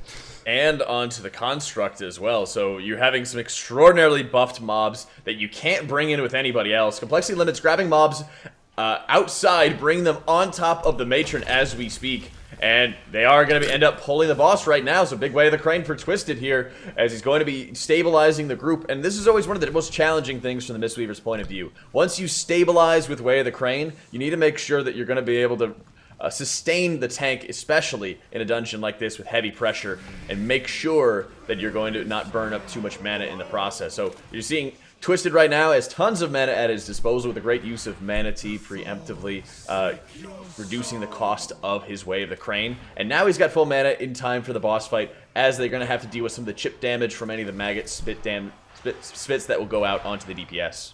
Yeah, and I think you can just see what you just mentioned it yourself, how ridiculous that Way of the Crane is. They had like 8 or 9 spit debuffs split across the entire group, and nobody was even close to dipping into Grievous range, just absolutely topping everyone off as quickly as possible. Just the power of that cooldown. Even after the flames go out on the group, the only people that are still in Grievous range are the tank, of course, and Twisted himself, and he's not worried about himself too much. Max Just a minute. take a bit of damage, but he does. Just a minute after that pull, almost exactly, we are seeing more trash getting pulled into the room. They're just waiting for Way of the Crane to be able to use it once again. And just look at those health bars. You're seeing, okay, they're quickly getting top, when there's almost 100k HPS over a minute into the pull. Lighty's getting clobbered right now, but they do a great job getting Cocoon onto him. They still have the statue, which I love the pick in this dungeon to make sure they're stabilizing him. Now Lighty's got access to Last Stand, Shield Wall. He's in a prime position as Max is getting some of his cooldowns back, but he's got a ton of rage, and they are taking down some of the remaining trash on the side of Complexity Limits side to deal with Goliath first. Somehow Method and A is absolutely trucking Soulbound Goliath. They've almost caught up to Complexity Limit here. It must be just the amount of trash that they've been pulling into Soulbound Goliath. Complexity Limit is kind of they haven't pulled too much trash into the boss. They've opted to pull more of those the captain room into the trash, whereas Method and A has more gone for the roll side as well. But Lighty goes down again with the boss at 10% HP. There's no battle res. I don't know if they might be able to pull this off with the parry from Yoda, but it doesn't look like he has aggro right now, so I'm not really sure what they're going to be able to do. Shakib maybe could Shadow Meld off at the last second here and give aggro to Yoda, but if he doesn't have parry available, there's no way they're going to be able to get through this. They just have to kite this out somehow. Oh, he gets Soul Thorned, and he gets taken down. Yoda, 2% left on the boss. He's running for his very life. The rest of the group can't release. Don't go to the fire! Shoot your pistol, Yoda! That is so 100%. close right now. He's just going to be doing anything he can. Another speed pot goes up. Oh my the goodness. Pistol shots are able to finish it off. Wow, what a heads-up play from Yoda. Just barely able to keep his team alive. And on the other side, Eric goes down in a massive raw pull as they grab everything in the room. Eric, however, does get all of his damage off before he ends up dying, but tons of pressure onto the group right now. Twisted, I think, is outside of Way of the Crane. He is standing in a little bit of bad. He's got to make sure he watches his feet. Max is taking a ton of pressure. There's no Way of the Crane available. All defenses are up. Got to make sure he takes advantage of that Fortifying Brew if he's not going to be able to top himself. I like that quick Essence spot. Make sure he gets the cancel very rapidly, and he's going to stabilize right now. Did you notice Twisted had a 13 stack of Eye of Corruption? He was sitting in Eye of Corruption, and that was one of the major influences of the damage he was taking, but able to heal the team through that and stabilize. Scary moment from them, but able to just barely get through it, even with the death from one of your DKs on that massive AoE. And we're seeing the exact same pull from Method and A, just now pulling all that trash into the boss. Lots of explosive orbs. Yoda's going to have to stabilize them here. No, JB's going to have to stabilize them right now on this one.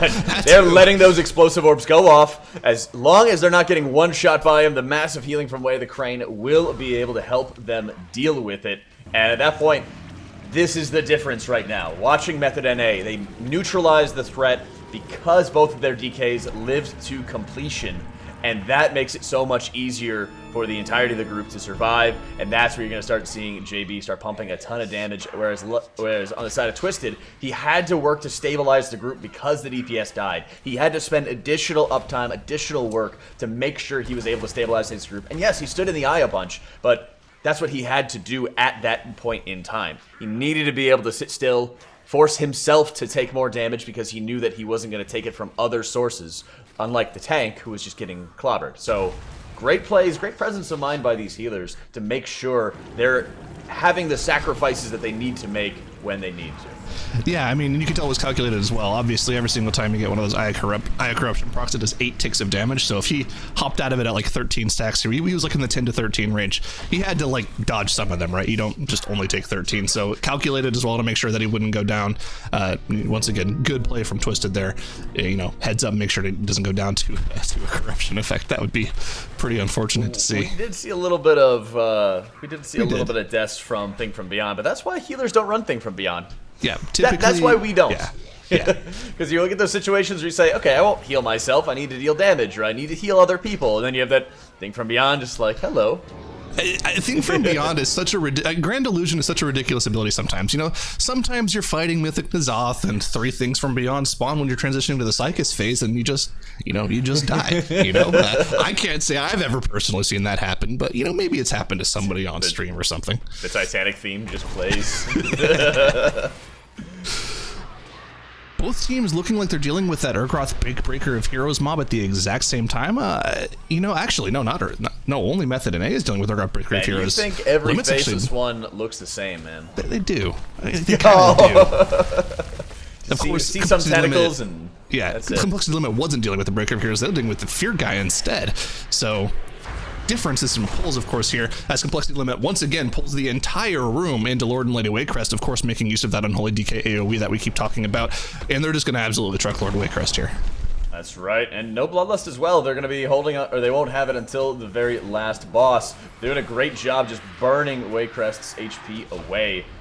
He does get his first top off as we speak. Most of the trash has been neutralized, and this is kind of what I want to see, is how well they're finishing the fight on this one. I've seen a number of times where Complexity Limits had done a great job executing the pulls and setting them up, but they've also let trash linger a little longer than I think it should. And that's been causing a little bit of issues with some of the casts going through, additional pressure on the group.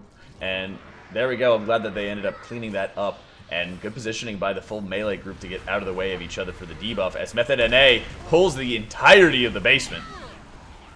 Yeah, and this is just a difference in terms of trash count, right? We didn't see Complexity Limit do this. We're actually seeing different strategies from both teams. What? What is going on? That's not possible. They're running different strategies. Yeah, I mean, this is something that we've seen in previous weeks as well. A lot of teams, when you're running this double Unholy DK comp, are going to go for this specific thing, right? Oh, Lighty does go down. Going down. They have a Battle Res available for him, but I'm not sure they're going to use it with only Matron alive at 10% HP. Again, good heads up call there. I wonder if he wasn't able to spell reflect the debuff that the Matron will put out. It's like a 10-15% damage taken increase that went out. And if you have all this other trash going on all at the same time, there might be something else that could intercept the spell reflect. Potentially, yeah. It's weird to see. Yeah. I think you're right. I think there's something that went wrong there with, maybe he said he was fine with spell reflect and just. I think he had Shield Wall at his disposal, but I see it's back now, but I don't remember if he actually had it beforehand. So it very well could have been something where usually you do spell reflect it so that you can just clobber that matron, who's not going to be a big deal if you have it at your disposal. But on the other hand, if you start getting hit by it, all the mobs are hitting you for full damage, you will just drop instantly. And Complexity Limit just dealt with Lord and Lady Waycrest, and we saw what we looked at the other day where they were just using Spell Reflect on a Lord Waycrest to their advantage, making sure that almost every single cast from Lord Waycrest was being reflected. And here it comes, the dangerous pull from Complexity Limit that we know that they're going to pull off here. Gloom Horrors into the final boss with 2 awakened mobs.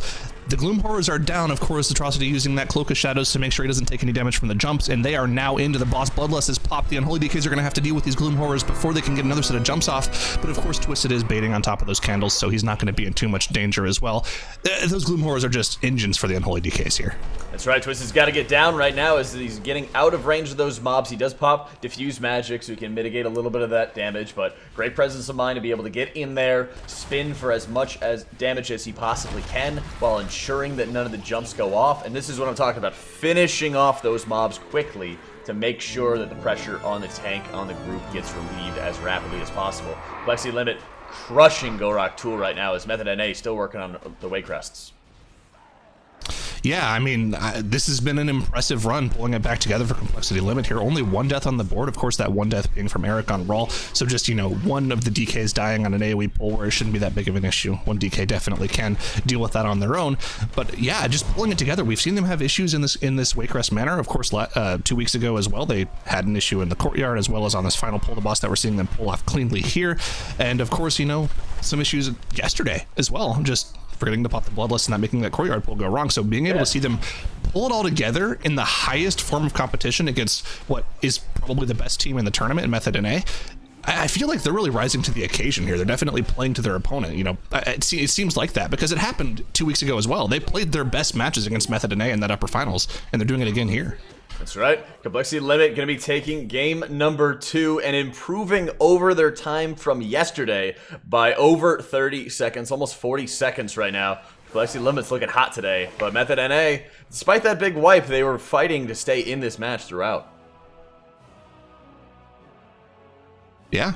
I mean, that's right. insanely fast. You're muted. Hold on. I'm sorry. I muted all my... Whenever she's able to get back. Let me tell you, Tettles. I'm back. Sorry. Hello. I had both muted. I was like frantically pulling up Windows. I was making ramen. I'm sorry. I didn't want to bother anyone. All right. I'm back. Anyways, yes, very well done on the side of Complexity Limit is what I was saying. And, we saw them play Complexity Limit against BDG and, they pulled off that last minute victory, and it just seems like every time we see them on Waycrest Manor, they're really, really improving. And that was like a very clean run from them, Tuttles, and I really hope this continues for them. They played it versus Ethical too, didn't they? In the second match? Yeah. So they've played Waycrest Manor all 3 matches in this tournament so far, which is what you really hope for, and is what you really hope to see. Just purely because the more practice and the more focus you can have into 1 or 2 specific dungeons, just the better execution you'll end up having. And I think that's what we saw from Complexity Limit at the end there. Dude, those Gloom Horrors into Gorak Tool are such a dangerous pull too, because Twisted has to be on that snap spot to where the dogs don't jump, meaning he can't be in melee to get a bunch of spinning crane kick damage off. They mitigated that. I think they mitigated that really well by making sure they were close enough to those candles. Exactly. Yeah, there's a lot that goes on in these dungeons, and I think that just the more practice and the more precise preparation that's going into these, I think that both Complexity Limit, I think that Complexity Limit looked really good. Method NA looked like they were playing a route very similar to Ethical, which was kind of interesting. I really wish it kind of worked out because I wanted to see the differences between the two.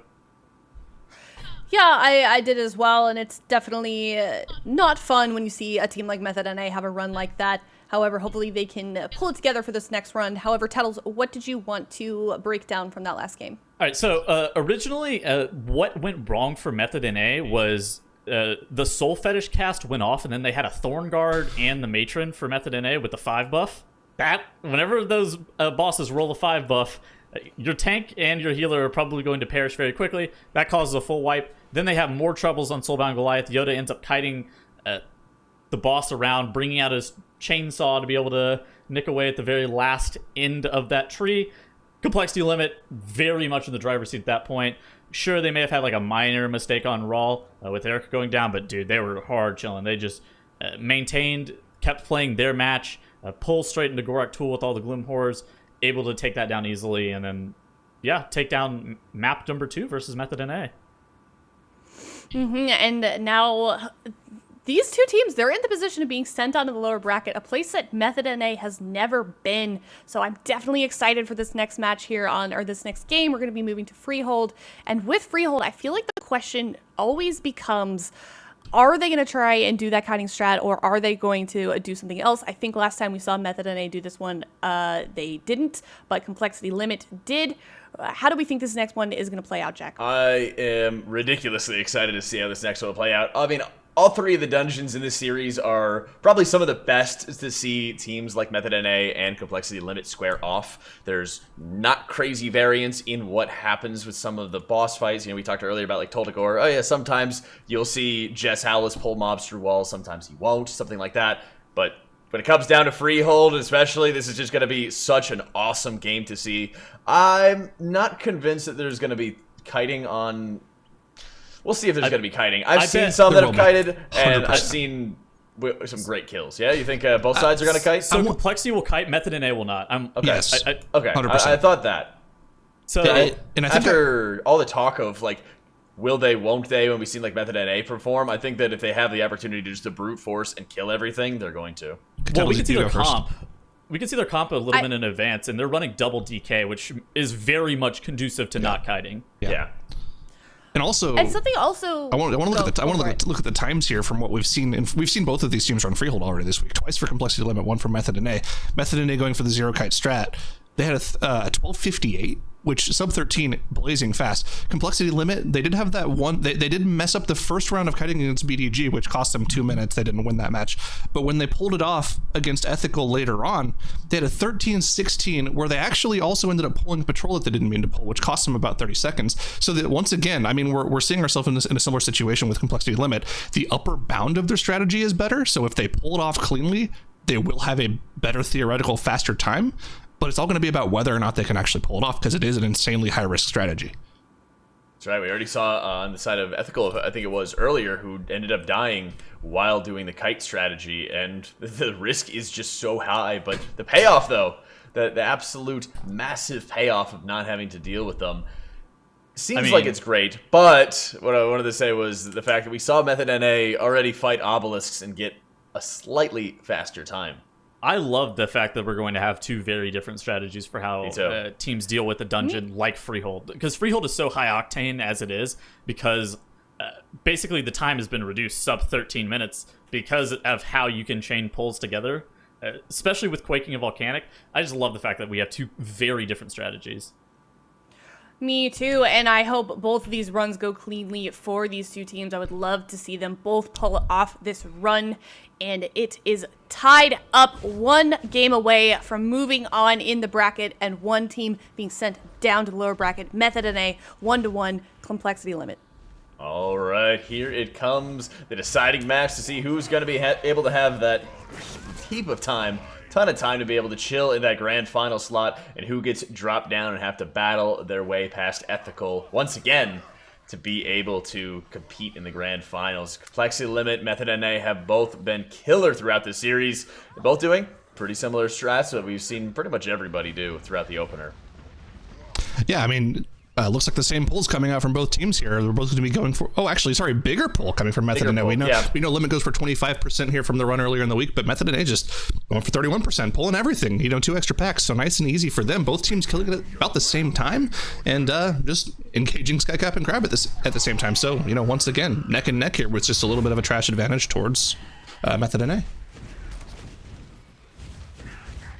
Sky Captain Greg being equal HP between both of the teams right now as we're going on and both bosses get dismounted. Will be interesting to see. Okay, I was looking to see if JB is going to be doing any sort of baiting at the moment. It looks like he's not, and I really like this because even though Complexity Limit has Eric out to be able to take care of all the baits, missing out on healer DPS, especially on a boss fight like this, just you cannot do. The game is just going to be too tight between both of these teams that you can't afford to just have your Mistweaver sitting out there spamming a little bit of Crackling Jade Lightning for 8k DPS or something like that. I'd really like that, taking a bit of extra risk on top of it, but they're moving around so much that it shouldn't be too much of an issue there. Yeah, absolutely here. And we're seeing, just how ridiculously close the single target damage is, of course, with a slight advantage towards Complexity Limit running that Hunter instead of the second DK. Of course, DK is kind of, it's not great on single target if they don't have Army of the Dead available, so there is going to be a slight single target advantage towards Complexity Limit. Now, of course, they are definitely both just completely tailored toward their strategies, right? We know since Method NA likes going for that obelisk strategy where they don't kite them, they're much better suited to completely cleave those awakened mobs down on top of the boss, because they do also pull in that middle pack with the boss as well. So the double Unholy Decay AoE is really just going to truck all of the Awakened mobs as well as the boss, whereas Complexity Limit really just wants more single target damage because that's all they're going to be doing on the final boss. So just tailor-made comps for the strategies they're running. That's right, Complexity Limit does finish first. They had a slightly less trash taken care of from the very beginning on that end. So we're going to be watching for each group grabbing, of course, the Enforcer, bringing it on over, as probably going to be having a Shadow Melds coming up to be able to skip past it. And you're seeing Lighty getting a little bit slowed onto that one, but he does make it through. And this is where we've seen both teams really step it up. And I'm looking to see how well Complexity Limit is going to do on the Council of Captains. So we saw earlier, out of Ethical in particular, where they had their Hunter sitting up on top of the building on this one, allowing the baits for Jolly's blades to come out. Really like seeing that out of them. And I think it made sure that the bosses were staying stacked for a longer period of time. But on this one, I think we're going to get the misdirect out of Eric, and he's going to start bringing everything into Max, so he'll have an easier time of grabbing all of that trash and pummeling it into the Council of Captains. Yep, got to keep an eye on those Harpooners here. Of course, random players will get pulled into the Harpooners, and if there's one of those little blitzes going on, those barrages from the Scrappers going on, you can absolutely get trucked. But once everything is on top of the boss, you're going to see the massive bursts of AoE damage come out. Of course, Hunter popping up to the top for a second there, but make way for the Unholy DKs as they start doing absolutely ridiculous amounts of damage, decimating the trash for both teams. Oh, without a doubt. Right now, it's going to be looking at, again, that boss damage race. Twist is dropping a little bit low, but he's stabilizing himself and getting back into the fight. Curious to see how much the blade is going to start reducing the group's damage, as Jolly can be such a pain to deal with, especially when the blades are just taking up a ton of space. We do see the Crusher getting pulled in on the side of Method NA, weaving in a little bit more trash at this point. And I really like that a lot, because you're dropping down to 3 mobs. You know, you have a little bit of trash left remaining, and you're pretty much cleaving everything down. And you also have benefit of the good brews, but I don't know if the bad brews would work on trash. Do you know that? They do. They absolutely do work on trash, yeah. So well, there you go. I think it probably all takes one. Yeah. Probably just takes one with a Crusher of that size and makes it just a lot easier to be able to bring everything down, because, you know, he's super easy to make sure you get into that same position as, yep, every single time. It looks like they're getting even more bad bruises. They're not bothering to move any of them, and you're gonna see the Crusher just immediately go down. Yeah, I mean, the bosses are gonna go down at the same time. I think in terms of the RNG portion of the brews, of course, there are 3 different brews. There's the bad brew, which if whatever it hits, it does percentage health damage to. So of course you want the bosses to both get hit by that. That's the one that you want the most of, especially when you're pulling trash on top of the boss, because 1 or 2 bad brews will just absolutely truck the trash pack. But of course the buffs are good as well. You know, you get crit and haste buffs from the brews on top of that. So all of them are good, you know, but you want the bad brews as much as possible just because of the actual potential. But unfortunately, problems for Complexity Limit here as I'm Fired Up goes down during this trash skip. I'm not really sure where his body is. It's close enough for them to get the res off, so Twist is very low on HP, and they're waiting to spawn Ludwig as we speak. So the grand scheme of things, they're losing a bit of time, but as long as they're able to get everything in onto Ludwig, they can start making up that time right now. Grabs Crusher, grabs the full extent of the pack as they start working on it. Method NA's got their head start, though, and we both know how short this dungeon can be, so every second's going to count. Yeah, really the health bar that really counts here in terms of dungeon progression here is going to be, like you mentioned, the health bar of Ludwig there. Of course, their progression to the rest of the dungeon, meaning killing Trothak and then moving on to the final boss, is going to be the timer to look forward to. So actually, Complexity Limit could opt to single target Ludwig down to spawn Trothak quicker, knowing that they kind of sat there doing nothing for a while, resing Fired Up. Unfortunately, while I was talking, we did see Shakib go down for Method NA, so that is going to be their only remaining battle res used. They won't have another one of those available for about 3.5 minutes, whereas Complexity Limit still has theirs, so a little bit of an advantage to Complexity Limit in that aspect. But right now they're still about 30% or so behind on Ludwig in this fortified setting, so a decent amount of HP to kind of whittle through for them here. They do, and I'm interested to see how Method NA is going to start reducing their downtime as they immediately start grabbing some of the neutral mobs, killing them off very quickly for some free percentage, as now they have to wait for the presentation of the great Trothak Shark Puncher, as we are seeing Lighty running around, grabbing all those mobs, clearing the road of pretty much everything that he can find, grabbing it all, getting it into position as Trothak is about to spawn. And I'm always most terrified of these early pulls right there, because you're seeing all the harpoons going out onto the tank. They cannot pull the boss until they are confident that the harpooners are not dragging anybody out of the room. They grab everything together, make sure everybody's got cooldowns rolling. Now they're activating Trothak. Great play there by Lighty. Yeah, Trothat pulled at about 3 minutes and 8 seconds on the Bloodlust timer here. We'll see when it's pulled for Complexity Limit. It's already 10 seconds behind for them, so they have a lot of time to make up here. But what I do like about both teams is they're doing a fantastic job of keeping the trash alive as much as possible before the boss is pulled, and then letting their DKs unleash all of those sores, those bursting sores onto the boss so that their DK can pop off and damage. And you're seeing it for both teams. Both DKs for Method and A easily over 1 million DPS, just now dropping below that, whereas Fired Up also popping up to about 1 million DPS as well on their side. And you can see the advantage it has for both teams. Trothak below 70%, just about like right after you pulled him. This is just what we keep seeing. This is why Unholy DK is like the premier MDI class for this style of dungeon. They're just so good at turning AoE damage into boss damage. Each time I start looking at Complexity Limit, looking at how they've fallen behind just a little bit, their ability to pump more into the bosses, and even though we're in a fortified scenario, how well they're able to decimate boss HP to start forcing the next transition, forcing the next boss, getting into the next pull a little bit more rapidly, cannot be understated at this point. They're dead even in deaths. They're almost dead even in terms of boss percentage as we speak. And it looks like Complexity Limit might even just pull through right now, because JB has to start kiting around those sharks to take them off the DPS. And that's just going to start giving a little bit more of an edge to Complexity Limit. Yeah, it's something that I've noticed ever so slightly throughout this entire series, and it hasn't been that big of a deal, but one of the things that's been very consistent throughout every single boss is Twisted is just putting out a little bit more damage on every single boss, 10-20% more damage, which for a healer only amounts to like 5 to 7k more DPS, but it adds up over the course of the dungeon. I think that's part of the reason that we're seeing Complexity Limit kind of edge their way back in on boss kills. They have just that little bit of extra boss DPS that really lets them back in the dungeon here. But you can see the major difference right now. Trothak going down at the same time for both teams, but Complexity Limit still has this major trash pull to deal with. This is going to be the remaining difference of their trash percentage. Of course, both teams are going to top off their percentage with those Ravagers for the final amount, but you can see Complexity Limit still having to deal with this is going to set them pretty significantly behind. It will end in this one, but we also have to look at the timing, as I think that there was not a favorable patrol at this point. They had to wait just a little bit of extra time, so be interested to look at... Yeah? Wait. Isn't this gonna put Method and A at 100%? Are they gonna kite? Well, I think they are gonna kite, because they already cleared the road. They cleared the road, they're grabbing this pack early, and usually there's no need to do that whatsoever. They're at 100% in terms of trash percentage, and we're going to see JB go off to the left against those docks to grab those mobs. So yeah, when I saw the Transcend getting put down as well instead of JB, I was like, oh, here we go. Expecting Twisted to drop his Transcend in a sec here as he's on the bridge too.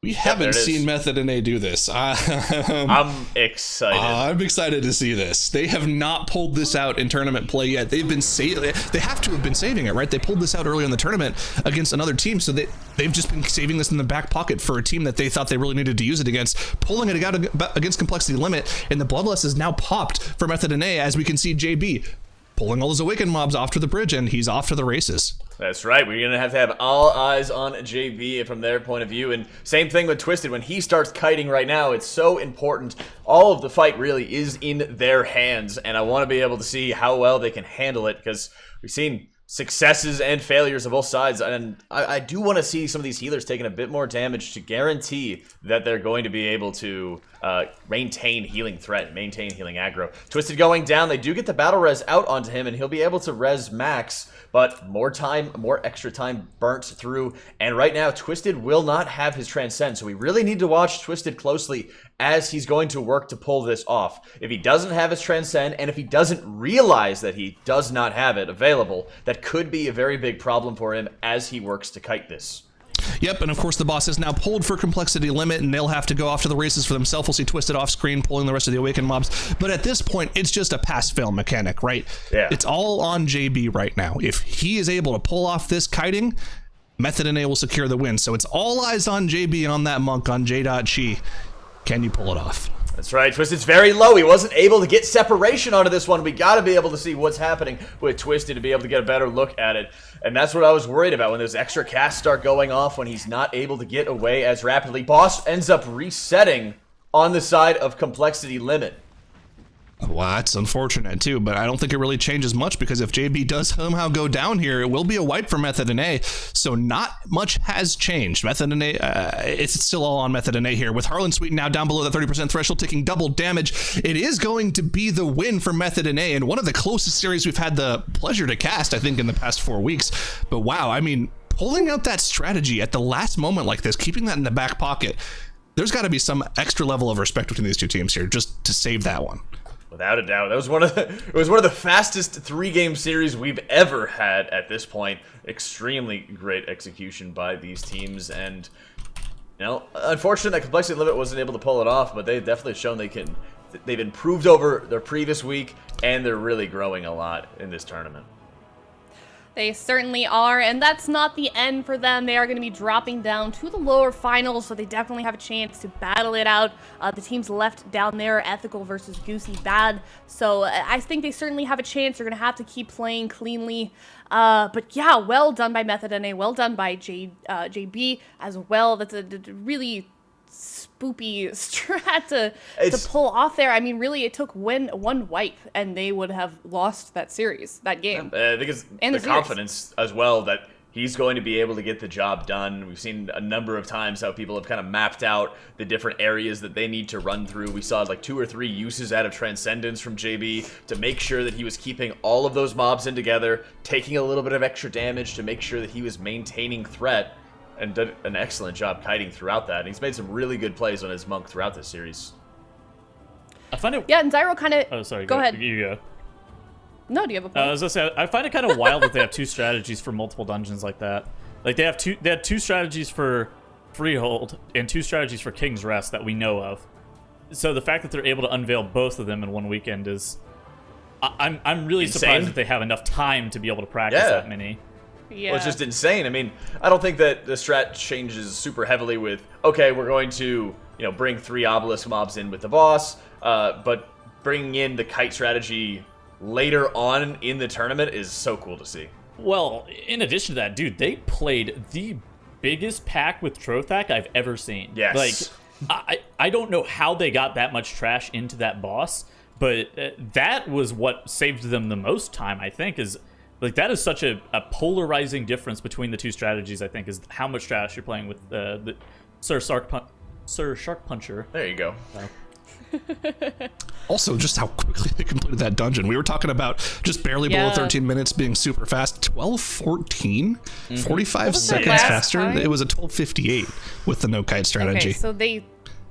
All right, they still... Wow. Ridiculous. Yeah, they shaved off almost a minute on their time. That's... very, very fast freehold for Method NA, and now they're sitting pretty in the grand finals waiting for someone to be their competitor. And we're going to drop down to the lower finals now. We're moving on to Ethical versus Goosy Bad. But yeah, Zyro, you kind of hinted at it. You think that that was something that they were saving, a strategy that Method NA was saving against a team like Complexity Limit? I feel like they have to at this point, right? They would have pulled it out earlier if it was their only strat. So, yeah, that's just one of the small advantages. I think that's kind of one of the advantages you get as a team like Method NA, where you already have the fundamentals in every single dungeon and already have working strats in every dungeon. You can branch out and say, okay, let's have some little extra level of secrecy that we can use to pull out of our back pockets and kind of pull a Houdini, and they definitely did that here. If you're expecting them to have about a 13-minute run, and you know that your best time is like 12:45, you don't really question it too much. You're like, okay, we don't need to practice that dungeon as much because we know we could beat them if we play properly. Them pulling that out is just kind of throwing a wrench in things. Yeah, they certainly paid off for them as well. Tettles, what did you want to talk about or highlight from that last game? So first and foremost, I wanted to talk about basically these 2 teams. While you see they pull a bunch of trash in the first boss, one of them ends up getting 31% count, the other one ends up getting 25%. So one of them is pulling like 1 additional pack at the very beginning. Then, right after that, dude, Method NA, we watched Ethical pull this double trash pack that's off to the side, but it somehow... Method NA is able to actually pull it off and pull it into Jolly and Raw. It's triple Harpooner. Like, I don't know how in the world you're able to even do that, but just the poise and the precision to be able to get that pulled off. Then Lighty runs around gathering up, like, just the absolute most mobs I've ever seen. Pulls them straight into Trothak. Complexity Limit after Trothak also like clears out the full middle section with double Crusher in a pull. The time and the practice that it takes to have to be able to get to a 12-minute dungeon in Freehold is wild, but then it's all topped off by both of these teams kiting obelisks on Harlan Sweet. So really superb showing by both teams, and it was an excellent match, and I am very happy that I was able to watch that match. Yeah, when both of those teams, they played very, very well. It was definitely, for me at least, one of the most exciting matches we've seen, I think to me at least, in the last 2 cups. And now Method Today is in the grand finals, and I want to talk about for just a second the maps in that map. The map pool for that is Shrine, King's Rest, Underrot, Junkyard, and Waycrest.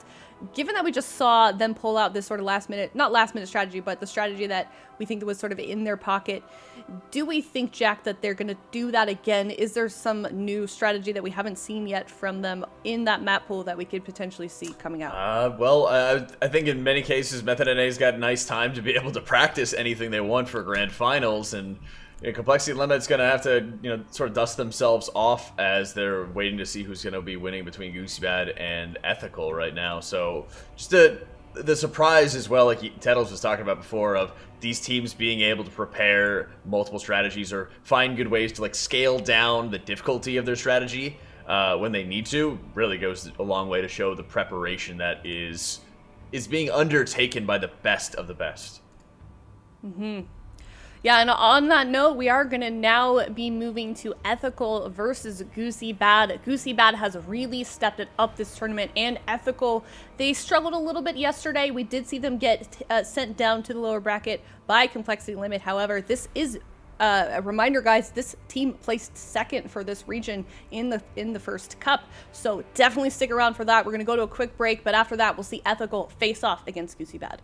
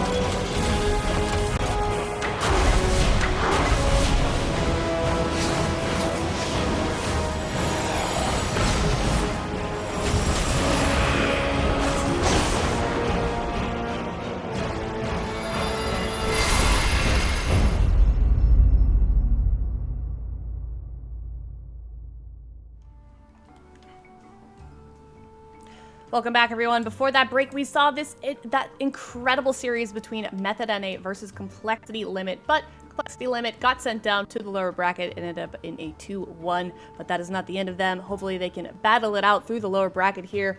And now we're on Ethical versus Goosy Bad. Both of these teams have been doing very well this cup. And Nagura, what do you want to see from these two teams? I just want to see very consistent play from both of them. I think both of them do have really good potential.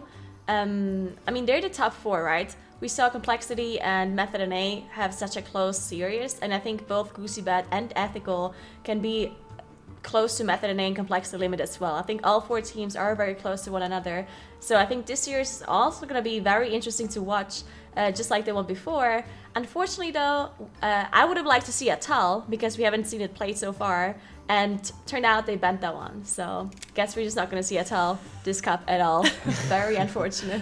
Not at all. That's true. We haven't seen it at all. We can talk about that a little bit. Why? I mean, Jack, why do you think they bend at all? Why haven't we seen it at all?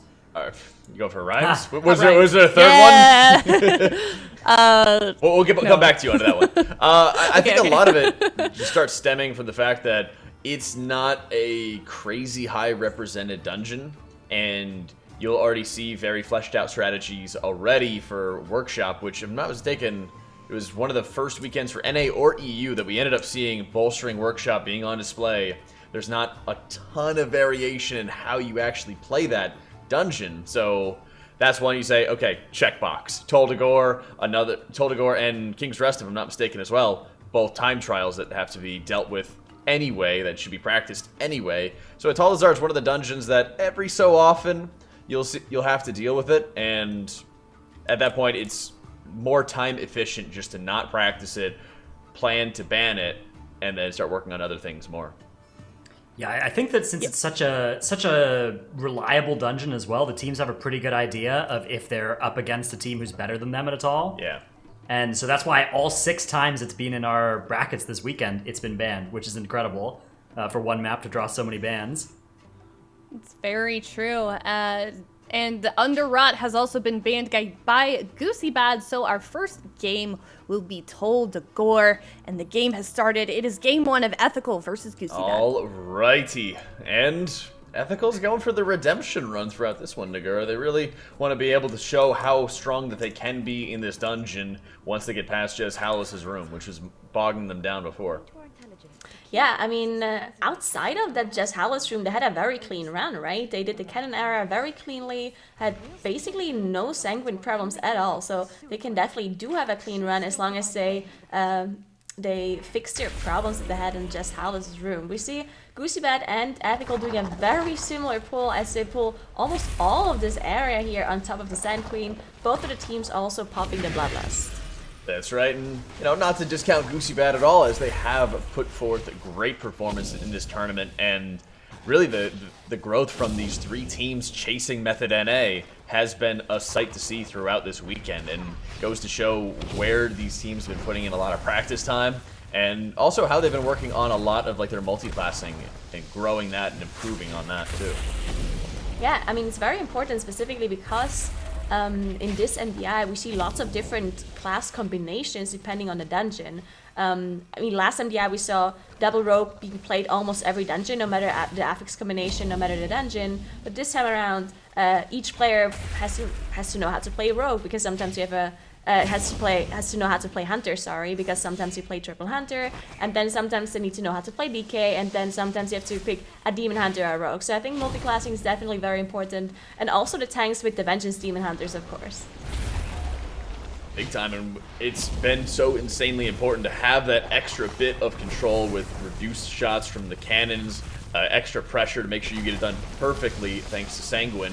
And we even saw against scripted content where they had a similar composition to both of these teams, and they just weren't having the same level of execution that we were looking at with Ethical when it came to dealing with the cannon fire, and it was very quickly made apparent how Ethical was almost able to catch up into that game because they did it so cleanly, because they did it so effectively. Tons of the drones right now on the side of Ethical. The boss reset.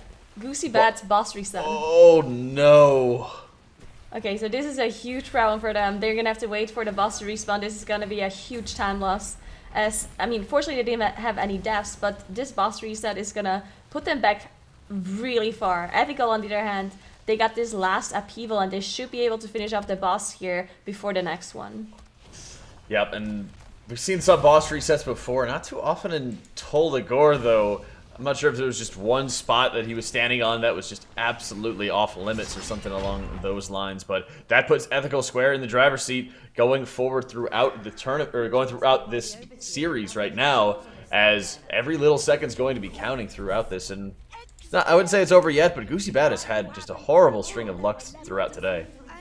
Definitely. I mean, again, Ethical had these mistakes in the Jess Howlis room earlier where they wiped once and then they had even more problems afterwards. So it's definitely a chance for Goosy Bad to still catch up. But yeah, this is a huge setback for them because of the tyrannical environment. Sand Queen has a lot of HP, on top of also dealing with the upheaval, which costs even more time. Big pull on Ethical's side as they're dealing with a lot of mobs around the corner. Let's see how they deal with the Sanguine here. Yeah, they'll definitely have to be making sure they're doing a good job there. And watching back on the side of Goosy Bad, I think part of the reason they had the reset was some of the terrain that they were tanking him on after pulling all of the drones through the grate was causing the reset onto it. So now they have to go back, take care of the rest of it, and move forward through that. I'd love to be able to have the rewind feature to be able to see what's going on. Oh yeah. Ethical moving forward, dealing with their Blood of the Corruptor Blood of the Corruptor obelisk right now, and just quickly seeing how annoying it can be whenever you're in such a tightly enclosed dungeon, trying to be able to make a little bit of space here. Yeah, so we know that they dealt with this Blood of the Corruptor last time as well. We've seen them actually play the Tank Buster with the last boss. Blood of the Corruptor is probably one of the most annoying Awaken mobs to deal with on the last boss here, just because Corgis is super hard to move, and also with the mechanic that stuns you if you move too much as well. Just makes it almost impossible to deal with this Blood unless you nuke it down really quickly and just use all of your burst DPS to make sure that the pools disappear almost immediately. But we see almost all of the teams just deal with it just because the way Corgis works here in Toligor. Yeah, and they have a really tightly enclosed area. They can't really move quickly to get into more favorable positions from any of the debuffs on the ground, so best to take care of it now. Ethical grabbing up everything in Jess Howlis' room, or at least the first side of his room right now. And again, we've already seen, just like clockwork, dropping the Ring of Peace as all of the neutral mobs get destroyed, and then they're having all of them disappearing off into the edges. So great to see that control and that expectation of who's going to focus down which mobs whenever they start splitting up. One of the arsonists does end up surviving, but they will be able to kill it very quickly and then start getting ready for Jess Howlis. So, yeah, pretty good execution, but again, always important to look at that extra time spent. Goosy Bad working on the looters on the first floor right now, and they're hoping to have as similar of execution as we saw from Ethical earlier. Yeah, it looks like an almost identical pull here for Goosy Bad, just like Ethical as well. We also saw the rogues dealing with the cages here in this area, just getting those buffs as well. So this pull is actually very convenient because you deal with trash and you also have the rogues opening the cages at the same time. We've seen in the past that the team would just wait somewhere until the rogues open the cages, and that's obviously a time loss when you just sit there doing nothing and you wait for your rogue to be back. So I like this efficiency here, just dealing with the trash while the rogues are opening things. And now they also deal with this obelisk. Seems like they got in combat with some of these mobs here. Maybe Anarchy didn't have Vanish available or Shadow Melt to de-aggro this, so they have to deal with this first. A little bit of a time loss here, unfortunately, for them. Yeah, just a little bit of extra time spent clearing up the rest of the Sanguine onto this one, and trying to use, grips, trying to use all of the Ring of Pieces they can, make sure they clear out that area. So they're going to be moving on, but Ethical is still kind of extending that lead as Jess Howlis has unlocked all of his friends, and they are taking it down, and Ethical doing a great job getting into a favorable position, making sure that they're going to have room to be able to line of sight not only the flashing daggers, but also Bobby's cast of fear in case things start going wrong. So again, making sure they're really drilling down on that positioning, as they did pull one of the arsonists through the wall. Right now I just want to see them focus Jess Howlis down as best as they can, not really put much of any damage if they can help it into the arsonist, and just kill that after the boss. Yeah, definitely looks a lot better this time around. Of course, didn't see a fear go through yet, which is what happened the last time for Ethical, where everything went wrong from there on out. And the position also seems better as we see them position Jess Howlis around the corner. So this way they can line up sight the flashing daggers and the fear from Bobby at the same time. So very good positioning here to be able to double line of sight 2 of the casts as well. And now we see Jess Howlis dropping incredibly low. We saw the Ring of Peace coming out as well to be able to see some of those mobs that are coming in on this side. And yeah, well done by Ethical this time around. That's right, they did a great job, and now the Arsonist, just a bit of HP left onto him. They're able to finish it off and not have to worry about how the Sanguine's going to be impacting him. They do have that C-Speaker to deal with, but be looking to see, there it comes, Speed Pot's coming up. They're just going to run past everything, get themselves ready for the Shadow Meld. Doesn't really matter all that much if it was pulled at the very end onto that one, so great to see it. And then Skylark will be able to wait for his CD to get off cooldown here as they do pull Samurek the Beckoner and are going to be dealing with the Obelisk right here. Yeah, I mean, soon we're going to see the cannon area by Ethical, right? And this can really make or break the dungeon speed because we have Sanguine, so if you have any sort of mistakes or you don't execute your CC properly, you can waste a lot of time. Because if the cannons only have 5 shots, not like it was before where they were unlimited shots. And with those 5 shots, specifically with Sanguine, if you miss a shot or you don't have them perfectly CC'd, they might heal up from those Sanguine pulls that are dropping, and then you're just gonna have to deal with it yourself instead of using the cannon damage for it. And then all of a sudden you lose so much time that it might just be the time that Goosy Bad needs to come back in this dungeon. So keep an eye on Ethical now and how to deal with this cannon area. That's right, they're taking their time, getting everything set up. They are going to be watching some of those barrel positionings, as we've seen a number of times where barrels are in a bad spot, get hit on fire, and teams are just having to scramble to make good use out of it. So really good position here by Skylark, making sure that he can bait out any of the suppression fires and not get hit by that debuff. So great job getting everything positioned together. Binding shot goes down as they're going to prevent any of those mobs from moving around, but they're just going to have one. Okay, they didn't. I thought they were actually going to have 1 or 2 of them die a little bit early. Great job that they didn't end up having that happen. They used the cannon. They probably didn't need the grip, but yeah, it doesn't matter. Didn't need that. 2-second difference, whatever. They did a great job there hanging in there to get the cannon shots to take care of, and that's exactly what we need and expect to see from a team like Ethical that was in the upper finals last NA weekend, who wants to get to the grand finals like last NA weekend once again. So great plays there. Goosy Bad making the best of the bad situation from Sand Queen here as they're getting themselves ready to start playing with cannons too.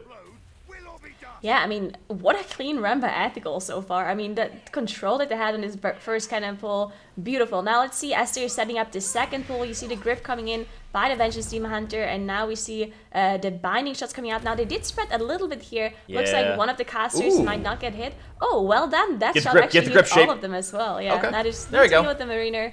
But yeah, one blast shot. Well, perfect. Perfectly done, even with the spread.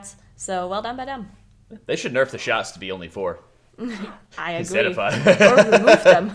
Yeah, no shots, that's right. You can only do friendly fire damage. Back in my day, we had a DPS with our classes, not with our mechanics.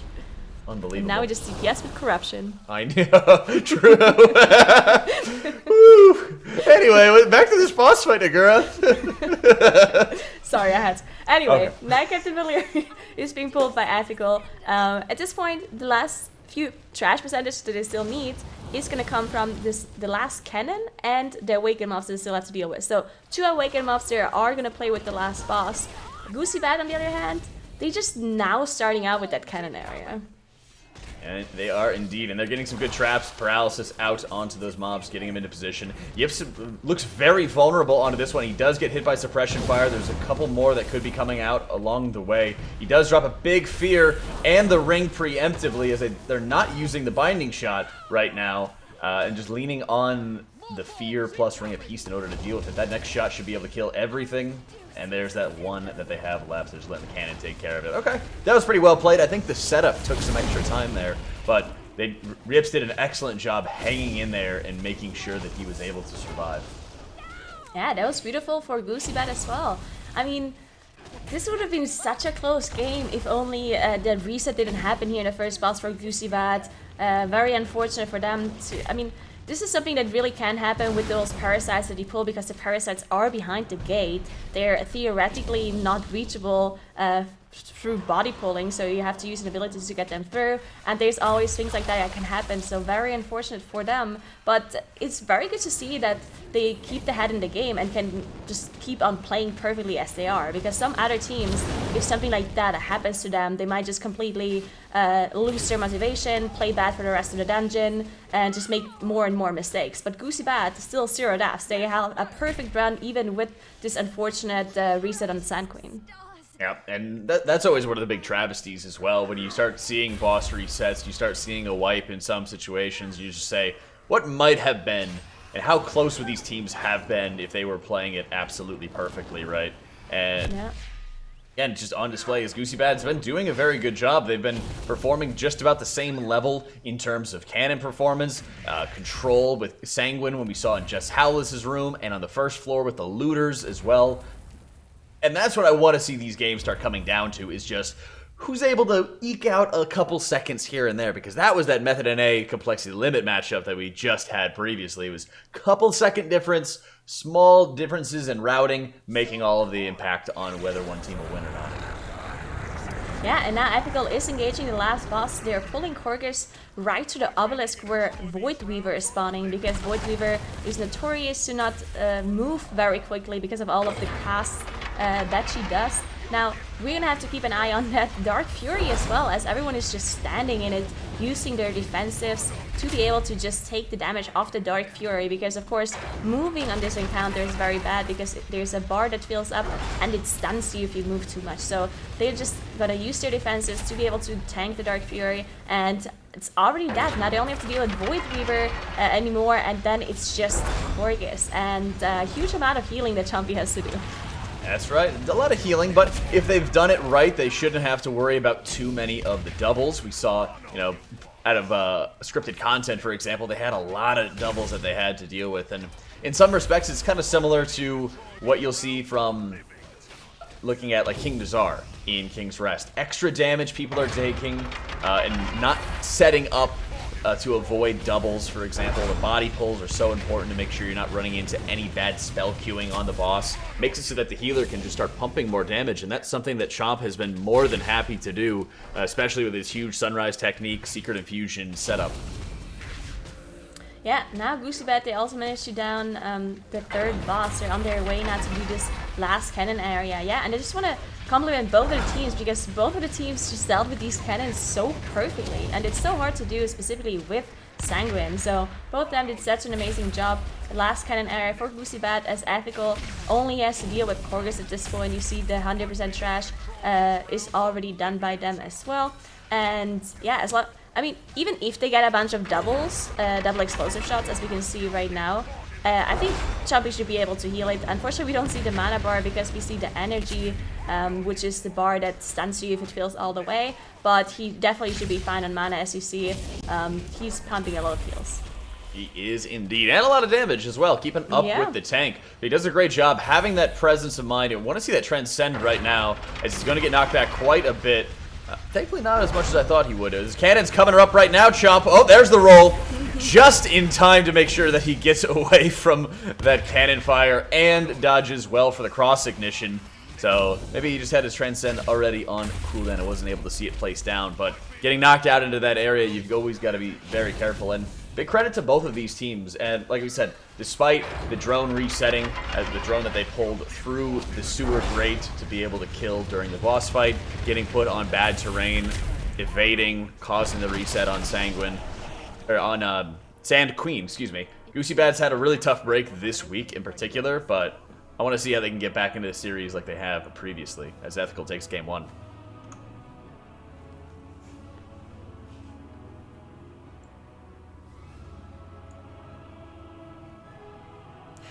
Yeah, I do too. It's certainly not something you want to see happen on the side of Goosy Bad. They did have a absolutely. These two teams very close. Hard to imagine getting much faster than Ethical there, though. A close 16 game minutes at the end there had that not and happened. 17 seconds. is something that only Method and A has a faster time there than Ethical has ever done in Toldegor this week.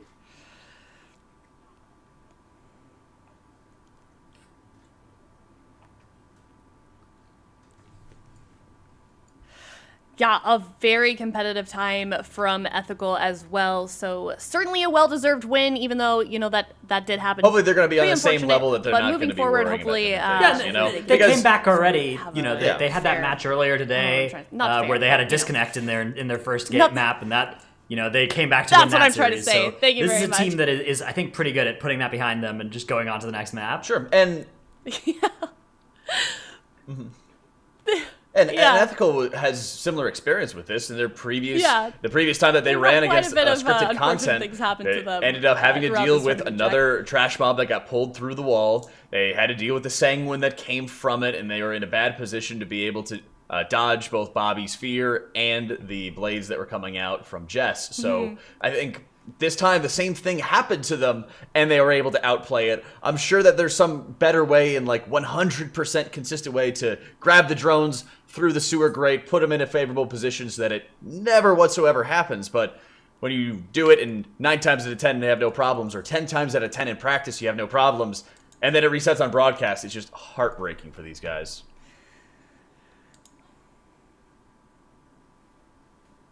Yeah. It really is. But I feel like that's really also, admirable you've got to for give both credit to Ethical Goosy Bad. and They Goosy they're Bad. put in these We've seen situations to Ethical grow, and be then in they a really similar just situation bounce back where the next they game. had this almost 2 wives on Jess Howless and Toldegor, and then they still played the dungeon perfectly from there on out, and ended up winning the series earlier as well. So I think both Goosy Bad and Ethical, they are really top tier teams, and they're definitely up there. They can compete with the best. And I'm just excited to see the next games, because I think this is still going to be a very close series between those 2 teams.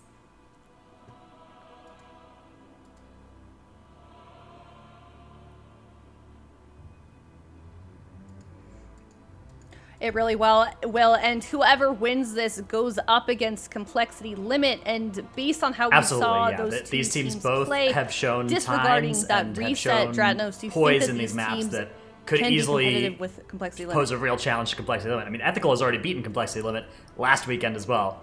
This time, those 2 teams have already played, and Complexity Limit got the upper hand, but it was a 2-1 series. Both teams showed big signs of life, so yeah, I think we're in for 3 very exciting series in a row here to end out our day.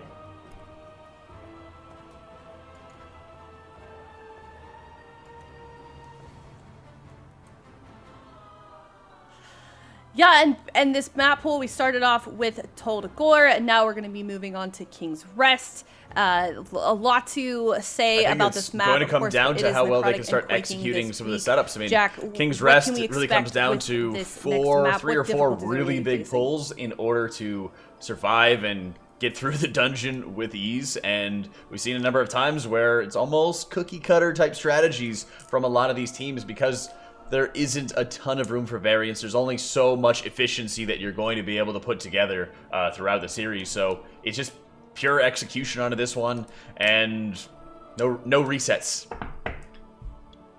No resets. Yeah, that was me. Yeah, you know, completing the bit.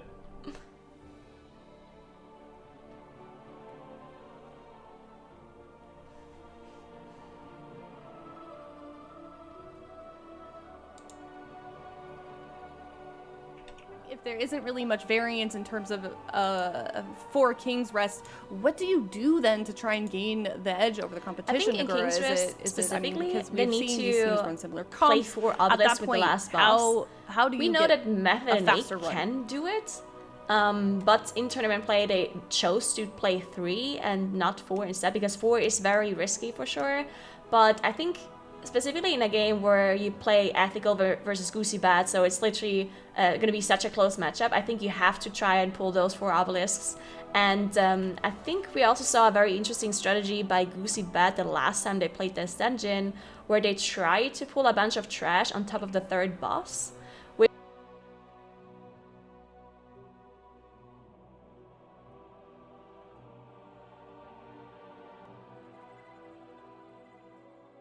Moments, those 2 teams can bring.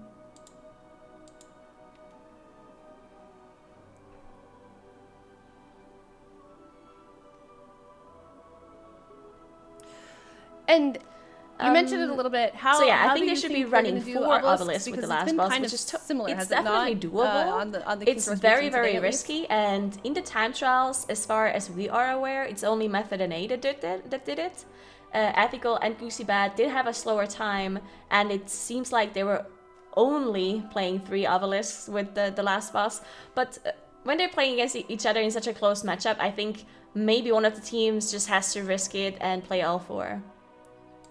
I think that's it makes some sense on paper, but I think that Ethical should not be doing that. If we look at the times these two teams have had, Ethical has a 19-minute 35 time trial, and then in cup play they got a 19-minute 30 go. We've never seen Goosy Bad come remotely close to that. They've gotten a 23-minute 47-second time trial, and as you mentioned in their cup play, they had a brutal wipe that ended up making it so they were on pace for a slower run against Method and A. So I think if I'm Ethical, I'm sticking to my 3 obelisk strategy and just saying, all right, Goosy Bad, you're going to have to show me that you have a time that beats 19 minutes 30 seconds, because there's no evidence that they do as of yet. For Goosy Bad, maybe it does make sense, though, to add in that extra obelisk and try and do a Hail Mary play here if they don't think that they can beat 19 minutes 30 seconds any other way. Yeah, this time trial difference is really extremely heavy onto this one, and it's probably the biggest jump that I think we've seen in time trials just yet. I wonder how much extra time they would be setting forth to practice it, especially if they're anticipating kind of going through the lower bracket on that one. I don't know what you think about that, Nagura. I'm not sure if my mic is working right now. Oh, because I was lovely. like unsynced earlier, but Okay. just keep. Yeah, we're working talk on... for a while. Yeah, you know, we're working on just making sure the syncs are going to be set. But we also are going to be getting into game as Ethical and Goosy Bad are squaring off in game number 2 with King's Rest. Both of them taking advantage of the Lightfoot potions as we speak to make sure that we're going to be getting in and setting up for some of the larger pulls that we've seen pretty much every other team do, Nagura. Yeah, so we've seen almost all of the teams do this very exact same pull, where you just pull all of the 4 trash groups together, which it looks easy when these teams are doing it, but this is incredibly dangerous. You guys probably know from playing King's Rest on live servers how difficult these trash packs can be, specifically the casters with their Deathly Chill and Shadow Bolt Volley, which need to be interrupted, and if not interrupted, do huge amounts of damage to the tank. This is why we see the tanks leaping away and the Ring of Peace coming out, starting to kite to be able to just get rid of some of those dangerous mobs. That's right, and again, good kites coming out from both of these teams, and the knowledge of how long they can stay in, always very important as Skylark drops a little bit low there, but they are able to top him back off as he doesn't have that many necrotic stacks thus far. But that's a very, very enraged champion that they gotta make sure that they cleanse. There it is. Took a bit of time for that cleanse to come up, but they do get it nonetheless. Goosy Bad starting up the boss first with those golems.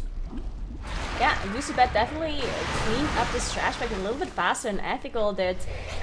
Both of them also committed their Bloodlust for this trash pull, which obviously is very efficient on a 45 setting, so definitely makes sense. Both of them also pulling these Guardians on top of the boss as well, which is very efficient specifically because of the Hunters that they have in their setup, just because it will help them to reduce their cooldowns, and therefore they're just going to do overall more damage to the Golden Serpent. That's right, and again, making sure they make the most of the efficiency. They've grabbed the 2 golems with this first boss, and then we'll see the other 2 golems brought in as they start working on some of the lighter trash packs in the gauntlet going forward. And it's just one of those big things that they have to watch for every single time. This dungeon kind of just sort of plays itself at the start. Yeah, most definitely we see Goosy Bad actually not being too far ahead, to be honest, when it comes to boss damage. It looks like Ethical maybe had some good corruption procs on the boss, or just did overall a little bit more damage, as they did manage to catch up a little bit, even though they did pull the boss slightly later. Overall, Goosy Bad's still ahead though, and yeah, we know that Goosy Bad was slower in the time trials, and Ethical had a very clean run early in the dungeon in their King's Rest, while Goosy Bad did have a wipe on their run. So overall, it looks like this dungeon should go in Ethical's favor, but if Goosy Bad has a clean run and maybe they're pulling off the 4 obelisk strat on the last boss, then there's definitely a chance for Goosy Bad to just even this series out into a 1-1. That's right, and Goosy Bad first one to take the boss down as they're starting up with the gauntlet right away, and we'll probably see, the first 2 packs being taken down, same as usual. And then at that point, we're going to start looking for, not only any of the minions of Zul to be killed, as we saw both of the healers getting feared. You're seeing Hunte getting feared on purpose right here to make sure that the fixates are going to the other members of this group. Then we're going to have the hunters taking advantage of Binding Shot, trap all of the minions of Zul, and then they'll be able to kill them while they're sitting there rooted. So great moves there by the healers to make sure they're grabbing all the golems together. Quick Transcend about to come out from Hunte to get everything back in, but Shad is down! Yips is down!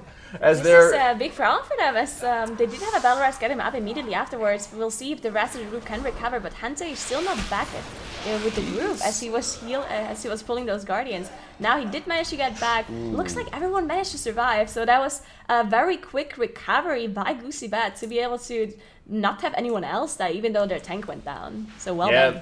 Very good kiting there, and that's what you saw, some of the very quick binding shots coming out to not only deal with the minions of Zul, but to also start rooting down any of the other mobs running all over the place. So, well played to be able to keep everybody alive, but just goes to show how difficult it can be when you don't have your healer around, and try to find some safe area where you'll be able to have your healer run out, grab ads, come back without any sort of threat to the group.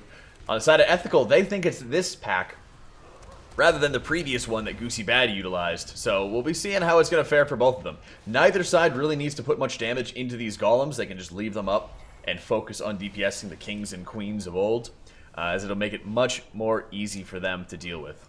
Look at Skylark's damage right now on Ethical side. I think he was basically just soloing that trash pack, which seems like it was 12 Devastation procs, but either way, he just played very well to be able to clean up this trash pack by himself as a tank. So very well done. Now Chumpy did pull those guardians as well, and overall, it should be faster to do it the way Ethical did it, because of the fact that you're gonna make a two mob trash pack into a 4 mob trash pack, meaning there's gonna be a slight damage increase for the hunters. So theoretically it should be faster, but sometimes the execution, or if it's more difficult overall, it could cause you to lose damage anyway, just because you're more focused on staying alive and dealing with all the mechanics properly instead of doing damage. That's right, and at this point, just continuing on throughout the dungeon, and I've been quite impressed with Ethical throughout this tournament right now, but I think that we've kind of slept on Goosy Bad because of the string of pretty much horrible luck that they've had, not only with the DC earlier, boss resets, and it's just painful to see, but that's why I'm so thankful that we're having some very consistent, very straightforward dungeons, and hopefully no issues on the disconnect front right now. That's right, there we go, thank you. Is that yours? Or is that Aya's? That was me, but I muted the mic so only you heard it. Thank you. Oh, okay, yeah, just for me, I appreciate it. Anyway, we see Ethical is dealing with those guardians pretty well as they're dealing with the last trash pack. Looks like they're downing it first. So Ethical actually caught up a little bit here as they're opening the gates second or two faster. This is still incredibly close. Both of them, of course, having the same percentage, 56%, as they dealt with the exact same mobs. Now let's see, as Goosy Bad is dealing with the obelisk here. So bad sign, because we know now that they're not going to play 4 Obelisk with the last boss. Now, we know Ethical also didn't play 4 Obelisk with the last boss. They played the Spider later on. So if both of them play 3, it could still be a close matchup. Yeah, I think... Yeah, you're right. I think I'd rather have killed the Spider on the side. I'd rather not have tons of random damage going out. And there Hunte goes down right now, as he must have just gotten eaten alive by some of the flesh beasts, I guess. Or just gotten chain feared onto somebody else and murdered at the hands of his friends. But possible. Anything's possible at this point. Goosy Bad is going to be down their healer as he's rushing to get back into position. But that also means that they're going to have to wait, as they usually end up murdering everything. Necrotic stacks go high. He drops his stacks with the debuff, or with the Dwarven Rachel, excuse me. And then they end up topping him off once, they end up clearing the debuffs once all those ads start dying. So we'll see Skylark clearing his 46 stack right now, and then Chomp will be able to get into a position to top him off, as they still got to deal with those golems. Yeah, so this is a very well done pull by Ethical, being able to pull all of this room with Machimba. On the other hand, Goosy Bad they need to wait for Hante at this point because he had to release. They didn't have a battle rest available, so he had to run all the way back. And yeah, this is a pretty big time loss for them. Very unfortunate. Now we finally see Hante arriving, meeting up with the rest of his group. But yeah, big time loss, specifically when it's such a close matchup between the number 2 and the number 4 seed here off the time trials. Very unlucky. Ethical, on the other hand, playing perfect. 0 deaths so far.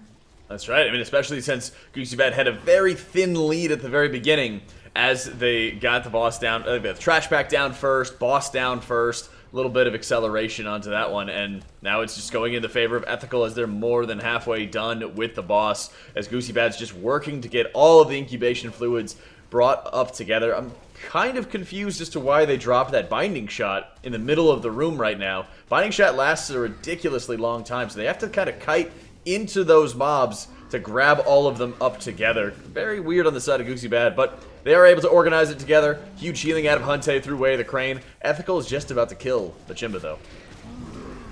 Yeah, and Goosy Bad, I mean, doing almost 5 million DPS here in the DK on all of these tiny little fluids. So huge numbers coming out of that unholy DK burst. Well done, as Ethical now is moving on.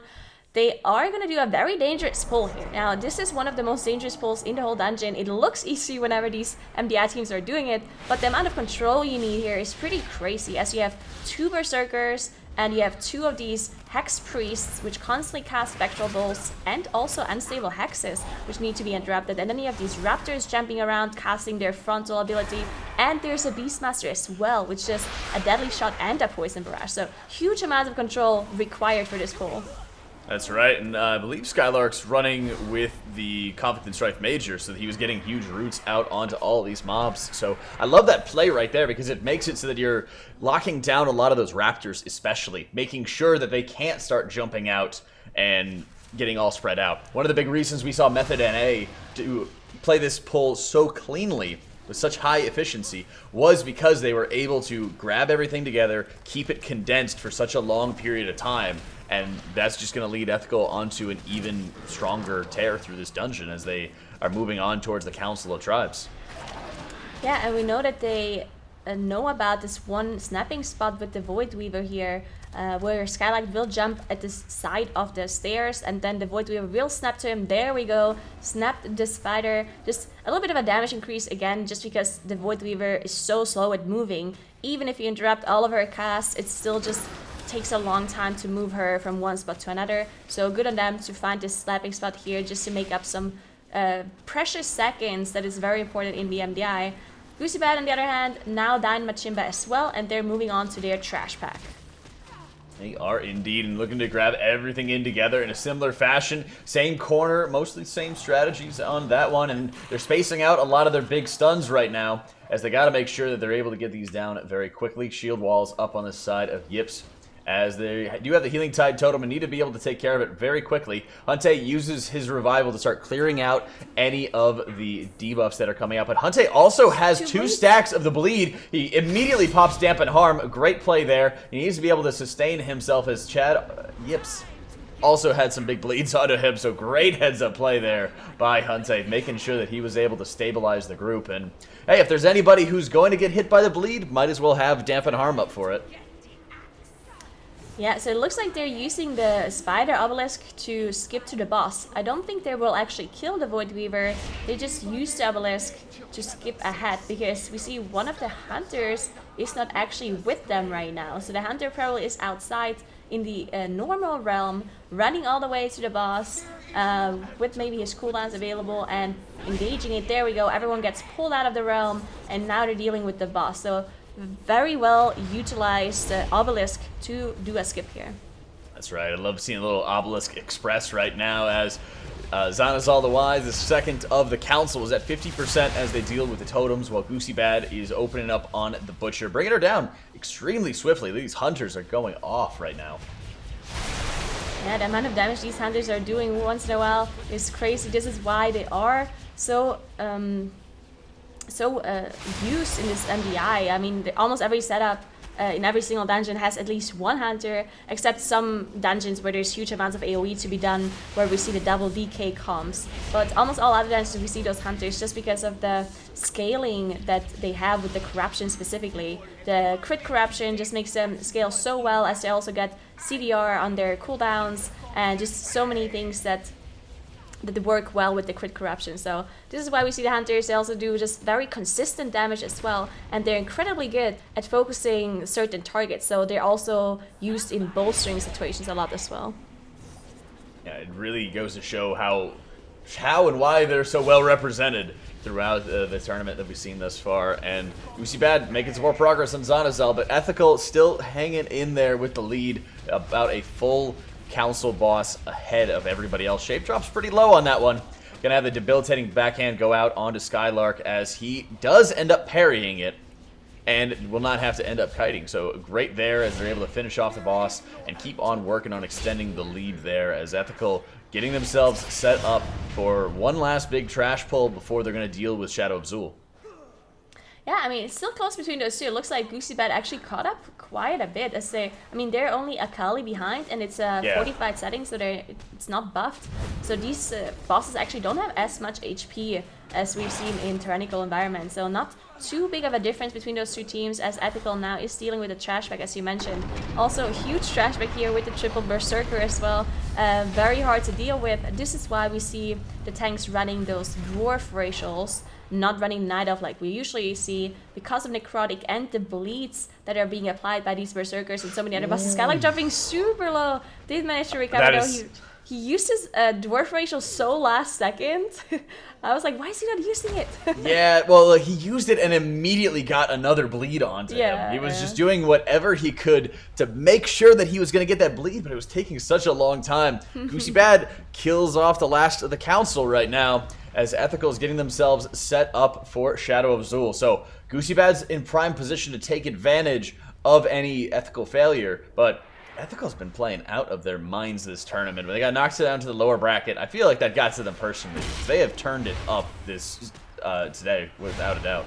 Yeah, I mean, really incredible performance by them. Even the Toligor before, I mean, it definitely was unlucky what happened to Goosy Bad, but Ethical's performance was so flawless with 0 deaths that even with Goosy Bad not having this issue, they probably still wouldn't have managed to beat Ethical. So just the clean performance and the execution by Ethical is pretty insane in this second day of the MDI Cup too. We see now Shadow of Zul being fought by Ethical, and the amount of damage it does to Skylark. Look how low he drops, and Chumpy arrow going down with the first tick of this AoE. Unfortunate.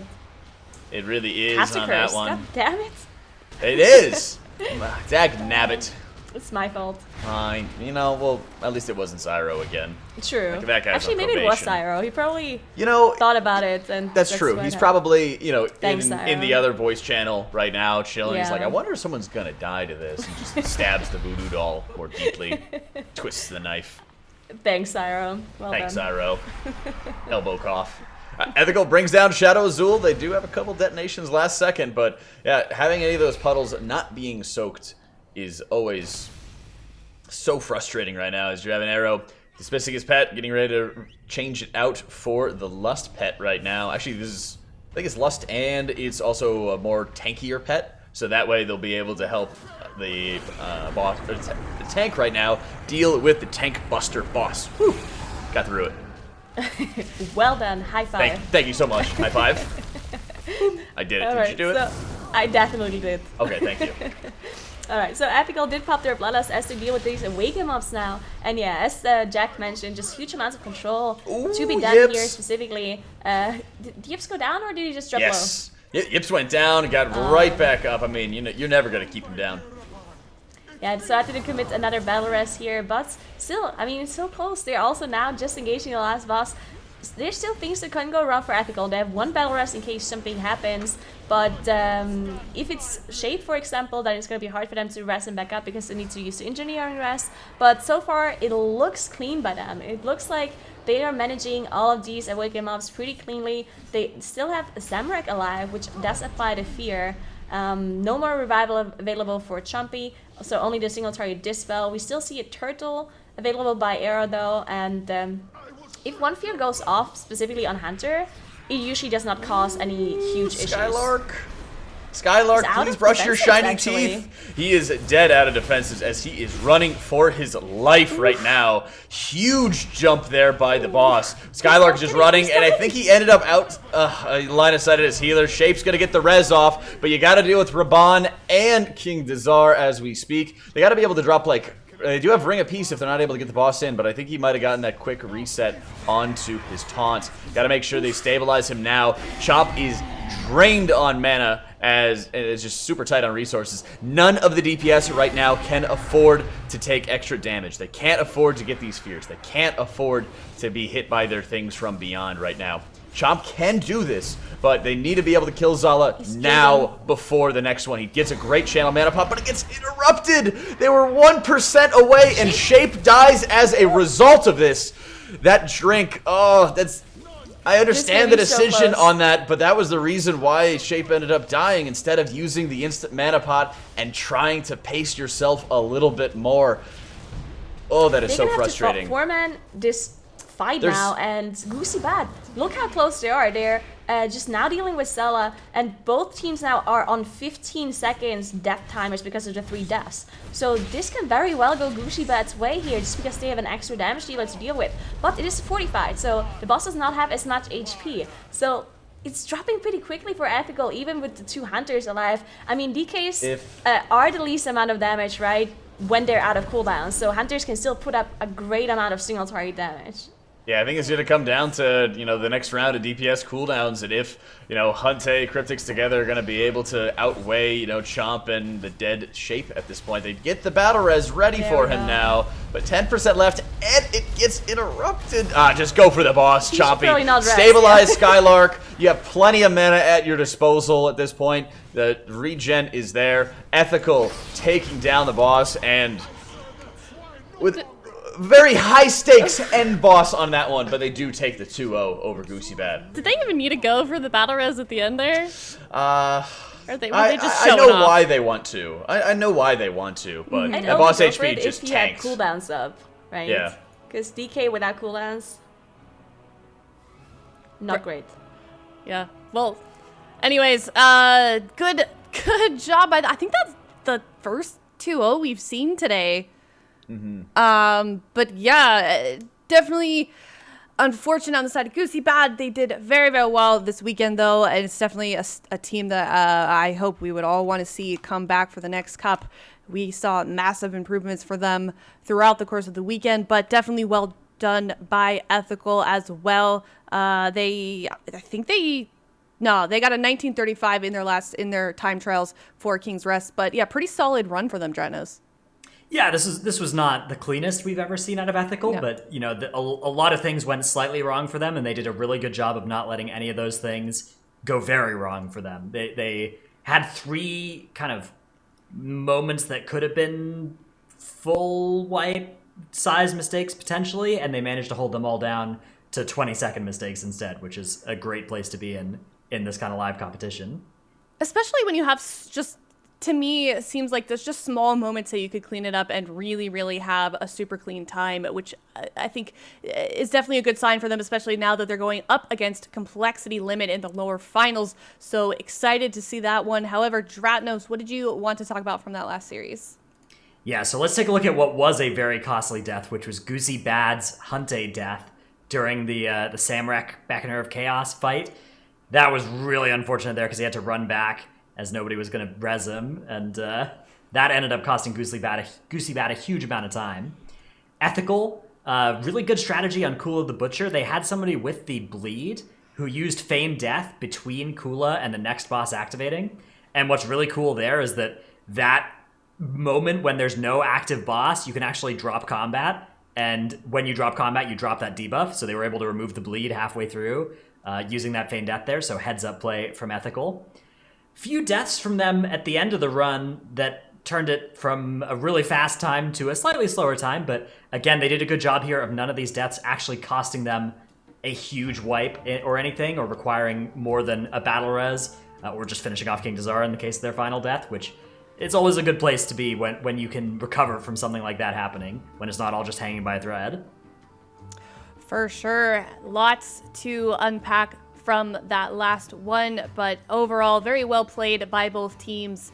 And yeah, like I said, now they're moving on to face Complexity Limit, a team that's really, really showed up throughout the course of this tournament. But Ethical, as we have said before, they placed second place in the first cup, so this is a team that's a strong competition for Complexity Limit as well. Nagura, what do you expect? Did you want to make a prediction? I'm gonna ask you to make a prediction. Okay, so I think, they're both very top tier teams, and we've seen incredible performances out of both of these teams. But seeing Ethical have 100% clean runs in this Soligor and now this Kingsters as well, I almost have to go for Ethical, even though I think it's definitely going to be close, and I'm going to go with that 2-1. But I think it might be Ethical, just because they got this momentum out of this series here. That ability I was just talking about for Ethical to have things go slightly wrong and not completely wrong is not something that Complexity Limit has. Complexity Limit, when things start to go slightly wrong for them, they go very, very bad very quickly pretty often, because they're always pulling the absolute maximum of what is possible, and one little, extra straw on that camel's back is all it takes. Do you think then, given what you just said, Dratnos, that the Complexity Limit would maybe scale back a little bit, or is this just, at this point, that type of gameplay sort of expected from that team, Jack?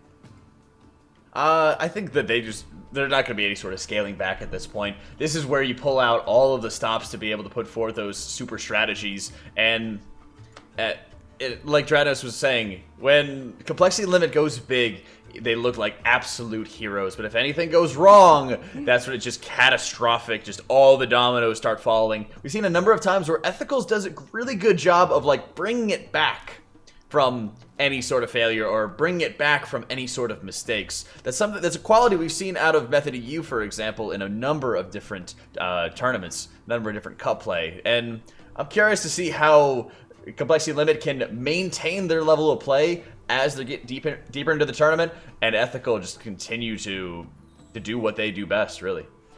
I am as well. It's definitely something. I gotta stop saying definitely.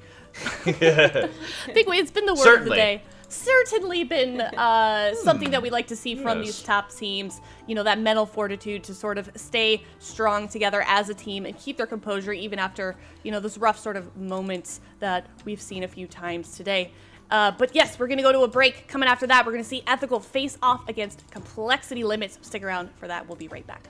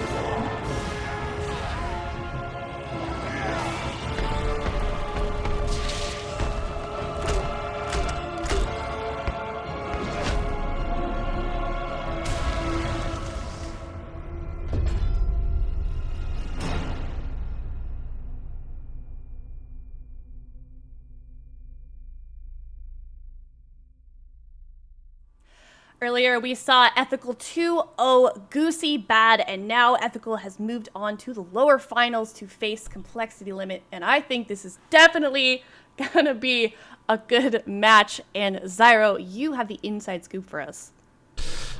Well, not quite the inside scoop. I just think I have a little bit of extra insight into this, just from looking at the match lineup as well. There's a couple things that I want to point out here. First of all, this is an exact mirror of what we saw in the first American Cup. Same top 4 teams, same lower bracket finals. So we'll see if there's any different levels of improvement between all the teams here. But this particular matchup, knowing what Complexity Limit is good at and what bans we've seen from them, this is like nightmare scenario for them. We have Toldagor, which we know Ethical has a better time in if we get to a third map. The Freehold is fine for them. But Siege of Borealis, if you guys remember what happened between Ethical and Complexity Limit and Siege of Borealis 2 weeks ago, neither team had practiced for it. And I have a feeling that Complexity Limit might not have a good Siege of Borealis time practice because they've been banning Siege the entire tournament.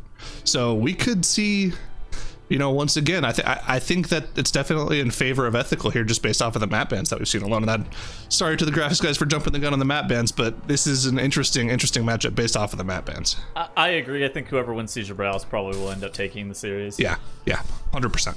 In a 2-1 fashion, or do you think it's going to be 2-0 Tettle? You're a singular person. Well, I would give the edge to Toldagor, probably to Ethical. I would give the edge of Freehold slightly to Complexity Limit just because of how much they've played it. Mm-hmm. And then Siege of Borealis, I think just the winner of that will probably end up taking it, either 2-1 or 2-0. And so given this map pool, we are seeing Junkyard and Motherlode banned, Complexity Limit banned Junkyard, Motherlode was banned by Ethical. Nagura, do you think that this was a good strategy for them? I mean, what do you think about this map pool that we have left here?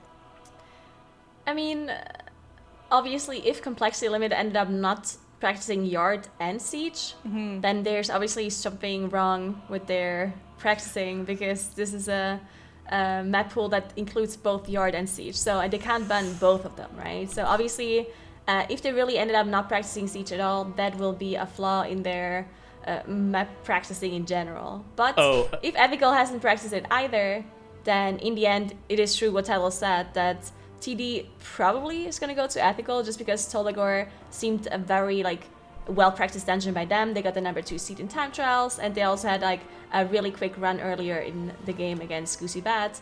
And Freehold's probably going to go to Complexity Limit because they seem to have the faster strut. Okay, so hold on. I got some insight as to Ethical. We watched what Goosy Bad did and vaguely copied, but we actually haven't ran it through yet. Heck W. Which map? Siege? Well, here's the other reasoning, right? If you're Complexity Limit in this situation, and you're looking at what Ethical has played so far this tournament, they've only ever banned or had Siege of Borealis banned against them.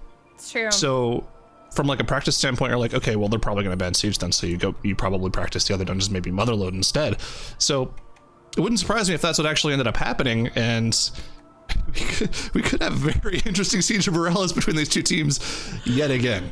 Oh, man. Well, looking forward to this one for sure. Starting off here on Siege of Borealis, a map that we haven't seen in a hot minute since Method NA versus Goosy Bad, I believe, was the last time we saw this one play out. And those explosives those affixes are explosive, raging, and it is Complexity Limit versus Ethical. The winner of this series goes on to the grand finals to face Method NA, and here they are on Siege of Borealis.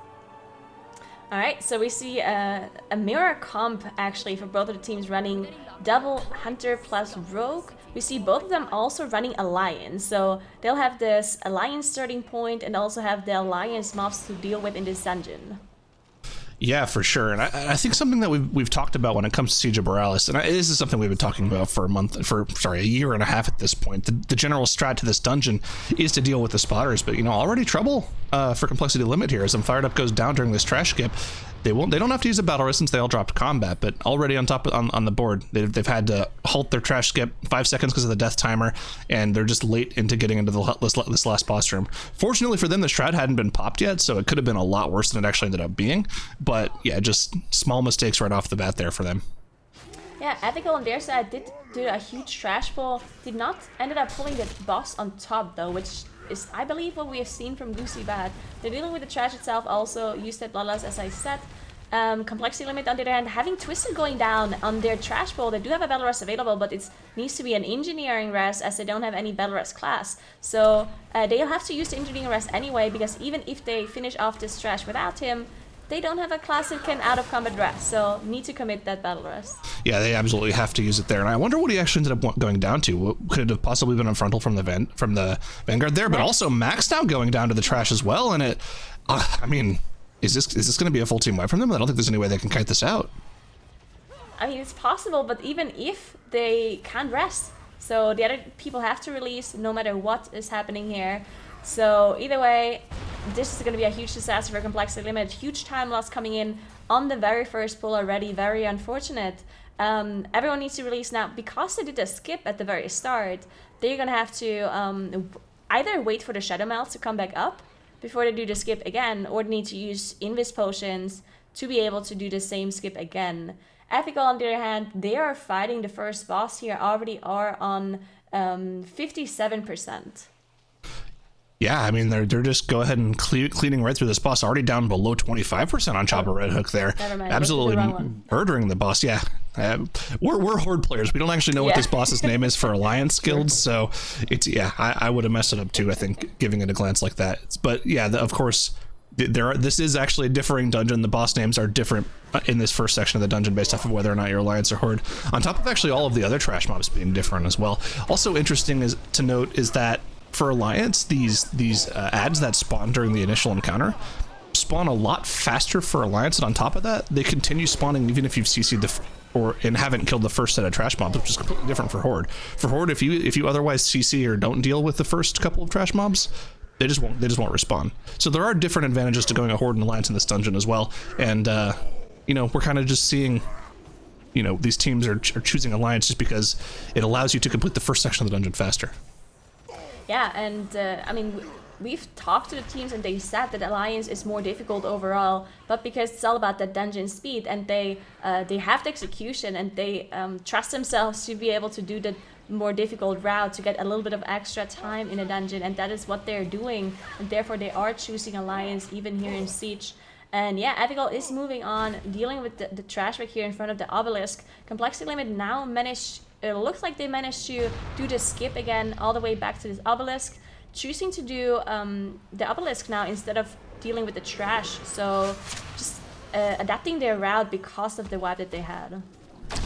Yeah, they definitely are having to do that. Of course, once you don't have the Shadow Melt available, the skips there are pretty difficult to pull off. So that's why we're seeing them go for this different route as well. But now back to the first boss room for them. But they've got so much ground to make up. But the thing is, I would say the first half of the dungeon is, you know, more or less the more just kind of kill things half of the dungeon, right? I think what really is going to come down to which team is going to win this map is how well they can do the technical spotter section of the dungeon. We saw a really interesting pull using that Vengeance Demon Hunter where they actually killed just all of the trash in that second half of the dungeon at once from Method NA, which was amazing to watch, and so satisfying to see that spotter used to kill, I think it was like 40% of the trash at the same time. I don't think we're going to see like that strategy picked up and used by very many of these teams this week, but that's definitely something I would you know, assume that some teams are going to be like, we need to use that strategy and get used to that strategy in the future, because it seems like that's just the most efficient way to deal with that section of the dungeon.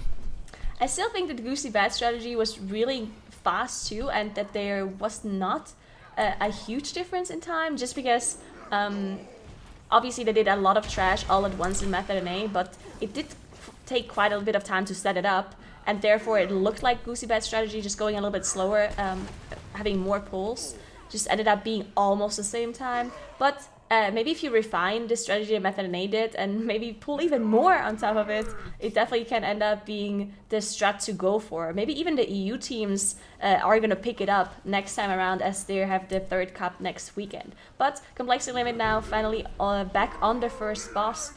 But yeah, a huge amount of time difference now. Ethical, they're already moving on. They are getting to that next boss. We've seen a really interesting start by Method NA where they used the obelisk of the Void Weaver to run all the way back to Lockwood, Captain Lockwood, and not actually dealing with the spider, just use the obelisk to do the skip. something that I like to see from more teams now, but looks like Ethical just chose to kill Void Weaver instead. Yeah, they've just dealt with it on its own, so they won't have to worry about those extra interrupts on the final boss, which could be a pain with 2 Hunter interrupts. You actually have to properly set up your CC your interrupt rotation every time. It's actually pretty set in stone too, right? It has to be 2 melee, then 1 Hunter, then 2 melee, then the other Hunter. And if anyone's interrupts out of order, then you're just not going to have an interrupt for one of the casts of Void Weaver. So getting that out of the way now, not having to deal with that on that final boss, which we have seen can be a problem for some teams. It's one of the more difficult bosses to deal with awakened mobs on. It's definitely nice for them to not have to worry about that.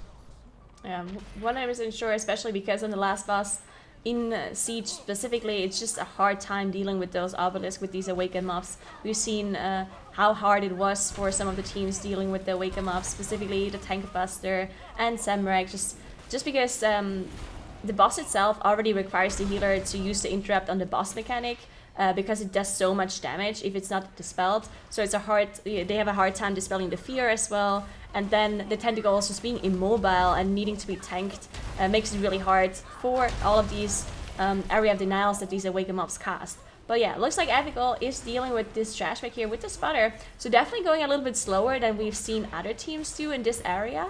But at this point, Ethical probably knows what happened to Limit and how much of a time loss it was for them. So Ethical at this point can really just take it slow. Because as long as they don't make any huge mistakes, they definitely are going to be ahead.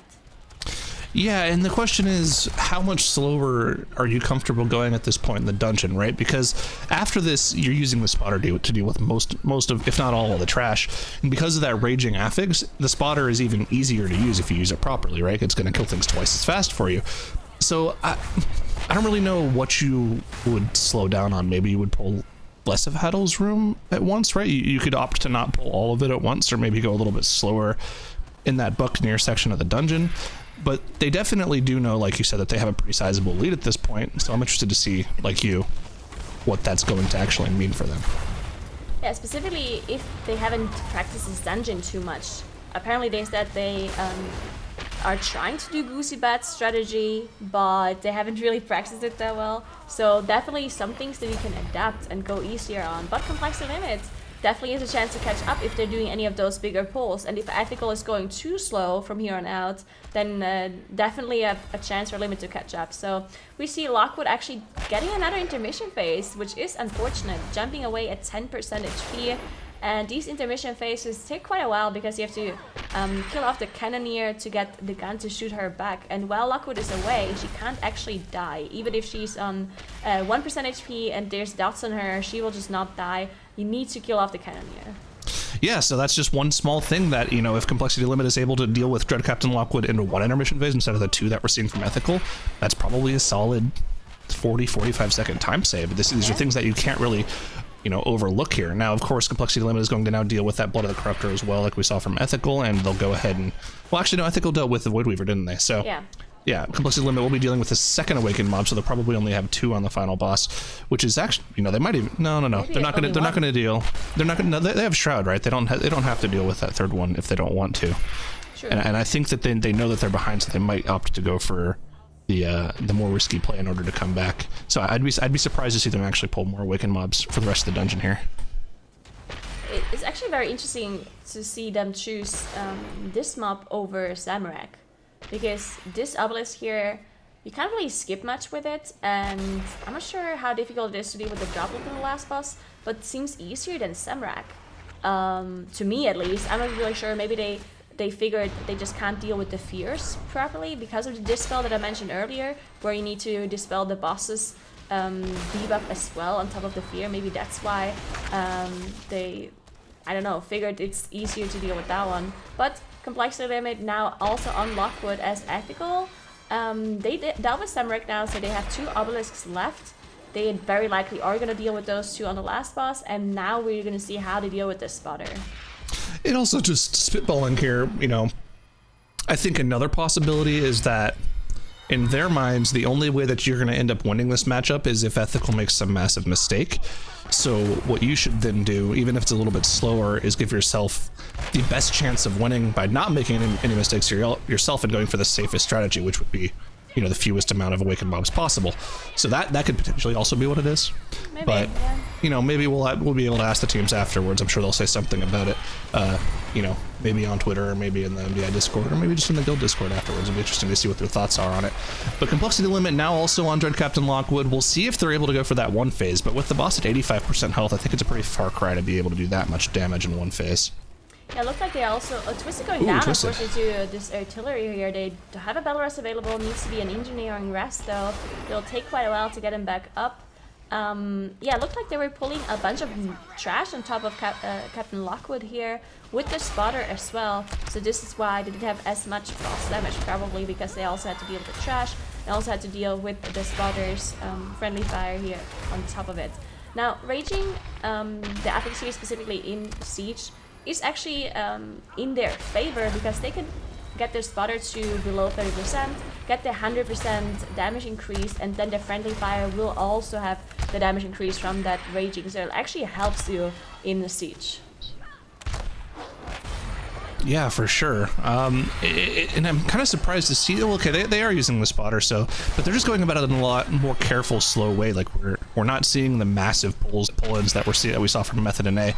Most teams will actually opt to go for 2 or 3 packs at the same time with the spotter, even when there's a crusher available. So they're also, like you said, I think they're holding back here, being a little bit more methodical with it, making sure that they're not making any mistakes, which is probably the safer play in this situation when you're probably 3 minutes ahead like they are. This is kind of what you want to do. Yeah, definitely. They have the spotter here in the back. You can see Skylark dropping really low here.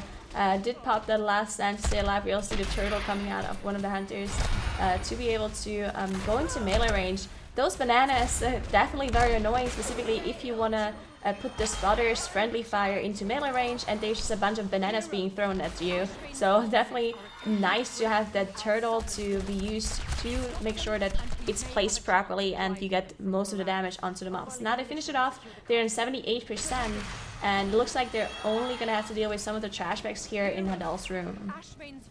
And this is going to be the make or break pull for this dungeon. If Ethical isn't able to pull these trash pulls off, they're not even going for the Huddle pull. They're just playing it super safe, doing 1 trash pack at a time.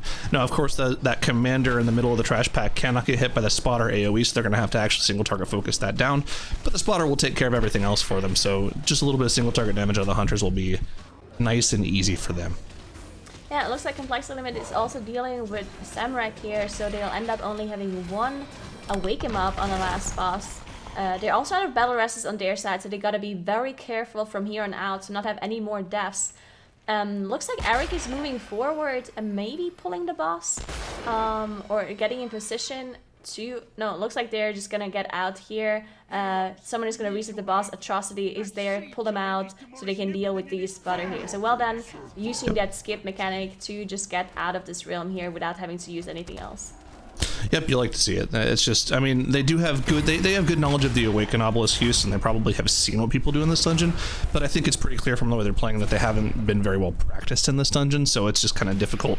It's difficult to set up these pulls without knowing the proper, way to set everything up perfectly every single time. I think it's pretty apparent here. Now the spotter down below 30% into that raging affix for them, we're probably going to see them move up and pull trash with that spotter and get to, 92% of the trash percentage just using that spotter.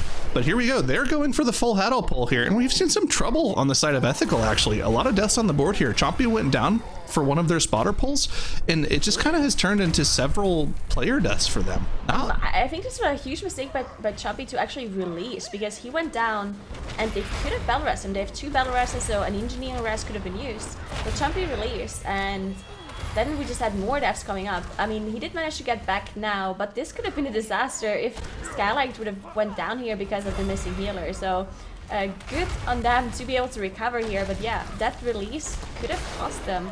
As now we see the the mass rest coming out of Chompy to get shape back up.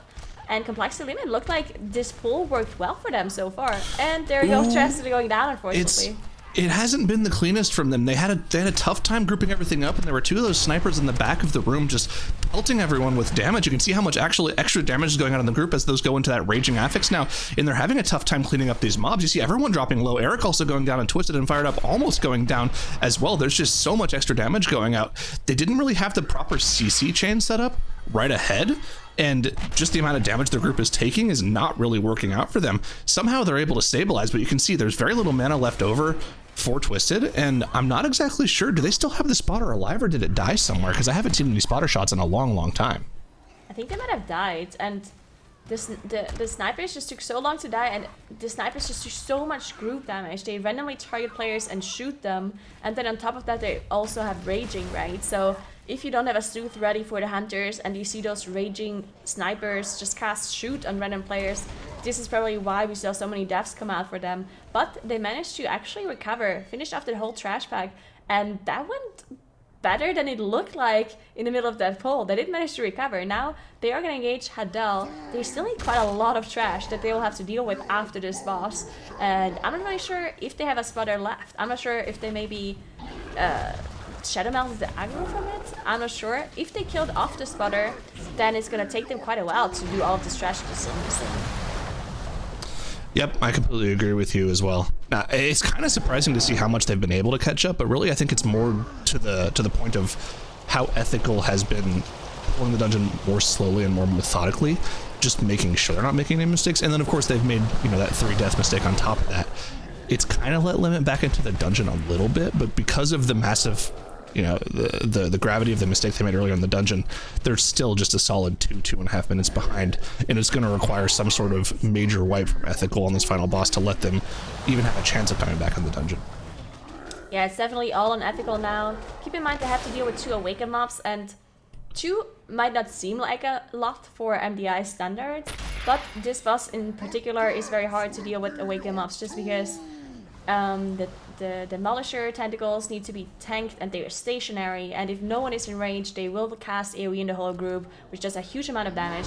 And both of these Awaken mobs do area of denials that make it harder for Skylark to tank this Demolisher. We see the Blood, who leaves the pool behind, and then we also have the Tank Buster, which does the Dark Fury cast. So keep an eye on Skylark as he needs to deal with both of these Awaken mobs. And there we go, they did finish off the Tentacle, meaning they are probably going to wait before they shoot the boss and just make sure they're dealing with these Awaken mobs before they do the next platform. Yep, and I can't really tell. If they don't have the spotter, this pull is going to be a lot more difficult. Yeah, I don't know.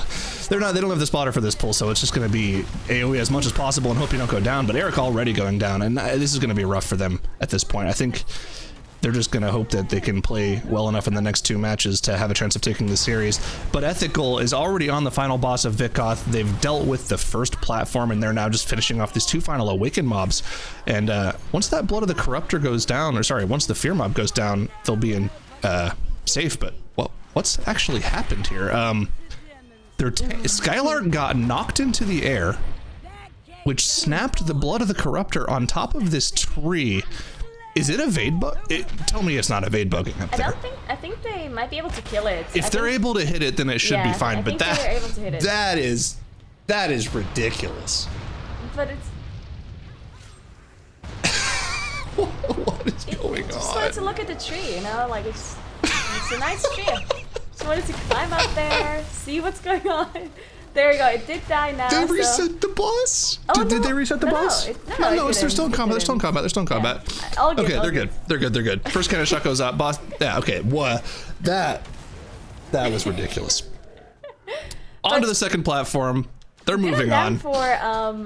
Okay, so if you have a mob being elevated like that and being stuck, then sometimes there's a position where the aggro target can walk in to not have it evade. And I think that's exactly what Skylark did. He walked directly underneath the Blood to be able to have it not evade, and then he managed to finish it off because of that. And because Arrow does have the outlaw range, he also managed to hit it underneath by just jumping up. And we saw the Hunters, of course, doing as much damage as possible, and they did manage to save this. So well done by them, to be honest, to have this very weird interaction with the knock on top of the tree. So now they're moving on to the last platform.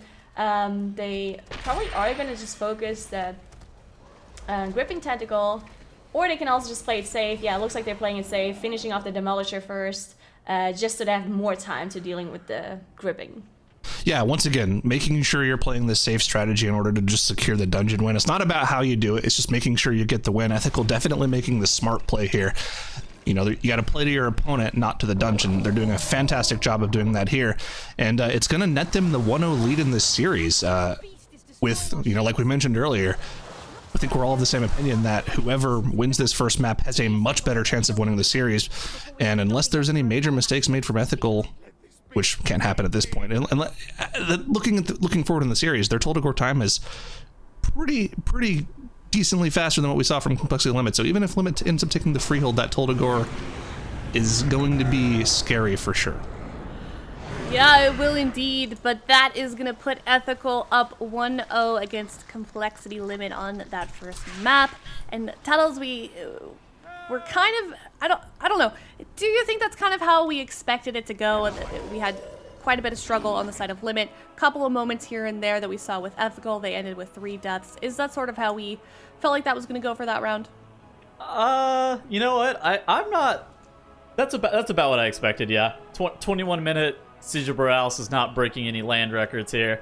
Ethical definitely looked like they didn't have a ton of practice, but they were taking it slow enough to where that they didn't make any mistakes. I think Alliance Borealis is wrong if they're going to do it in that order. Mm-hmm. But I mean, they ended up winning the match, or they ended up winning that map anyways.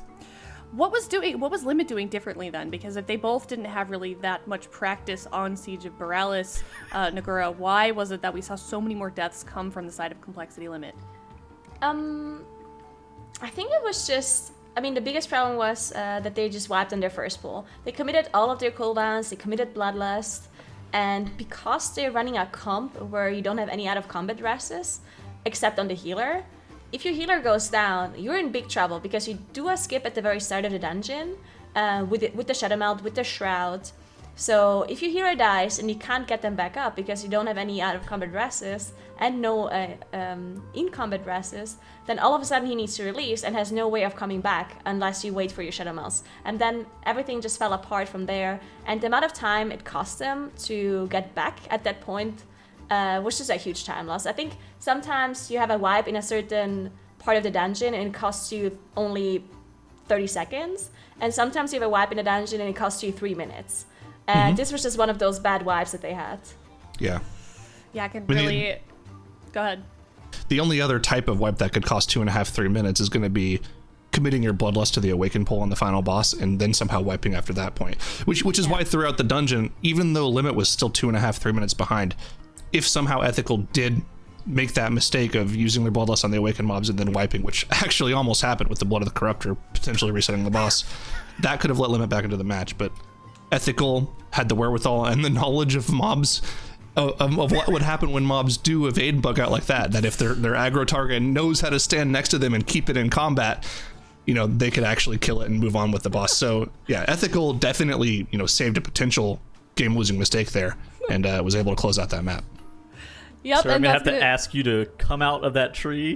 Please get down Sir, here. get down from there. Please come down from there. An interesting moment for sure, but Ethical is going to walk away with the game 1 win.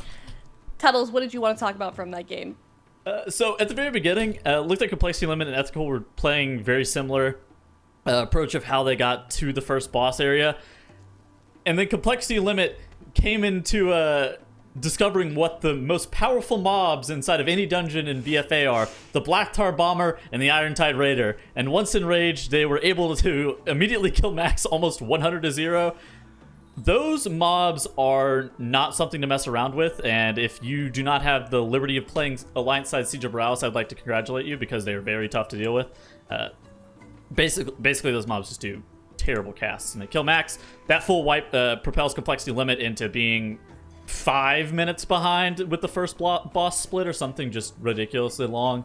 And once that happens, the match is pretty much over. Ethical is not exactly like running through the dungeon with insane speed, but they're utilizing rage spotters. They're doing pretty medium-sized pulls and just raging spottering them down, and we're able to take the first map of the series with that strategy.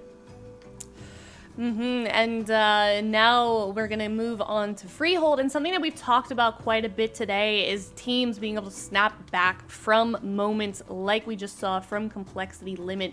And I feel like, Limit, they are a team that has been playing together for a while, maybe not as an MDI team, but obviously I feel like these are very high caliber players, and I think that they could certainly walk away from that game, Nagura, and hopefully play really strongly in this coming game on Freehold.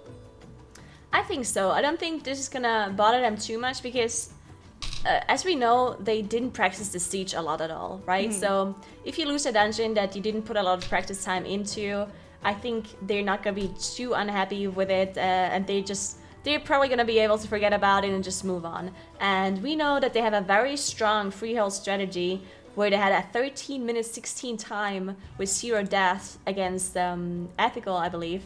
So yeah, they actually already played against them. Yeah, they played against them earlier where they just won. So I think they can just repeat this performance and even out the series 1-1.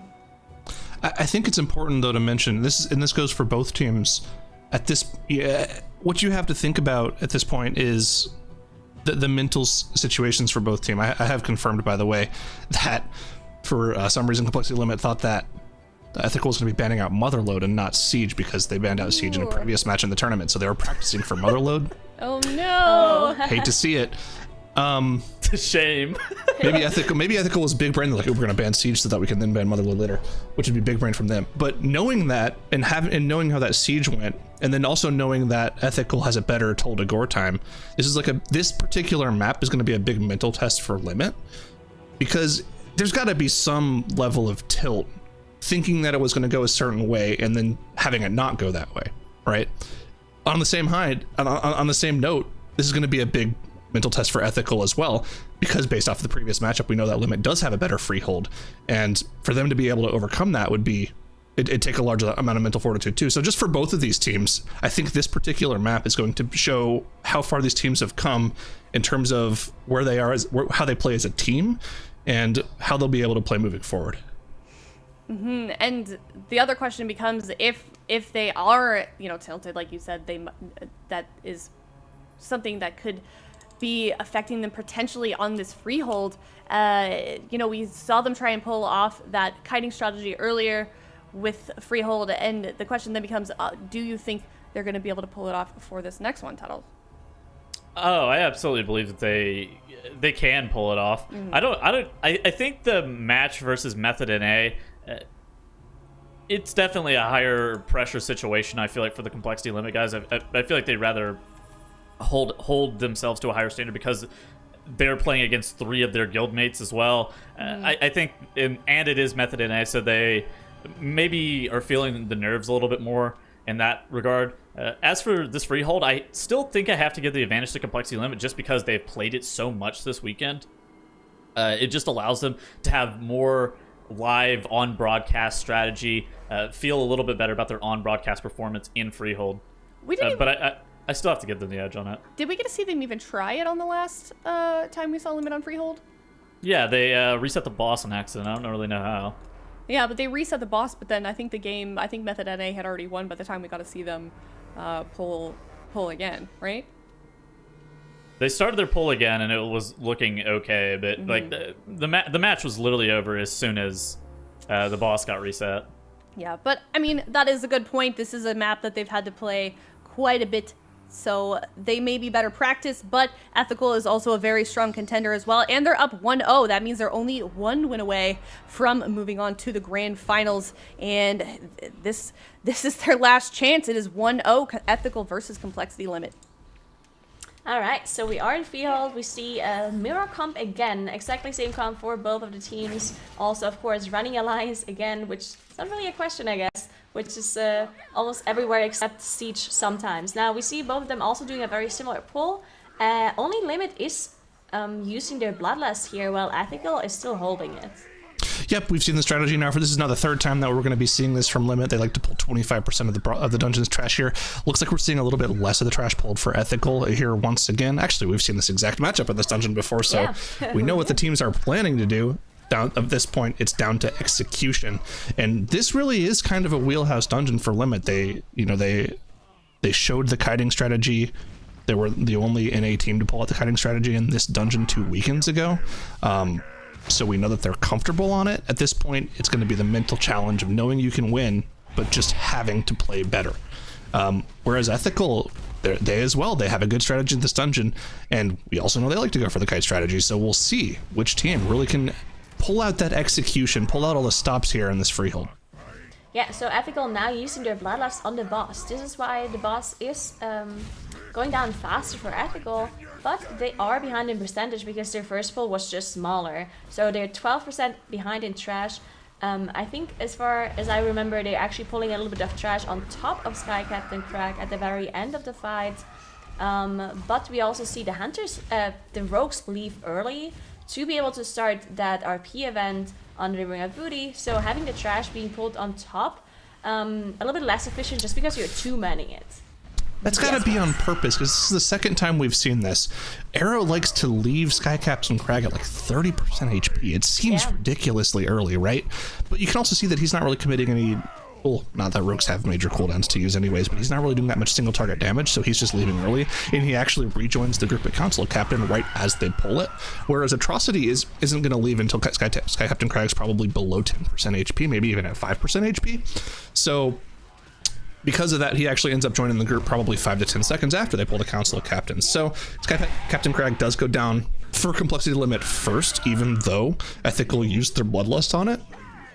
And the only advantage that Ethical's going to gain from that is having their Rogue there for extra, extra CC potential on Council of Captains. I think it's a really weird trade-off. I don't think you want to send your Rogue at 30% HP. Maybe like low, maybe 20% would be fine. I think the reason why they're doing it is because they are doing this huge trash pull on top of Council of Captain. At least they did it the first time and they wiped. So I think the reason is they want their Rogue back immediately as soon as the group finishes off the first boss and manages to get here, just because of the pull that we're doing. Now look at Ethical now, look at Skylarks gathering up all of this trash here, using the Lightfoot potion to gather all of this up, and the Harpooner's just gripping him back in. You see how much he's getting gripped back in. This is really difficult to do, and there we go, now they're engaging the boss as well. Well, if I remember properly as well, last time they pulled 3 Harpooners, which we found out after the fact on the side of Ethical. They didn't mean to pull that 3rd Harpooner, and actually it was what contributed to them wiping last time around. It looks like they've only pulled the 2 this time. Both teams actually going for the exact same pull size, and you're seeing, once again, how much damage that Unholy DK can pump out here. And actually on the you can see Skylark actually proccing insane right now, doing 400k DPS. The Twilight Devastation absolutely wreaking havoc for him. Tons of damage coming from the Pro Warrior there. Yeah, and I think the one time where they had a wipe, I think they also pulled a Crusher on accident, so that also caused some issues for them. But this time around, they did pull the trash that they did practice, so it shouldn't be any more problems for them. But yeah, complexity limit still ahead in trash because they pulled more on that very first pull at the start of the dungeon, and they also have a lot more boss damage. As you see, Jolly already down for them, and Droll following very soon after. Of course, this could be also some RNG because of the brews. The more bad brews you get, the better it is for your team, just because bad brews do an insane amount of damage to trash plus bosses, and it's way more damage than your team would be doing with a crit or haste buff on you. Yeah, of course, this is the job that the Rogues were doing earlier on. The reason they left the group early was to start the RP for this council event. That's why the pig is already available for them to pick up. And of course, the Rogue will run ahead of the group and pick up that pig, starting the Ludwig RP by themselves as well. So that's kind of one of the main reasons for Rogue in this dungeon. They can deal with this RP, which saves you probably about a minute to a minute and a half of time on their own, while the rest of the team is moving through the dungeon. And instantly already on Ludwig with the trash's complexity limit, probably a good 15 to 20 seconds ahead of Ethical. Yeah, definitely. We see Skylark now also gathering up a bunch of trash on top of Ludwig as well. 2 Crushers on top of the rest of the trash. So lots of things to deal with for them, as Chompy drops really low on their side. They've managed to recover though with Way of the Crane up, huge amounts of burst healing coming out of the healer, as he just almost 200k HPS on their side. Complexity limit though, already down with most of the trash, and they're now close to 50%. It looks like Ethical kind of went for that method in a massive trash pull on Ludwig that we saw earlier on, whereas Complexity Limit just went for the more normal pull. This is going to make up that trash difference that we saw at the start of the dungeon, where Complexity Limit pulled 12% more trash. These teams are probably going to be relatively even once these trash packs are already dead, but because they were able to deal with the trash earlier, Limit is going to get Ludwig down earlier, and we saw just the danger of this particular pull. Those Crushers pump out a lot of damage if you're getting hit by the smashes. We saw Chompy and Arrow almost both going down to it. Of course, Arrow would have practiced cheat death, but having your healer go down here would mean you have to commit your battle res, and that's something these teams really want to avoid if they can. Yeah, definitely. You see now the crush is going down, 49% trash, so still a little bit of a difference here. Complexity is still ahead as they're pulling even more trash while they wait for Trothek to spawn. Ethical now down Ludwig as well, and they're probably also going to gather up a trash pool because there's still quite a bit of trash they need to make up on their side.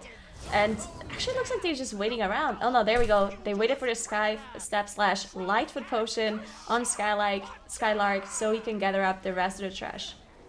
Yep, and you can see both teams opting to kind of set up this trash pull before Trothak spawns, letting their Unholy DKs set up their damage so that they can start this boss with max stacks of Festermite and get ready to burst those swords on top of them as well. You can see the burst damage on Trothak for Complexity Limit here, already on a 70%, and Ethical is now gearing up to do something similar on their side as well. And so far, this has been a fantastic match between both of these teams. 0 deaths on the board for either of them, and just executing perfectly so far. Yeah, perfect execution by both of these teams. Very fun to watch. It looks almost simple when those teams do these insane pulls and pull everything on top of a boss.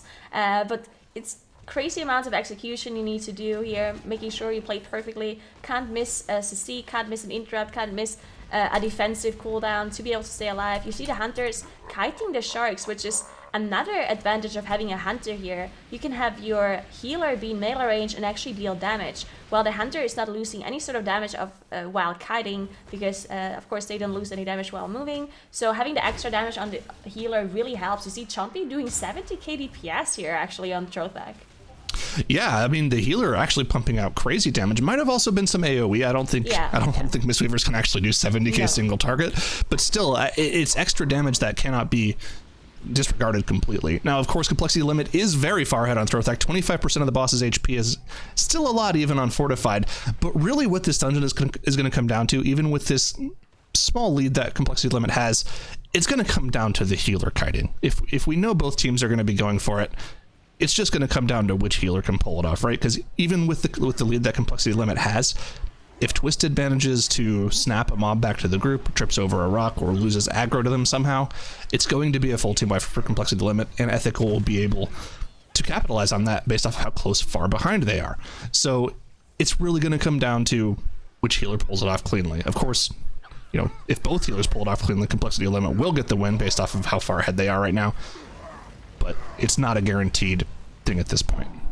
Yeah, definitely not. But Complexity Limit did finish off that trash pull that Ethical is still working on right now. They are mounting up, gearing to do another trash pull here at the end to get the last bit of percentage. Now, when you do the kiting strut, you need to get 100% trash before you engage the last boss, because of course you're not killing the awakened mobs and therefore you do not get the percentage of it. You see Atrocity here on Complexity Limit side, stealthing past the mobs, using some distracts and saps, and now he's going to use his parry to just engage the trash back here in the corner, and then the Ravager will kill off some of the trash, giving them extra percentage that they need. So very neat little trick you can do if you have a rogue here, just getting extra percentage by himself. Yeah, and it looks like Complexity Limit messed up. They could also just shadow mode that off, but it looks like they're going to finish it off. Yeah, like you said, Atrocity has dealt with that trash pack in the back corner, and will now be vanishing the aggro off. I believe he already has done it, but they need to finish off this Buccaneer. They messed up with these two Ravagers in front and didn't quite split the aggro properly, so they're going to have to deal with that. Now we're seeing Ethical actually go for a completely different pull, opting to not use the Ravager the same way Limit did and just going for a massive pull. They're going to have to AoE this down. This is definitely going to take more time for them. They actually have to fully single target down that officer, whereas Complexity Limit has already gotten their 100% trash and they're gearing up to pull the boss now. Yeah, this is definitely a huge pull that we see on Ethical side here.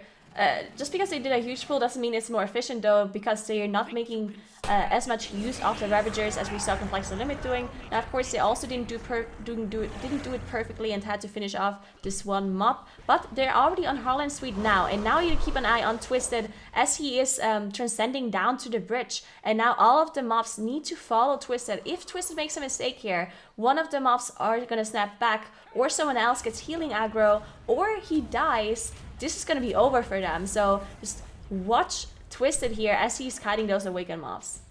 Honestly, at this point, the boss HP bars don't even matter. Well, they do a little bit, obviously. Whoever finishes the boss off first is going to win.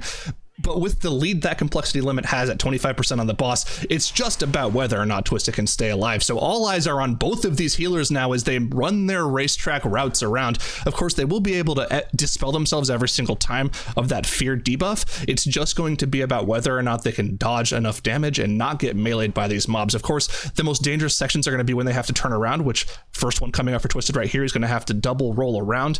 And then, of course, once he enters the council of the captain room, he will have to do it again and then Transcendence back. Of course, it looks like he's dealt with this turnaround cleanly, just now edging past that breaker of heroes, and he'll have to probably pull it off one more time before his team's able to finish off the boss.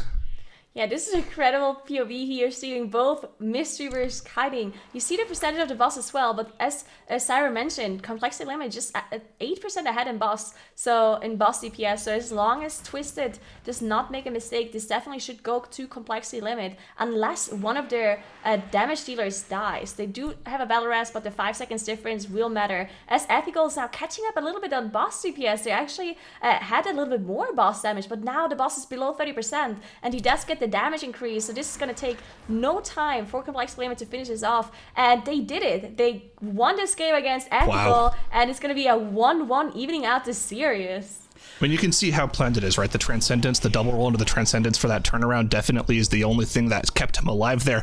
And you got to talk about, like, the presence of mind to play this well. That was a blazing fast run for them too. 12:21 is ridiculous. It's another improvement for them here. Yeah, really, really well done by them, and Ethical as well. It's definitely cool to see both of those teams sort of pull off that kiting strategy, and no deaths on either side. But Ethical was just a little bit slower, Tettles. They did catch up there. It seemed like they were catching up there at the end for boss damage, but they were just a little bit slower. Where was it that they were falling short in terms of efficiency on that run there? I mean, they did like one more pull over the side of Complexity Limit.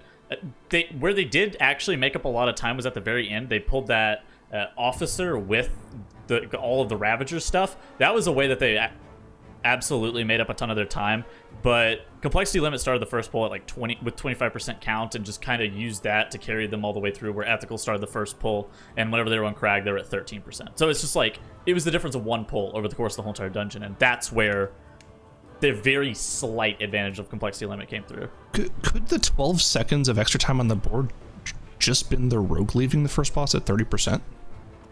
Maybe. Well, I mean, definitely could have been. They weren't they ahead at that point though? No. Arrow, No. Okay. Arrow was there for the very beginning. Oh, yeah. Arrow absolutely should be leaving a little bit later, especially with how long it takes Skylark to group up those Harpooner mobs, because it takes him Yeah. like 30 seconds to get that pull even set up, right? True, and if he's not there for the pool, it doesn't really matter, right? Because he's Yeah. just gathering them up. Because so. he's just gathering. He takes so And long to gather. the damage you do there as a rogue doesn't matter too much because Unless your you need Unholy tricks. DK is going to do it all. Yeah, I guess He's not getting tricked. Skylark is just like waiting for all three of the harpoons to go off, right? True. Yeah. What kind of position does that put you in then? Because you're ethical, you pull off that run fairly cleanly, and it still, isn't enough, and they end up getting a win over you. Like, what kind of pressure does that put on you, Zyronic?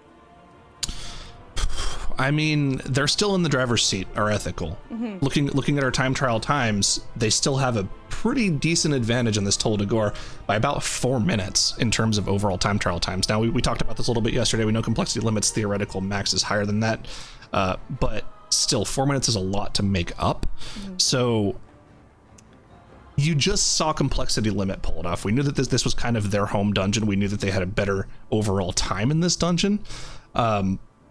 But they were able to, hold on home.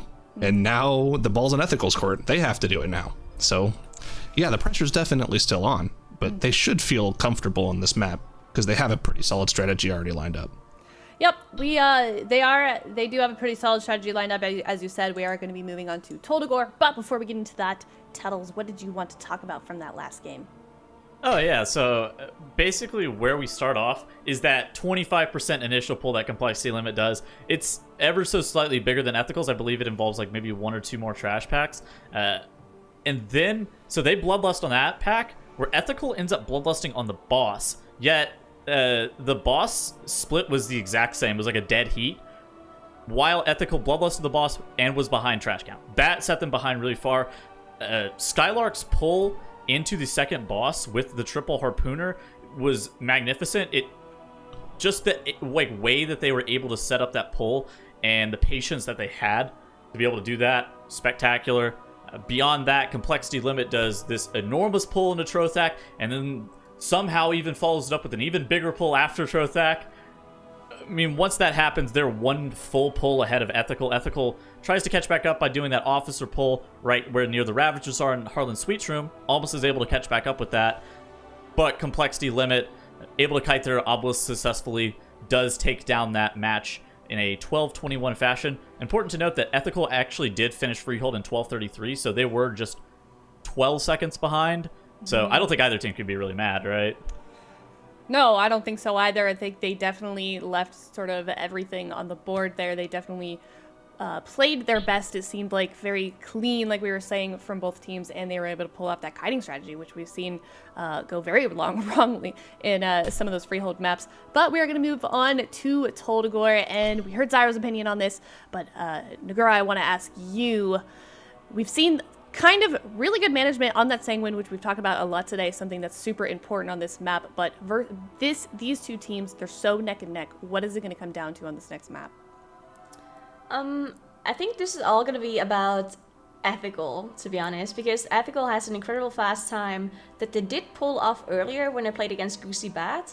They had a 0 death run, 16 minutes, 17 seconds. The only other team who had a faster time than that was Method and A, and we definitely know that Complexity Limit so far has not had a time anywhere near Ethical's time. So if Ethical plays a clean run as they did before, I definitely think it's going to go to Ethical. But we've also seen them wipe a bunch of times to Jess Hallis, and they lost against scripted content. So many things can go wrong in Toldagor, and we've seen so many teams struggle specifically there because of Sanguine. So if Ethical makes a mistake, it can definitely also just go in Limit's favor. I think that the reason that Complexity Limit had the advantage in Freehold is the exact same reason that I believe that Ethical has the advantage in Toldagor. It's just that they played it significantly more this weekend. Yep. Yeah. 100%. Yeah, and Looks like we're in. we are in the map. It is only one game away. These teams need to move on to the grand finals. Complexity Limit versus Ethical. All right, so we see both of the teams already do a huge pull here to start, where they pull a bunch of these crabs on top of the Sand Queen, also committing their Bloodlust on the Ethical side. Complexity Limit holding on to their Bloodlust, interestingly.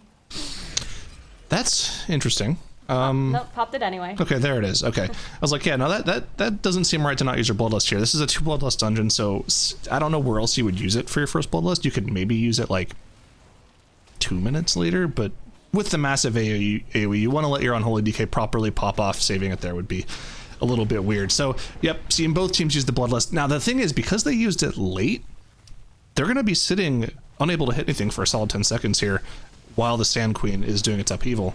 But I think you still do that. I think you still get that even if you Bloodlust right away, so it shouldn't be that big of an issue for them. Yeah, I think so as well. We see the boss HP being a little bit lower for Ethical, so they also pulled the boss earlier though. They pulled the boss on top of the trash immediately, while Limit was waiting a little bit until everything was gathered completely before they pulled the boss on top. So slight advantage here for Ethical. It also really matters if you get an extra upheaval on this boss or not, because if you don't make the damage and you get an extra upheaval, it's an extra time loss, just because while the boss is burrowed, you can't DPS it, and you're just going to lose extra time. So we'll keep an eye on that, as both of them are fighting the Sand Queen. Yeah, and I think something that's interesting to talk about here is what the actual differences between these top teams are going to generally be. Because usually when you're talking about the top 2, top 3 in teams in each region, the actual differences between them in each dungeon are usually things that you can't really notice too much. They're going to be the small things that happen every single pull. So little inconsistencies, little pull strategies that the tanks do that allow more DPS to be done. Those add up over the entire course of the dungeon. I think the best example that we had was in King's Rest with Complexity Limit versus Method in that one trash pull that we had right after Minchimba. Method and A just had a much cleaner trash pull, which allowed their DPS to kill it, whereas Complexity Limit had to kite it out just a little bit. Those small things add up to probably over a minute's worth of time over the entire dungeon if it happens every single pull, and a lot of that has to do with whether or not these teams actually have good practice in the dungeons. Now, I don't think that should come into play too much in Tol Dagor, but depending on how much the teams continued to practice it after the time trials, we could see that be taken into account here. And as you see, this first boss is taking Complexity Limit an extra 15 seconds for them to kill. Their damage wasn't really too far behind. I think it was just, like you mentioned, how much more quickly Ethical grouped up all of the trash on top of the boss and how much more early they pulled the boss. That's going to add up over the entire course of the dungeon. I think we're going to see it add up if it continues to be a theme moving on. Yeah, definitely. It's going to be those small little things that just add up at the end. Even if it's just a couple of seconds here and there, at the end it will add up and it will make up the difference. But we see Ethical dealing really well with their Sanguine here in this area as they gathered up all of the trash mobs into this corner. This is the main reason why we see the Vengeance Demon Hunters in this specific dungeon, because of Sanguine and because of the amount of control that these Vengeance Demon Hunters provide. They have the sigils to gather up the mobs with the small little grip. You also have the fear sigils and you have the silences coming out of the Demon Hunter. So lots of CC on the Demon Hunter side. Now they're dealing with the blood of the Corruptor, which definitely has to be dealt with because you can't really fight this mob on the last boss because of the pools being put on Korgus, and you really don't want to see that. Yep, absolutely. And you can see whenever you're dealing with that Sanguine mechanic, well, you have a nice pool, a line of blood pools fanned out behind you as you kite around, and of course, unfortunately, it's just off stream for Complexity Limit, so we can't see it where that jade statue is, but good Sanguine management from them. Unfortunately, Twisted jumped over multiple Sanguine pools and went down there, so they're going to have to res him up. Not sure whose job that's going to be. They're just going to have to battle res him because they're still in combat here. And a little unfortunate to see. They can't out of combat rest either. They don't have a class who can out of combat rest, so they have to battle rest unless he just releases and comes back. But it looks like they did commit that rest. So from here on out, they have to not make any more mistakes for a while. It looks like Twist is not actually taking the rest, interestingly enough. Okay, he's taking it now. Okay, that was there weird. we go. Did take the rest. But yeah, Ethical on the other hand, already in the Jess Howlis area, they're dealing with a lot of trash here. Now, the trash here, how you deal with it is very, very important. Because right after this trash pool, they're engaging Jess Howlis. And you do not want to have any of those Sanguine pools lying in the path of Jess Howlis. Because as soon as he hits 70%, he will go and open the cages, and then if he runs through the Sanguine, he will heal up, and that will be a huge disaster. What are they getting hit by? They're getting meleeed through the floor. Yeah, looks like they are in combat. Do they have Shadow Melt available? Everyone had to Shadow Melt. Go. Yeah, they did have Shadow Melt available to de-aggro those mobs. So very unfortunate. There's lots of mobs you can pull through floors, ceilings, and walls in this specific dungeon, just because everything is so close to each other, and things like corruptions like Twilight Devastation can pull something on either side and put all of the whole group into combat. So well done that they did Shadow Melt off the aggro here and get into the obelisk after all. So not as bad as it could have been. So good on them to recover here as they're now dealing with the blood of the Corruptor as well. I want to point out something important that was actually pointed out by Tettles here as well. Max was getting meleeed through the floor there, and it actually procced his cheat death on the Demon Hunter. So he doesn't have that available. Of course, the cheat death will proc your metamorphosis for, I believe, 8 seconds, I think, whenever it procs. So not having that available is pretty nasty. And that's something that you really kind of hate to see now. Of course, that's just kind of one of the fun quirks of Tol Dagor that all these teams love. And yeah, I mean, they were able to deal with it with no deaths, but definitely a time loss, and having to use your Shadow Mode cooldown is a little unfortunate. Yeah, keep an eye on Ethical now, though, as they're fighting Jess Howlis. And as we mentioned before, Ethical already had a full team wipe on this boss earlier today as they were playing against scripted content. So hopefully this time around, this does not happen. Last time they had a fear go through, hit the whole group, and it just caused lots of problems from there on out. But it looks like they have the boss positioned properly around the corner, so even if Bobby runs away and casts a fear on the other side, they can still double line of sight. So double line the fear from Bobby and the flashing daggers from Jess House at the same time. So good positioning from them. Looks like this should be no problem to finish this off from here on out, as Complexity Limit now also engaged Jess Howlis, but they have a lot of Sanguine pools here. Yeah, the Sanguine management was not the best there, as Jess Howlis did heal to full, and I don't believe the boss phased yet either. They're just gonna have to wait to phase 2, because one of those Sanguine pools is positioned squarely in the point where the boss begins phase 2 and starts channeling that rallying cry. So if I'm not mistaken, maybe by the time they face her, that Sanguine pool will be gone, but just unfortunate Sanguine placement from them there. Yeah, see, this is actually why it's so crucial to deal with Sanguine properly, specifically in this just Haldus area, just because he will run away and you can't do anything about it, and if there are Sanguine pools, he will heal. So definitely want to keep an eye on that. Now we see the transition phase, everyone's stunned, ran through a little bit of the Sanguine pool, but now it disappeared, so they should be okay. Once he's back, there's not going to be any Sanguine healing, so good on them that it disappeared. But Ethical already dealing with Samrak here, with the other obelisk that they have to deal with, and moving on to the cannon area. Yep, and I mean, we've already seen how Ethical deals with this cannon area. They have really good placement here, so it's all going to come down to execution for them once again. But I don't think the cannon's necessarily that difficult to deal with, right? As long as everything's properly grouped up and they have the tools to deal with it in the form of that sigil of chains from the Demon Hunter as well as the Ring of Peace from the Monk, they just have to hit their cannon shots. And I think our players have gotten a lot better at hitting cannon shots nowadays than they used to be about a year ago. So it'd be very surprising to see any missed cannon shots out of either of these teams. Yeah, so now look at Ethical and how they're dealing with these cannons. You see the Vengeance Demon Hunters gathering up all of the trash here, using his cooldowns. Now we see the sigils coming out, the silence. We probably are going to see the Ring of Peace and the Binding Shot as well. First, the AoE stun by the Mistweaver here. We see the Binding Shot as well. Perfectly gathered. Chompy dropping pretty low here. Looks like by one of the volcanics. But did manage to recover. Last shot, everything dying at the same time. Perfect execution here by them. Every single mob dying at the same time. Well done. It's just oddly satisfying to see really everything die at the same time, and then all of those tiny little Sanguine pools expand out, showing you what could have been if you didn't kill everything at the same time. Love seeing it. Hopefully we see the same thing from Complexity Limit in about a minute here as well. Would love to see that from them. Ethical now gearing up, pulling that second half of the platform together, using the Sigil of Chains to stack everything up as that final Marine comes in. Sigil of Silence coming out afterwards to make sure nothing sits and casts while they all get knocked back. And so far so good from Ethical there. 2 more cannon shots will deal with everything except for the Officer, I believe. Oh, no, they're going to be fine. Yeah, the Officer will need to get moved out. Gets a couple ticks of healing off, but the final cannon shot will deal with them. No issues at all from Ethical with those cannon shots as they move on to Knight Captain Valeri. Yeah, beautiful execution by them. That was a really fast cannon area. They're up to 87% trash in a matter of a minute or 2. That was incredibly fast by them to be able to deal with this so quickly. Now we see Complexity Limit also gathering up their side of the trash to the cannon area.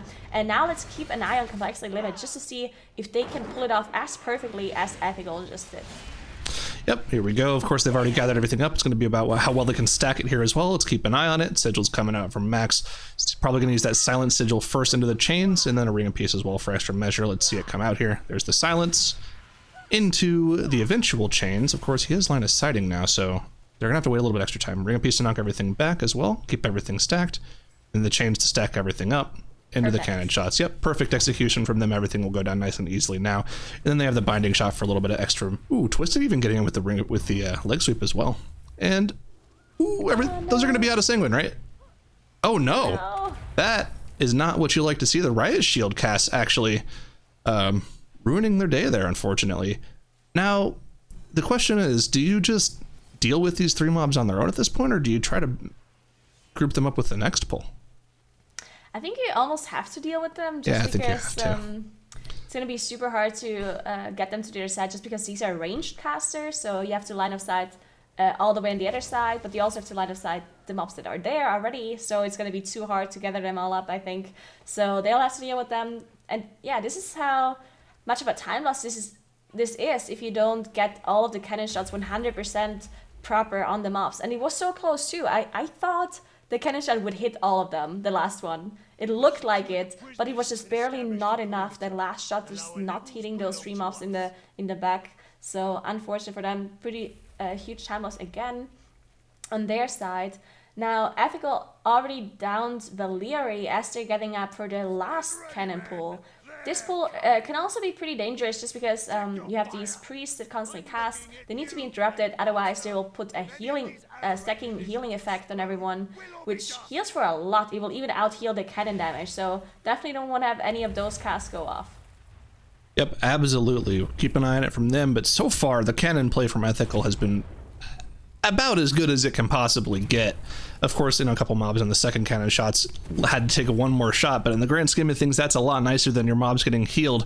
So they're doing a good enough job to deal with that. Of course, now the only thing standing between Ethical and their second ticket to the grand finals now is this final boss, Overseer Korgus, with only 2 awakened mobs, and they have the Bloodlust available and are going to start going to town on these final 2 awakened mobs as they look to take this series.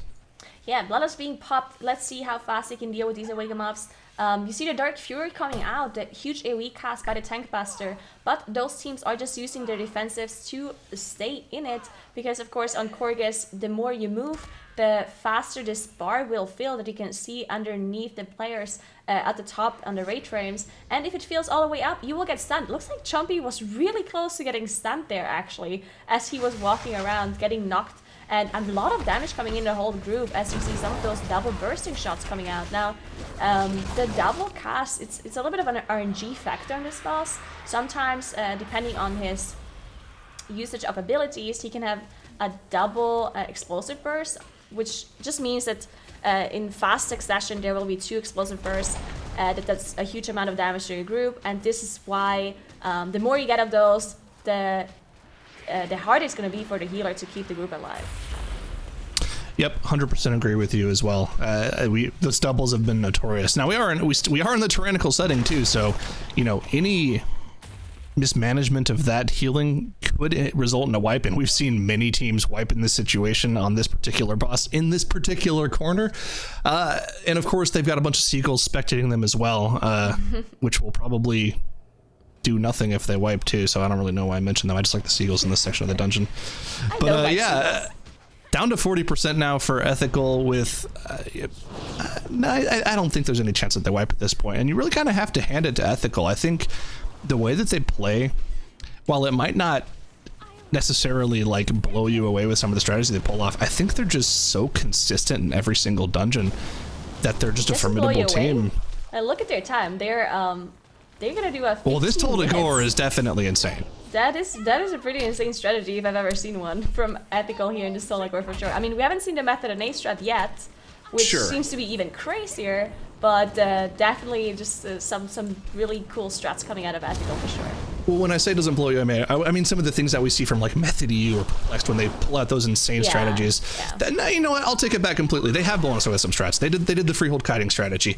I think Ethical is absolutely a formidable team that any team would be scared to match up against. And moving forward into the third cup as well afterwards, I would love to see them just come out with these insane strategies and show that confidence as well. But Ethical has now taken the series 2-1 against Complexity Limit and will be going into their second grand finals in as many weeks this year.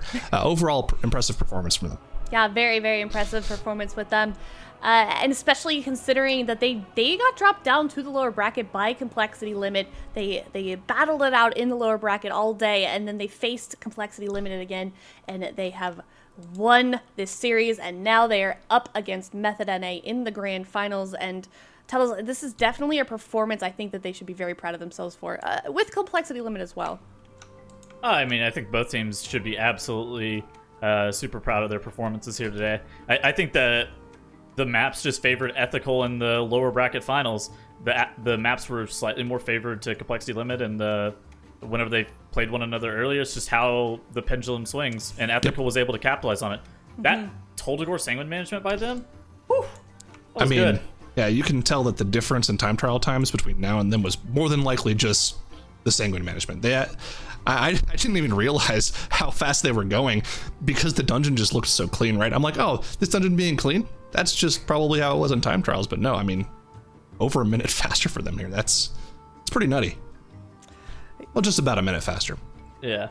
Yeah, for sure. And, you know, they are going on to face Method NA. This is a place that they saw themselves in last week. Based on how they've been performing, Zyro, do you think that this can be a winning series for them up against Method NA? Like, are they going to be competitive?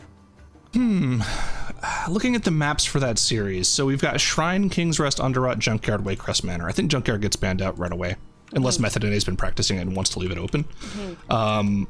And then I think Ethical is probably going to ban out either Shrine or King's Rest based off of what we've seen from Method NA.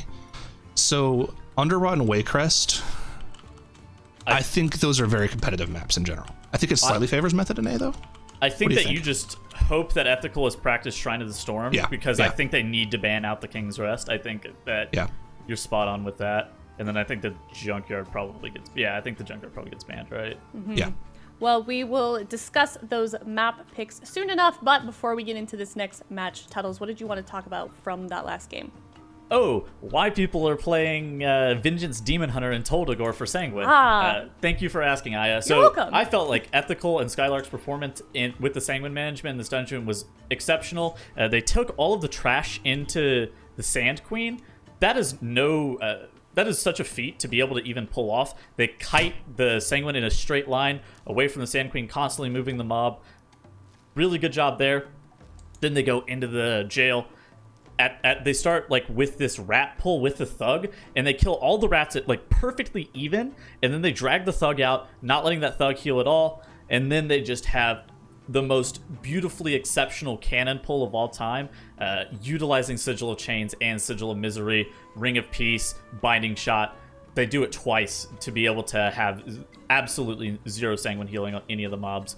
Something that I thought was really interesting to me too is the fact that Skylark was playing Spirit Bomb, not even Gluttony. So he didn't feel like he needed the additional survivability that is provided via Gluttony. He went for more damage even. And then on top of that, of course, he went straight to the Warden and Maractus Fang. That's fairly common for Vengeance Demon Hunter tanks. I felt like his play in Toldagor was exceptional. Really great job for Ethical in that dungeon. Yeah, and it's something that we've seen also, you mentioned in the beginning of that we see that Vengeance Demon Hunter in Toldagor, and is that something that we're going to see repeated in the coming weeks, or is that just because of that Sanguine affix? I think Sanguine... Okay, so basically, we've seen it in Underrot on Sanguine as well. I feel like Vengeance Demon Hunter really lends itself super well to Sanguine, just generally, because of the amount of mob control it has over something like a Protection Warrior. Potentially. I think there's definitely room for it. We've seen it before. I suspect we'll probably see it again. Toldagor is an exceptional dungeon for Vengeance, though. Mm-hmm. Yeah, then other than that, it's basically just been that Prout Warrior with that Monk Mistweaver healer, and then based on the map, we're seeing basically the same sort of DPS picks. But the question is then, Nagura, when will we see different comp choices come out? Like we did see a little bit different with the Vengeance Demon Hunter on Toldagor, and then Underrot sometimes. Like what else? What potential do we have to see the comp meta sort of switch up? I think it always just depends on the affix combination in certain dungeons. I think specifically bolstering is gonna switch up your comp quite a bit. So as soon as you see bolstering in one of the dungeons, you're probably gonna see a lot more hunters, because they're just very good at dealing with that focus target damage. And as soon as you have affixes that don't really matter as much for those MDI teams, like if you see Quaking or Volcanic, then that's where we're going to see those DKs, right? Because if you have those affixes, you can do big pulls, and as soon as you can pull everything on top of bosses, you just get the huge value out of these DKs. Not only do they have the huge AoE burst damage to make it possible to do these kind of pulls, but you also get the funnel damage onto the boss because of Mastermind. So these are the main differences in comps, I believe. And sometimes you see the rogues for explosives and certain dungeons just because you can enable certain strategies with a rogue, for example, in Freehold and in Toldagor as well. Yeah, and if you take Toldagor, for example, like I just said, you have the Vengeance Demon Hunter. Tuttles, if you're not playing the meta for the week, you're not playing that Vengeance Demon Hunter, for example, and if they swapped out that Prout Warrior, are you sort of instantly putting yourself at a disadvantage if you're not playing the comps that these other top teams we're seeing play? I don't think you're putting yourself at like that big of a disadvantage. Like you wouldn't be like out of the running to be able to win a match or win a map. But there is a significant disadvantage that you would be putting yourself at, especially since you are speedrunning against another team in the exact same dungeon as you, fighting the exact same mobs. And then at the end of the day, like Ethical, Goosy Bad, Method NA, and Complexity Limit have all looked so strong that the top four are going to be very quickly adapting to those meta strategies or what strategy they believe is the best. Sometimes we see a little bit of variability in terms of like is double DK better here, or is triple hunter better here, that kind of thing. You need to be able to adapt very quickly, and sometimes innovating your own strategy will be the best play. And if your strat's the best, people will copy it. That's just straight up how it works. Yeah, it's something we sort of mentioned yesterday. These teams, in order to compete with the teams that have been playing together for so long, they really do have to come up with these new strategies. Otherwise, they kind of just tend to fall behind. But something I want to mention as well, like the fact that last match went so close really just proves, Zyro, how close and how competitive these teams are becoming. Yeah, and I think I've seen enough of this region at this point, and we've seen enough of this region at this point to kind of understand what's actually going on here. I think we're at a point right now where the actual like skill level in these dungeons is pretty on point between all four of the top 4 teams, with maybe Goosy Bad just a tad bit behind. But I don't think it's close. I don't think it's far enough behind to say that it's on a different level. I think the major differing factor between these teams is just the fact that Method and A doesn't really seem to have any weakness in their dungeon pool, whereas the biggest example of weakness in dungeon pool from the other 3 teams, the difference between Complexity Limit and Ethical, you could see Complexity Limit took a 3-game series in their first match earlier yesterday. Ethical took a 3-game series today, and the only major difference was the dungeon pool, right? Same thing with Goosy Bad. They had a couple dungeons that they weren't really well prepared for in Toldagor and King's Rest against Ethical. I think in order for any of these 3 teams to consistently compete with Method and A, they're going to have to get better base strats in all of the dungeons and not just some of the dungeons. Today, whenever Complexity Limit lost that really close 3-game series against Method and A, their first response was, these lower bracket pools are not great for us. And, I think that makes sense for them and for the other 2 teams as well. Most of them are relatively new teams to the MDI. They don't have that basis in every single dungeon yet. And the time between now and the 3rd cup will really show whether or not those teams can get that base knowledge of the rest of the dungeon pools. And then of course afterwards they'll have plenty of time between the 3rd cup and the finals later on. But I really want to see if we can see that that evolving from them between now and the 3rd cup. Dude, Method and A being able to play multiple strategies depending on who they're playing against is kind of wild to me. Definitely. Or depending on whether or not they're in time trials or on live stuff. Pretty sick, I will admit. Oh yeah, and there they are in the grand finals, kind of right where we expected them to be, and they're going to face off against Ethical. And before we see that match, we are going to go to a break, and also when we come back from that break, you guys have been very excited for this all day. I know we're excited too. We're going to see those MOG screenshots that we saw on Twitter, so stick around. We'll see those as well as the Method NA versus Ethical grand finals coming right up.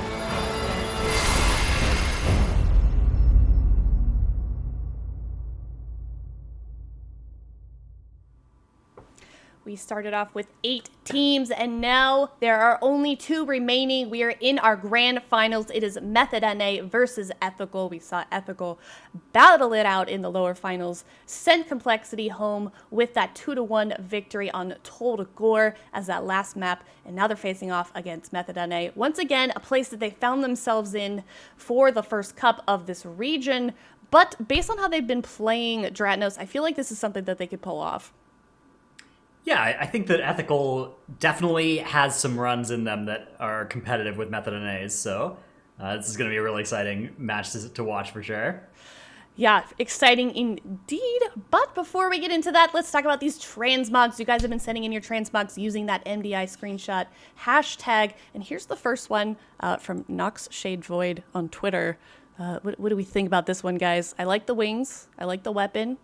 Well, okay, question. This might be Does the belt match? The belt does not match. The belt doesn't match, and then I think the wings are cheating, right? That's not mod, that's an ability. Nah, it looks good. I think No, that's the a transmog belt matches community the thing. staff. Like you put a Oh, you it do does. No, something you're for right. your screenshot. You're right, the belt Oh. and the staff match. He's right. Oh, yeah. Yeah, that owns. Okay. Is that a That is- Birkin bag? Okay, listen, we'll be honest with you. I don't do Mog, and I don't think Tettles does either, so really this is kind of just... We're doing our best here, but this one I like. Here. I think it matches. It's a good-looking Mog. I think it matches. I like that they put some effort into the screenshot with those wings there. Yeah, choosing the setting, the backdrop as well. It matches. They went to where is that, Silver Moon Forest or whatever. Looks good. All right, here's our another one, our second one by Silent Third G from Twitter. Not That's as an orc. It's a an- very Warcraft 3 Blade Master Yeah. look. Yeah. It looks like he doesn't have his graphics up very high in the background there too, or is that just Aries? We're talking about the transmog, not how Oh, good sorry, the sorry. computer No, is that's here. that's part of the Warcraft 3 effect. Is that part of the aesthetic? Yeah. But yeah, pretty good. This one matches as well. Very coordinated. chose to hide the shoes and the shirt and the helmet. So a conscious decision there. I like it. I like what he did there. What about you guys? What class do you think he's playing? That is a transmog. I don't know. It looks demon huntery to me, except No, for the sword, the it's weapon. gotta be a warrior. It's a warrior. It's got to be a warrior Yeah. paladin, right? But Wait. I guess it can't be a paladin. I think this is my favorite Yeah. one. I think this is the best This one. is my favorite too. As my great friend Magni would say, champion, they're mining azurite from the world's open wound. Put a stop to it. I Oh my god. I like that they I like that all 3 of these people have sort of put effort into the screenshot itself, right? Like they're not just sitting in org and compressed Alt Z or whatever it is that hides your UI, but they've this one's really cool. It's got the enchants or whatever that is on the weapons. Yeah, what are the weapon It looks like enchants? they've been whacking away on some rocks in a mine somewhere, and this one's my favorite too as well. Dratnos, you're the Mog expert here, right? What weapon enchant is that? Well, that is a great question, Zyronic. And as a transmog expert, maybe You're just stalling for time here. cult. Maybe chat could tell us. Where's Popnock though? How did he not win? I thought the Volpera and the BlizzCon onesie would be the number one choice. We saw Shakib. We all wanted Shakib with his BlizzCon onesie to be put in. Definitely Unreal. unreal. Why you gotta do our boy Shakib like that? But that was good. Thank you so much for sending those in, you guys. Definitely follow Warcraft on Twitter. There will be more fun contests and way to interact with the stream. And thank you so much for participating. And thank you to those guys for putting in a lot of effort in those transmogs and those screenshots. But we are moving on to the grand finals. And as you can see, we're going to be going to King's Rest first, as Method NA has banned Shrine. Ethical has banned Junkyard. Dratnos, what do you think about this map pool? Yeah, this is so King's Rest time trial map followed by Underrot, also a time trial map. Those are going to be really where we get to see these teams at their most practiced. They both put up excellent time trial times in these 2 dungeons. And then if we go to a game 3, it's going to be in Waycrest. That's going to be a challenge here. Both these teams have already lost to Waycrest this weekend, both to Complexity Limit actually. So if we can make it all the way to the game 3, that'll be something to watch. Okay, so straight up, I think I think Ethical should have banned the KR and tried to force a Junkyard ban out of Method NA. Well, here's the reason I don't think they did that. Method NA has had plenty of time to practice whatever they felt like playing, and if you're Ethical and you haven't practiced Junkyard, and you ban out King's Rest, and Method NA leaves Junkyard open, you have absolutely no chance of winning that map. I think going this line with them banning Junkyard and then letting Method NA pick their other dungeon to ban is definitely a better line. King's Rest, yeah, you probably are going to lose, but you at least already have a solid strat based off time trials to go off of, and maybe Method NA makes an untimely mistake and gives you a chance to win that map. Sure. All right, so we're into the game here. Both teams using invisibility potions and camouflage to get through the first little area into the Golden Serpent room. Both here at about the same time. Yeah, both of them are standing right on top of where those minions of Zool spawn. It's really important that you get those killed, so Skylark and Lighty doing a really good job of standing there, popping their Berserker Rage, which makes them immune to fear, killing them immediately before pulling the whole entire room here.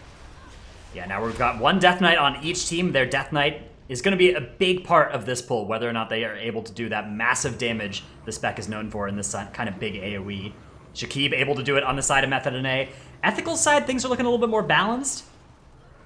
Looks like they're also going to be okay, but Method NA here killed off this trash pack very, very quickly. Look at that. Wow, look at that. Look at Lighty's damage as well. Lighty just popping off here, whereas Skylark went and started kiting a lot earlier. Let's see. Let me go check and see what Lighty's actually playing. I suspect that he's got that Mareka's Fang. Oh, is it the Mareka's Fang? Skylark is playing TD. Yeah. Skylark's on that defensive Lingering Psychic Shell trinket, whereas Lighty has the Mareka's Fang Strength of the Warden offensive combo. Lighty copped a couple of Twilight Death procs. He's playing TD3. Also does have one of those, but as we've seen, tanks are with the offensive choice. That's often something that can really make the difference in an otherwise close series. He hits the Strength of the Warden and procs a TD into his top damage. Yeah, hit the last stand as well. Amp up that Twilight Dev even further. It's a classic. Moving right along into the Golden Serpent. Both teams here doing the two Awakened Guardians into here as well, the Animated Guardians. Mm-hmm. Something that's actually surprisingly like a really easy way to save a lot of time in this dungeon is how you do that first pull in this room. Just how stacked up those mobs are for how long is the easiest way that I've ever seen to be able to save just an immense amount of time. But somehow Ethical is starting to claw back at that boss percentage, but then Method NA has turned on the turbo jets and is now increasing the gap again. Yeah, Shakib popping back off here. His Unholy Frenzy had just come up, whereas Shapes was available a little bit earlier into the pull. That caused Ethical to catch up a little bit at the start, but fall a little bit behind here. And Chompy goes down to one of those Animated Guardian slams, I believe. Shape at 3% HP is going to Death Strike out of that. Looking okay for now. A Quake coming up. They need to be careful here. Chompy does have the B-Raz on him, waiting to accept it. He just got it. It's going to be accepted now. Method NA proceeding with the Gauntlet room. It's going to be J.B going to go and grab some more of those robots while the rest of the team works on the trash in this area. We do have a Necrotic active in here, so this is something they have to be careful of. And look at that binding shot there to keep Lighty from being hit by too many of them. That's going to line them up perfectly for his noxious venom as well. That's the Mareka's Fang on use. He's got the big massive damage. He's got the massive damn build. Mareka's Fang, Strength of the Ward, and Twilight Dev is just the most damage you can do as a Protection Warrior tank, especially in King's Rest. So he's playing it as offensive as he possibly can while still being a dwarf. The fact that he's able to do this on Necrotic is wild to me. Yeah, it is very, very impressive.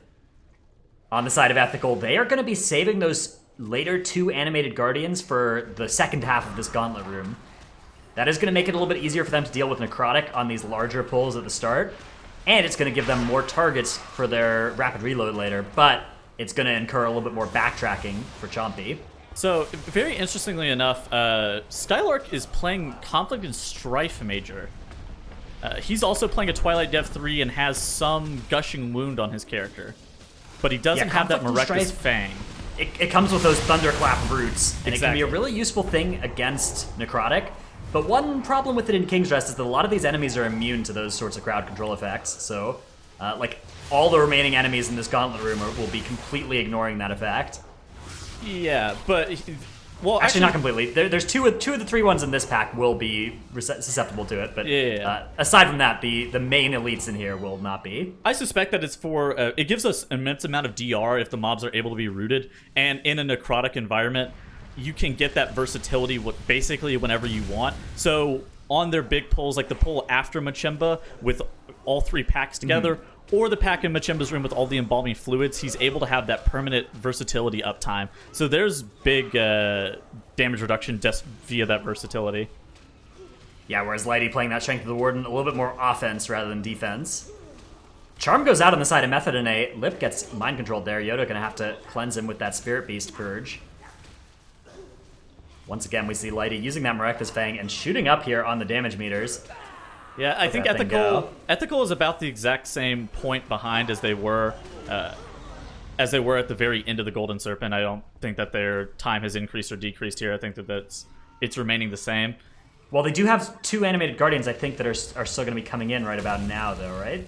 Yeah, they're walking in. The animated Guardians they may actually end up speeding up the pack because the Hunters are now able to have rapid reload on the final 2 packs. Right, because they're adding additional targets.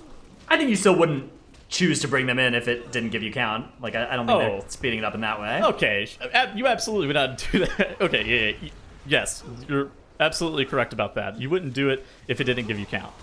But it'll be a small time increase for them at worst. Method and A all finished with the Gauntlet Room. They are making their way now to this Obelisk, which we know that they can do this with the last boss, but we also know that they generally like to not do that in actual tournament play. They're playing a much safer strategy rather than giving Ethical the chance to win as a result of a Method and A wipe due to 4 obelisks on the last boss. Yeah, interestingly enough, they maintained that Raptor really well on the side of Method and A, and were able to finish off that pack super fast. So now Method and A killing Samrek the Beckoner. Ethical here is going to be finishing up the Queen, her Raptor, and these 2 animated Guardians momentarily entering the Samrek the Beckoner obelisk. They're slightly behind right now. Yeah, I would say more than slightly. They're like noticeably behind here. What would you say, 45 seconds at this point?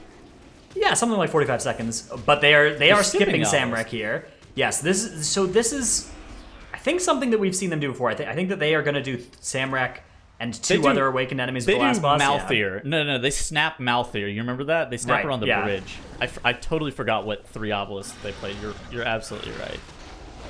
And if they can upgrade that to a 4 obelisk strategy, that might be their best chance here of catching up to Method and A, given that they're behind. So I actually don't believe that they lose a lot of time doing the Malthier obelisk because they found a way to snap that. I don't think anybody previously knew how to snap that obelisk down on that bridge, but they would save some time by upgrading it to a 4 obelisk.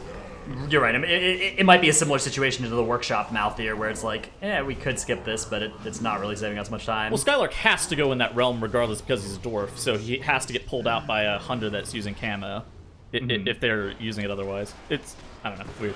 Method in A has pulled Machemba the Embalmer, deleting all of the trash before the second round of Construct casts. Ethical is going to be doing a very similar pull here. You saw the first set of Entombs come out of the Constructs. Now all the trash being pulled right on top of Machemba. Shape is going to pop off all of his damage. Look at his damage as he rises up the meters. The Constructs really need to die before their second cast. That is the big break point here. Otherwise, the team would be in bad shape. Method in A dealt with it perfectly. Ethical is going to be downing these 2 Constructs momentarily, then preparing for an Entomb from Machemba the Embalmer. And an Entomb mid-cast on one of those robots when it does go down. Very, very close on the side of Ethical, but they've managed to time it out to perfection. Ooh, they're going to break their friend out here, and I think they did break their friend out quickly enough.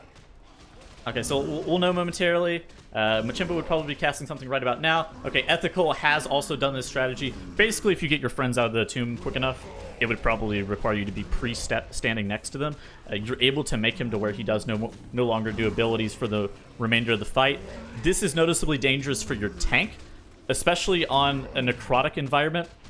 Yeah, look how many stacks Skylark is sitting at here. Yeah. Just having to get pumped heals in him. And he's going to actually use Heroic Leap here to reset stacks. That is going to be successful. Shape taunted off of him and he taunted back.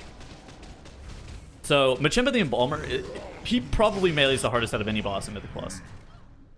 Yeah, his auto attacks definitely slap. And as a Prot Warrior, you can run out of your shield blocks potentially over a long fight here with no natural time to reset it. So that can be when it gets very scary. Meanwhile, Method NA, let's see how many packs they're going to go with this time on the bridge. I think we've seen them do all up to the Raptors before. This looks like what they are up to once again. Yes, it's going to be everything. Look for that Death Grip on the Beastmaster in the back. There it is from Shakib. Yep. Everything grouped up. Ooh, dodge the Raptors. Coming down. Ooh, nice shockwave. Goes Shakib's damage. Raptors coming out a little bit, but J.B bringing them right back into the middle of the pack. Berserker does a bleed cast on something, but it does not put a dot on anybody, so that is a mission successful there, and everything has been annihilated here for Method NA. Excellent execution of a pull that is larger than a pull we've seen many teams wipe on in this side. All right, here's Ethical thing. Attempting to do the exact same thing. You do see Arrow and Airy both having those core hounds out. They bait the first few of the Berserker bleeds right on top of those core hounds. That's a really easy way for Skylark to be able to save a lot of damage. That Healing Tide Totem comes out. Did they just kill this pack quicker than Method NA did? Dude.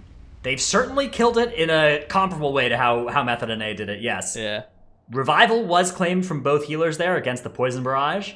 But that is fine. They shouldn't need it for anything to come. Okay, so there's a big difference here between the two teams that you probably wouldn't notice unless you're paying super close attention. Lip on the side of Method NA has camouflage, and he ran down the hallway. He's pulling Kula the Butcher. That pulls everybody out of that Nyalothan realm, and it pulls them out. So basically, they get a free skip. They need to do this because Lighty and J.T are dwarves, so it makes it a little bit easier. Ethical is actually playing Voidweaver Malthier, so Chompy, Arrow, Airy are sitting there in the back, just DPSing Malthier as she walks. Skylark has found a way to snap Malthier, utilizing the side of the stairs here. No other teams have done this before. I don't believe that the snap is very well known. I think people in live would use this because this thing kind of owns. So really good presence of mind by Ethical to be able to snap Malthier in that way. That's not that bad of a time save. Or time loss, rather. Exactly, yeah. This skip is going to cost them like 20, 30 seconds more than it cost Method NA, but they're taking an Awakened enemy down with it. Exactly. And that is a great trade-off probably for Ethical. However, they are still overall behind here, as Method NA have slain Kula the Butcher, Ethical just getting started on it. So Ethical a third of this boss fight behind where Method NA is.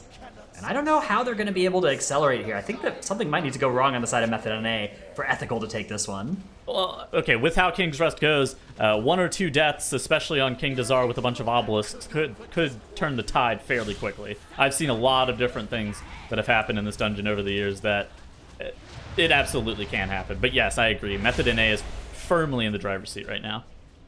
Yeah, Kula the Butcher going down for Ethical. They are one battle res available compared to Method NA's 2.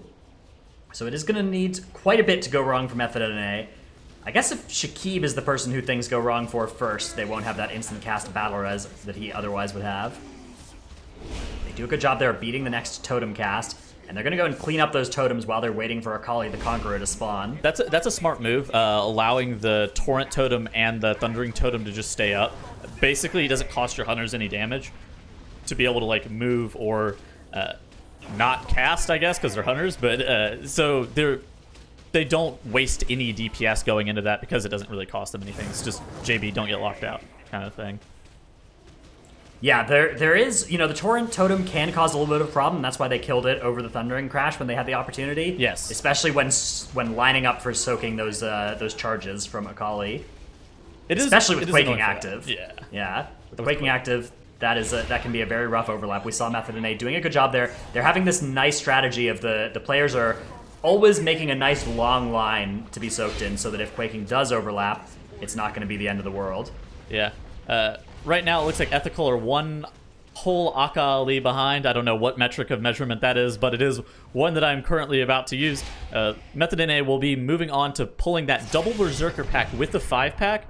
Fairly dangerous pull just because of the immense amount of tank damage that is present on Necrotic. As long as Lighty is able to stay alive, he does have that Dwarf Racial available to him, that last stand, and that shield wall. JP goes down. Oh, God. He does have a release point nearby. So this is right here, yes. Yeah, but Lighty has a bleed on him now and a bunch of Necrotic stacks.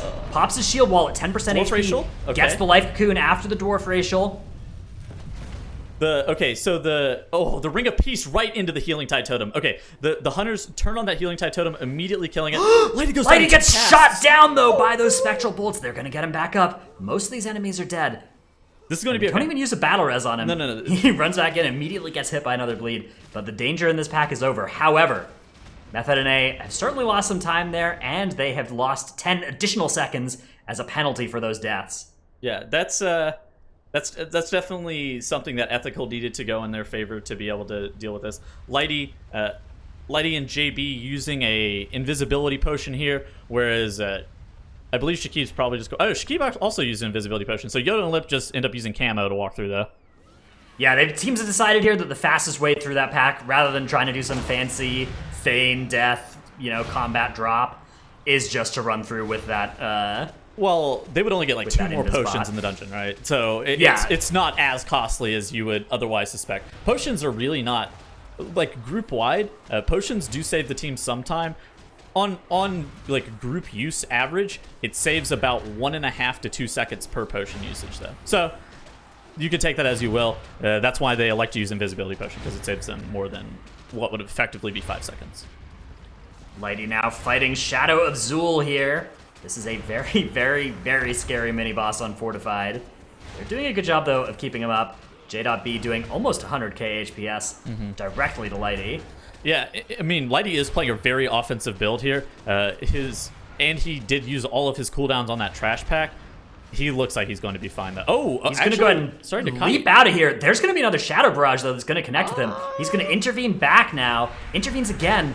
Whew, that was very, very close there. I'm not really sure what he accomplished there, because this cast still went off on him. I don't believe that he avoided any casts with that strategy there. Heroic leaping away is very infrequently the correct move from Shadow of Zul. Like, if you're going to kite him, you have to kite him like in a completely different manner, I feel like. I think heroic leaping away can be fine, but your healer has to be in like a way different spot, right? Well, you mostly just need to make the decision before you run out of everything, because once you've run out of everything, you've just got this huge dot ticking on you, and one more Shadow Barrage lands on you while you're kiting, and you will just die. Meanwhile, Method and A pulling King Dazar with 3 of the 4 awakened enemies, so no Samrek, Beckoner of Chaos. Yep. Ethical will be doing the same thing, but with no Voidweaver Malthier instead. Samrek Voidweaver Malthier gets a cast off for Method and A. That's going to hit Lip. I think that Method and A is securely in the lead here as long as no major blunders occur here. Lip drops pretty low there. Everybody's actually starting to get pretty low on the side of Method and A, but I don't know, man. Samrek is still alive, and they're kind of out of stuff to use, so people are going to start getting feared here, right? Samrek was killed for Method and A already. It's just Urgroth. It's Ethical who's fighting Samrek, I'm trolling. That's Urgroth. That's not Samrek. I'm like, oh my goodness. And those awakened mobs will be going down for Method and A. They are almost out of the woods here, but wow, Ethical has kept it close. Ethical still have Samrek up. They are nuking King Dazar. Again, it's like whenever we were watching earlier. I'm pretty sure just the difference between these two teams occurs in the first boss room. Like, how long you can keep those champions and the Witch Doctors stacked up for is so imperative for how quickly you can get onto the Golden Serpent, which saves you the most amount of time. I feel like that is just a huge time save in this dungeon. Method and A almost done with Tazala here. Tazala, a very dangerous part of the King Dazar fight, but they are going to kill it before it gets that next Deathly Roar cast off. Skylord Lightfoot potioned and ran away to be able to reset necrotic stacks here. Yeah, he's had enough. He's getting out of there. Oh, sir. Oh, sir. Oh, the blade combo comes in. It's going to be his shield wall committed. That is going to be enough, though. They are going to be able to finish off those awakened enemies, and now Ethical also working on just Dazar, but they still have Tazala in their future, whereas Method and A has it in their past. Method and A just 30% left on King Dazar. They get a favorable pattern on those spears that can drop from the ceiling. That is good news for them. Just 15% now separating them from this victory. 5-second differential in the death log, but they will be much more than 5 seconds ahead here as they claim victory in game 1 of the semifinals. Or the finals, the grand final. Yeah, the grand finals, and this is still a best of 3, so these guys only need 2 wins to win this entire tournament. And yeah, very well played by both teams, but Method and A is just going to be a little bit faster, and they were actually pretty close. They were a minute off from their time trials runs, but I mean, both of these teams, they had 2 deaths on the board, Zyro, on both sides, but still a very, very close match. I mean, this is a pretty similar time to what we saw from the Method and A versus Complexity Limit series as well from Method, so I think that we talked about it a little bit in that series as well, that we're pretty sure that the time trial run for King's Rest was more than likely either a 4 obelisk pull or extra trash on top of the final boss for Method and A. But man, this team is just so ridiculously strong.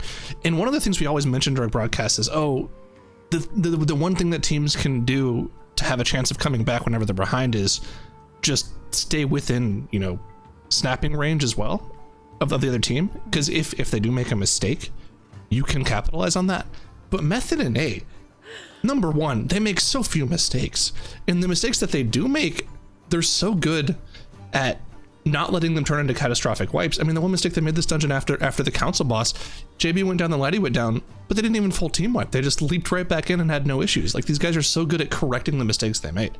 Yeah, those 2 deaths looked like it did not even slow Method NA down. And as I said, Ethical also had 2 deaths. But when these teams are so close like that, Dratnos, and you're not really making these huge mistakes that we've seen in these past series, where do you even find room to pull ahead?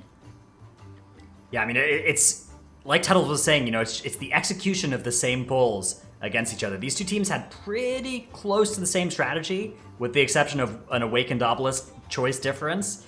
But the time was made up by Method and A just executing the first boss room a little bit quicker. And, the lead that they opened up at the very start of the dungeon was the lead that they won the dungeon with. Yeah, it's something you definitely love to see when these teams are so close together, especially in the Grand Final Series. Method NA only 1 win away from winning this whole tournament. Zyro, what did you want to break down from that last match? Well, there's one section of the dungeon that Method and A absolutely crushed this time around, and it was kind of a question mark for them against Complexity Limit. Actually, their performance in Machimba's room against Complexity Limit let Limit back into that map, but they absolutely annihilated the trash against Machimba, and then the trash pull right afterwards as well. Again, just perfect execution there, line of sighting around the corner, making sure everything gets stacked up again, making sure their tank positioning is right on top of all the mobs so that they can kite everything around and keep it stacked for the DPS to do their optimal damage, like Tettles was mentioning at the end of that dungeon there. They're just so good at doing the small things that it's so hard to find any advantages against this team. It for sure is. And, looking at the rest of this map pool too, I'm not, we're going to Underrot and then Waycrest, as we've seen a Junkyard and Shrine banned on this map pool. If you're Ethical, Tattles, what do you do in this situation? Like, you played pretty well on that first round. How can they look to have a faster run than Method and A, especially when they're playing so cleanly? I think that they just have to commit to continuing to play clean and just hope it goes to the Waycrest Manor. Like, dude, their Waycrest Manor, Ethicals and Method NA's Waycrest Manor is very similar in terms of their pulls, to the point where I think either one of them could be able to edge out the other one in Waycrest. Ethical has to be able to get through the Underrot. We saw that they had a faster Underrot than Method NA in Live Cup performance so far, because they did change their strategy from ×2 Demon Hunter and ×2 Death Knight to Demon Hunter from Time Trials to the double Hunter DK to match the composition of Method NA. They have to be able to have just a super clean bolstering Underrot. That's absolutely the most imperative thing. I don't think they need to change up any of their strategy. They just have to be able to play their own game and focus on what's ahead of them. And on the other side, Method NA in their time trials, they have a 14-minute Underrot. If Ethical manages to play it cleanly, like you just said, Tuttles, is that going to be enough to have a faster time, Dratnos? Well, I think it's a really interesting question for Method NA, because they have this 14-minute run that we assume is a 4 obelisk with the last boss time. And then in the actual cup, they played a 3 obelisk strategy that was slower than Ethical's time trial and slower than Ethical's cup time so far. Okay, so I think if I'm Method NA, I'm thinking about trying to do that 4 obelisk strategy, because I'm not confident that the 3 obelisks is actually going to beat Ethical. For what it was worth, though, the only time that they did play Underrot was the first series of the day of the entire tournament versus Fly Me Out, the 8th seed. So they may, again, have been playing something a little bit safer than what they initially prepped, and they were actually prepped to go with the 4 obelisk. Yeah, it's something... Go ahead. Absolutely. It's just a question of whether or not they are going to switch gear to that full, no holds barred, everything we've got strategy. Well, we will have to see if they bring everything to the table here. It is Method NA versus Ethical here in the Grand Finals. Method NA only 1 win away from winning this whole thing. And right off the bat, we see a massive pull coming out from both teams. 2 matrons involved here. Those are going to be the massive bolstering targets that they have to be careful of. Oh, oh my goodness, that thing dies right before getting its cleave off. Lip goes down. With 1% HP, then getting life. Skylark goes down. Arrow goes down immediately, and these mobs are now just going to turn around and murder everybody. One of those matrons is still on 70% health. I believe that it must have gotten a heal cast onto it from one of the blood priests. Method and A, though, with 1 death, much cleaner. They are going to move through with their shadow melds towards the first boss. Dude, I have always hated the double matron pull. Like, it's so easy to get messed up due to bolstering. And in addition to that, they're pulling the maggot into it, which if the maggot is enraged by the matron, you can't stop the bile cast after it started if it's enraged. You can only start it before it ends up casting. It's like a weird interaction. I assume it's probably like a bug or something. But no, the bile always behaves that way. Where once it actually finishes charging it up, you're not stopping it. Well, you can stop it if the mob's not enraged. Like you can stun it and just it stops casting. Even when it's not enraged, I've seen it continue even. Okay. Anyways. Most of the time it'll stop, but sometimes it doesn't stop and it's terrible. And that's what happened for Ethical right there. The bile actually got off too. That pull is rough. Yeah. You gotta have somebody assigned to handling that, and they have to get it every single time, or else that can happen. Ethical so slowed down by this. You saw them fight 1 matron by itself, and they are now going to be doing another tiny pull here, and it's going to have taken them 3 pulls to do what Method and A was able to do in 1. Ooh, 3 pulls and 5 deaths, by the way. So they're 1 full elderly Axa behind. This is not looking superb for Ethical. Method and A, on the other hand, has accelerated into Elderly Axa, should be going down momentarily. The next pull that we've seen from a lot of teams this weekend is immediately after this, they pull into like a double Blood Swarmer, double Lasher pull like on the right-hand side because it is teaming and the groups need trash count. Highly not recommend pulling this on live, but these teams are professionals. Yeah, they've got their expert routes ready, grabbing 5 Lashers together. Okay, so 5 Lashers, triple rot, double blood swarmer.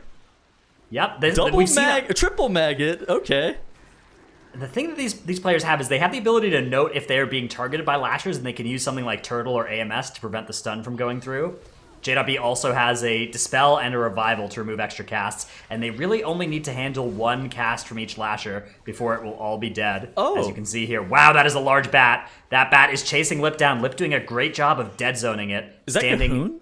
Just between its maximum and minimum ranges outside of where it can hit. So something that's actually really interesting, not the Cahoon comment, but both Lip and Yoda are playing human Beast Mastery Hunters, and that's how they're able to get away with that pull right there. Because they can every man out of the stun. Exactly. So the Disease Lashers, their stun is their cast is a stun. Like Dratna said, every man for himself breaks stuns. Really good just use and knowledge of how the game ends up functioning by Yoda and Lip there. Ethical pulled that mask pack on the side there, so they got a little bit more count from this first section than Method and A did. But Method and A firmly in the driver's seat as they are pulling half of Kragmaw's room now. Again, not using DK damage here, just that Hunter AoE. Hunter, consistent damage every single pull, no cooldowns required. Whereas Death Knight, much more reliant on having all of their stuff ready to do big damage. Bestial Wrath, just the cooldown of it being able to get reduced by barb shot casts, and then rapid reload reducing aspect of the wild cooldown just makes Hunters able to have everything, every single pull. Dude, did Lighting just go around the other side and now Yoda and Lip are misdirecting all of the trash to him? The rest of the trash in this room. What is this? The old pull? pincer maneuver. Yeah, the pincer maneuver in a bolstering setting with triple bat. That is there's a healthy bat there. I see it. Uh-oh. There it is. That is a large bat. Oh, big bat. Big bird. They have a stun on it. Oh, it charges. No. Oh, no. Shakib. He is inching backwards tentatively. This is a concept called dead zoning. The Bloodswarmer has an ability, has a charge ability, but if you were more than 5 yards away, he can't melee you, but at the same time, he won't charge you. So Shakib is doing a good job of inching away. You're trying to stay between 5 and 15 yards or something away from him so that you're not getting hit and you're also not getting that charge to trigger. While keeping Chains of Ice or potentially Concussive Shot maintained on the bat. Yeah, the slow is really something that is important for that, because otherwise it's very hard to reliably stay in that range. I have been in groups that do not have a slow on the bat. Not what you hope for. Yeah, we've actually seen a lot of different strategies revolving around that bat before. Even from Method and A, back when J.B was playing that druid, he would just spam hibernates on it to keep it distracted in the middle of his cast. I always love those strats. Like the hibernate spam is so clutch too, because you can get those feral blood swarmers caught in a sonic screech cast over and over again, and it'll just sit there not doing anything. It's OP. Like it's a really good live strategy. For MDI, they're pulling a little bit big for that, but yeah, there's too many bats to apply that strategy to each of them. Ooh, Ethical is though, getting really also low. doing a large pull here though. This is looking pretty good for them. There is a blood swarmer that is quite thick though. That thing has a lot of health. A fat one. But I think they're going to be okay. Yeah, it is casting Sonic Screech. Ooh, cast goes off. Chompy goes Chompy. down. That blood swarmer is going a murdering. It is on a tear. Something that's also important to note about the blood swarmer is that it has a mixture, like it has mixed damage. Basically, so part of its melee is shadow damage, and then part of its melee is physical damage. The physical damage part, not that bad. The shadow damage part will 100 to 0 you. Like and it does, like, since it does mixed damage, there's some things like AMS that are good versus it, but like you can't dodge it or parry it or anything like that without also taking the shadow damage component. Yeah, it requires you, like a rogue, you want to pop both cloak and parry. Method and A now pulling trash onto the final percentage points of this bolstering boss. Very good strategy here to get the upside of fighting trash onto bosses without the downside of getting bolstering stacks onto bosses. Yeah, I find it interesting. Okay, so in seasons past, we've actually seen a lot of teams play Horde on Underrot because Blood Elf Racial, the Arcane Torrent, is really good for these reanimated Guardians. However, Method NA electing to go Alliance, presumably for that human racial, if I really had to suspect, right? Because meld is not that useful in this dungeon, just straight up. Well, they do still have a 5 meld comp here, though. They still they meld past the mask and feign death there too, so they do have some melds in their path. That is true. Meld isn't exactly the most useful thing here, relative, right? I would say that this isn't the dungeon where meld is the most important, but I still think it's more impactful than something like Arcane Torrent would be. So I guess in seasons past, too, people were playing that mask, and people also had rogue. So I guess you have neither of those things. Like, you're not playing the mask, and you don't have rogue, so yeah. Rogue does... I'm kind of surprised that we haven't been seeing too terribly many rogues this season. Yeah, we see a lot of them in Freehold because their ability to go and do the Ring of Booty while boss combat is happening. And we see a lot of them in Toldegor because of their ridiculous abilities to, like, maneuver in that dungeon and open up cages. Oh, but tricks outside of the of that, trade cannons. Like, yeah, and tricks of the trade and cannons being the main thing, actually. But outside of that, their damage has been a little bit outclassed this patch by stuff like the Hunter and the Death Knight, depending on the damage profile of the dungeon. You know what so they we've need? seen a lot of teams opting for mostly those specs instead. They need triple Brigands Blitz Miraculous Fang. I am gonna need you to stop that right away, Tunnels. What? All right, we see a massive pull coming out from Method and A. They picked up 2 of those bonus blood swarmers from off the side there. 2 of them? Side of Okay. this pull was not spicy enough without some extra feral blood swarmers in there. Yeah, so those Bloodswarmers get 4 count per, so I assume that they just needed... Yoda! Okay, bolstered bat, 100 to 0's poor... Yeah, we've got some bolstered skeletons here as well. That's a a new full reanimated health guardian man, gets summoned. no. That one is not bolstered, though, because that one was summoned Okay. by the Death Speaker right before it died. So it actually dodged most of the bolstering stacks. However, you can see there is one that is a large skeleton, and this may be a shadow meld from Method and A to avoid the combat with those things. So do you get another bat, or do you kill that reanimated guardian whenever it gets back into place? Because 1 bat is equal to 1 reanimated guardian in terms of count. The bats are near, like, closer by. Yeah, they could do an extra worm at the very end of the dungeon as well. I think we've seen Method and A That maybe is just true. pull those 2 corruptors by themselves. They could just add in the worm at the end to that pull. They do triple corruptor with all the skeletons. That's what they do Right. at the very end. If they I think adding a worm there is a little bit scary, but I'm sure they could. YOLO. Yes, Dratnos, YOLO. Ethical. I'm sure that's what Lighty yells, just leaping into the middle of that pack there. Well, I've heard Lighty say on multiple occasions, "I'd rather die without you using darkness." Ethical here, on to Kragmaw, 50% health. they're pretty sizably behind. The mistake at the very beginning, that blunder at the very beginning with the full team wipe, set them so far back. It's really not a position you want to be in against Method and A as well, because you know there's such a small chance that they will let you back into the game after something like that happens. Method and A here do have a couple of mushrooms that need to get soaked here. Both Lady Turtle. and Yoda go to do it. That's a very common sight, actually, for me in Keys, is whenever there's a mushroom, multiple people all run and try and grab it as that cast is going off. That is bad, Dratnos, for multiple people to run over to the mushroom. And the reason for that being is if the mushroom explodes, it does AoE damage and puts the dot on multiple players as opposed to one person running over it by itself. But Tettles, I just saw Method and A do it, so it can't be bad. You got me. Ethical just about to down Kragmaw here, whereas Method and A about to down Sporecaller Xantia. They are a full boss and a trash section ahead of Ethical. That is They're a one massive, trash pull. Yeah. massive lead. I mean, yeah, Underrot is a one trash pull per section dungeon. True, actually.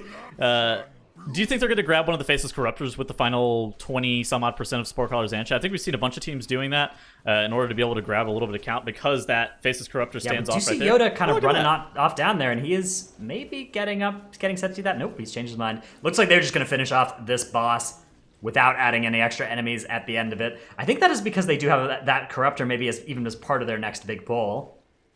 I thought they grabbed a different Corruptor, but maybe that's the one. Maybe not. Yeah, let's see exactly what they decide to go and grab. We know that there are some skeletons involved here. They are at 88% trash count already, so they're fairly high when you factor in the fact that they are going to get 3 awakened enemies worth of count here as well. You can skystep in camo? Yep. Okay, we have to use that one later. Ethical actually does get down the same pull that Method and A had a few problems on, and is going to be starting Sporecaller Xantia here shortly. Unfortunately, they're approximately 2 minutes behind at this point, so there would need to be a calamity for Method and A. Basically, Method and A would need to wipe on the final boss. Which can happen. There will be awakened enemies there. Yeah, they can wipe here's the melee killers. Yeah, Method and A have gotten those skeletons in with these Corruptors, and that should be all the count that they need. 2 Corruptors, 5 skeletons is the pull. Method and A on track here for, it looks like maybe something like 15 minutes is potentially what they're up to here, so I don't think that this is their 14-minute strategy. I continue to believe...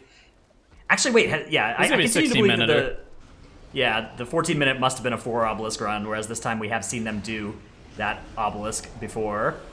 Yeah, this is this is definitely going to shape up to be like a 16-minute with... There was some mistakes that could have been improved on, but none of them are... how we would deem catastrophic. Ethical had one catastrophic mistake. Yes, Method and A does have a challenging final boss ahead of them here, though. This is going to be a tyrannical 3 obelisk Unbound Abomination here to end out this Underrot map. If they wipe here, Ethical is definitely in position to close the gap. The awakened enemies now spawn in. We've got the Blood of the Corruptor, the Fear Guy, and the Spider. Method and A moving towards the Spider after baiting the first Vile Expulsion away from where it spawns. That's going to give them quite a lot of time here with relatively free DPS time. Should keep making good use of that. Popping all his cooldowns as basically nothing is going to force him out for the next 10 seconds.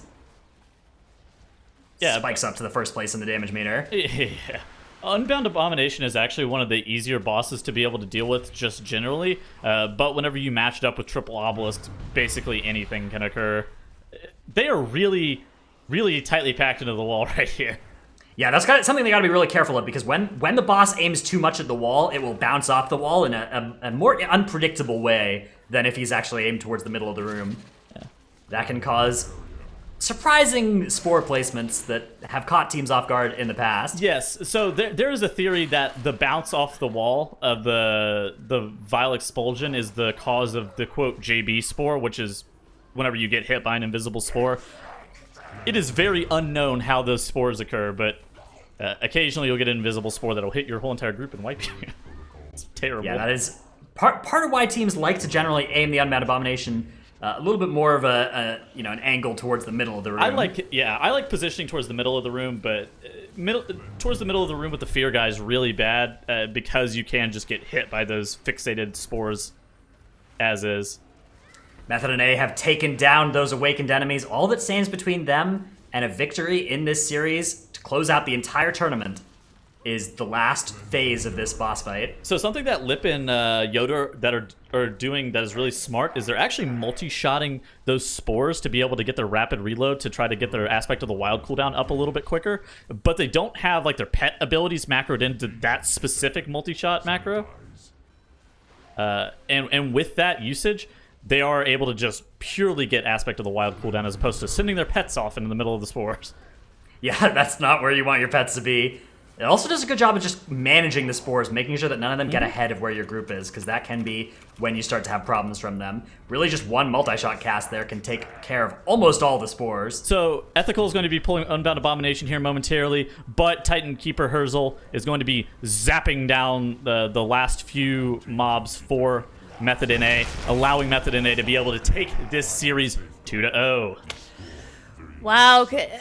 Method NA 2-0ing in the grand finals against such a strong team like Ethical. But, you know, they had those 9 deaths, and it's definitely, you know, you have those early deaths, and it just seems like it kind of became impossible for them to catch up at the end there, Zyro. Yeah, I mean, that's probably like the worst case scenario, right, for one of these teams, is to know you're fighting against Method NA, who is just the most consistent team that we've seen in the North American region for a long time, and then just wiping to the first trash pack, knowing that your only real hope of coming back is for Method NA to have some astronomical mistake. That's unfortunate to see, but Method NA, man, they have really impressed in the face of all of this, you know, it's kind of skill ups we've seen in the North American region. Yeah, and you know, like you were just saying, Zyro, against another team, maybe Ethical would have been able to catch up, maybe make up some time, but it just really shows how tough this competition is, because if you make mistakes against a team like Method NA, like you were saying, really you just gotta wait for them to hope they make a mistake and maybe catch up to them a little bit. But to wrap that thought up, these top 4 teams, Tuttles, have looking really strong. Straight up, if I were Ethical, I would actually be pretty upset with how that Underrot ended up going. Yeah. Method NA has a 16-14 Underrot. Ethical, if they don't wipe to the first pull, absolutely beats that. Like, that, oh, dude, they got set so far behind at the very beginning. They would have beat that Underrot. And then the Waycrest Manor, I feel like the Waycrest Manor would have been a coin flip because they were the exact same pulls. So maybe Method NA would have been slightly favored, but dude, Ethical really should have been able to clutch it there. And I feel like if there was a time for them to win an NA Cup, it was right now. So do you think, Dradnos, that the only reason that we didn't see that what you think is their 14-minute run, Method NA's 14-minute run on Underrot, do you think that they knew kind of where Ethical was positioned and just decided to play it a little bit slower? Or, I mean, I guess it was, what do you think? Yeah, I think that it's a question of risk versus reward. I think Method NA has multiple strategies prepared for a lot of these maps, and we've seen them on the same tournament pick different strategies for different maps.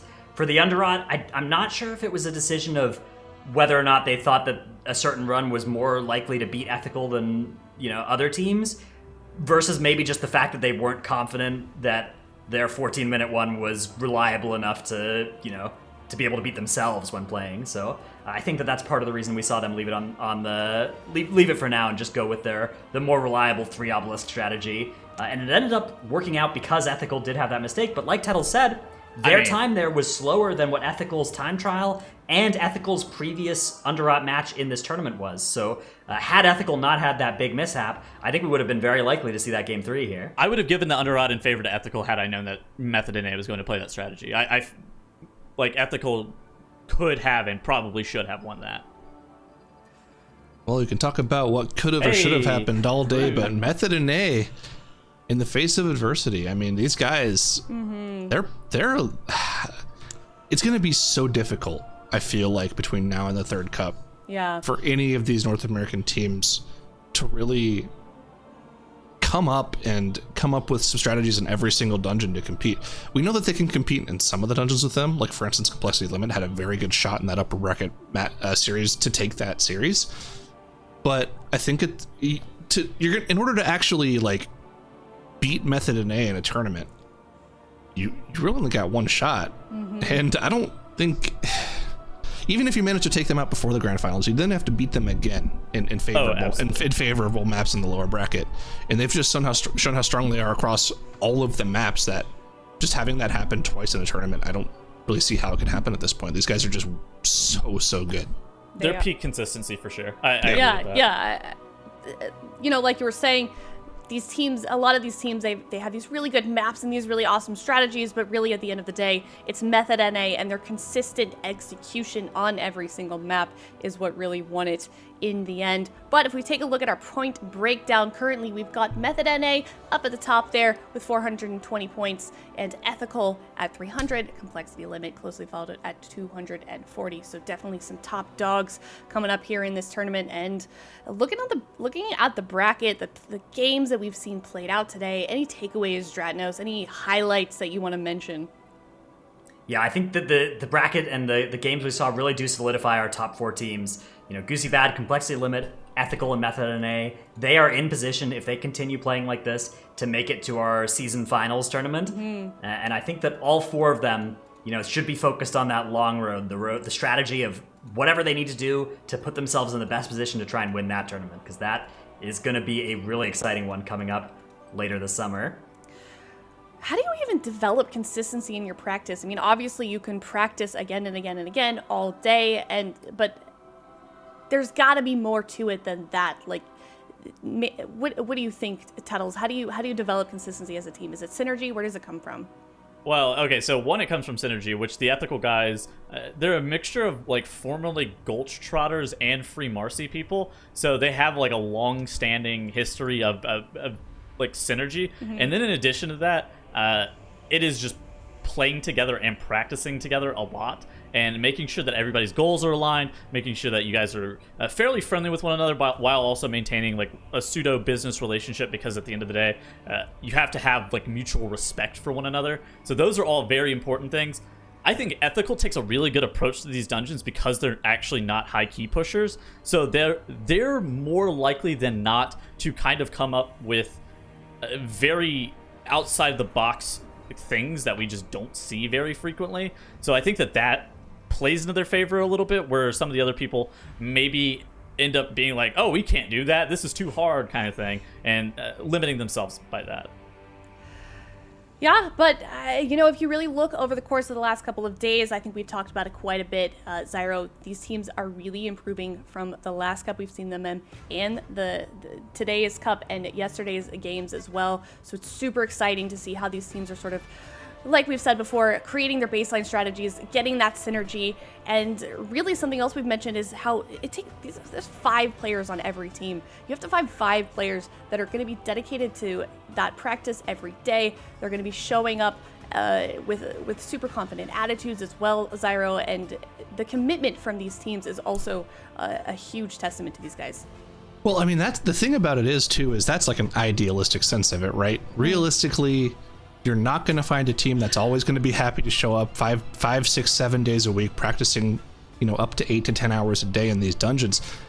You know, people are going to clash. There's going to be temper flare-ups. And the fact that we still have these top 4 teams by the second week and they're improving and they're not having any sort of setbacks, it's impressive to see. These guys are all super confident. These guys are all still with it. I think we're going to see them all again 2 weeks from now. I'd be incredibly surprised if we didn't. Yeah, I mean, these guys are showing that they're all in it to win it, and it's going to be really exciting to see what they can pull out in future weeks. And speaking of future weeks, next week we're going to be jumping to the other region. It's going to be EU and Asia Cup number 3. It's going to start at the same time, 9 a.m. Pacific, specifically 9 a.m. Pacific, haha. And it's going to be at the same place, youtube.com/Warcraft. My name is Aya. Thank you guys so much. I was joined by Dratnos, Tados, and Zyro, and also Jack and Nagora. Thank you to those guys as well. And thank you to everyone at Blizzard also working behind the scenes. Being remote is definitely a big change, but thank you guys so much for watching and tuning in, and we'll see you guys next week.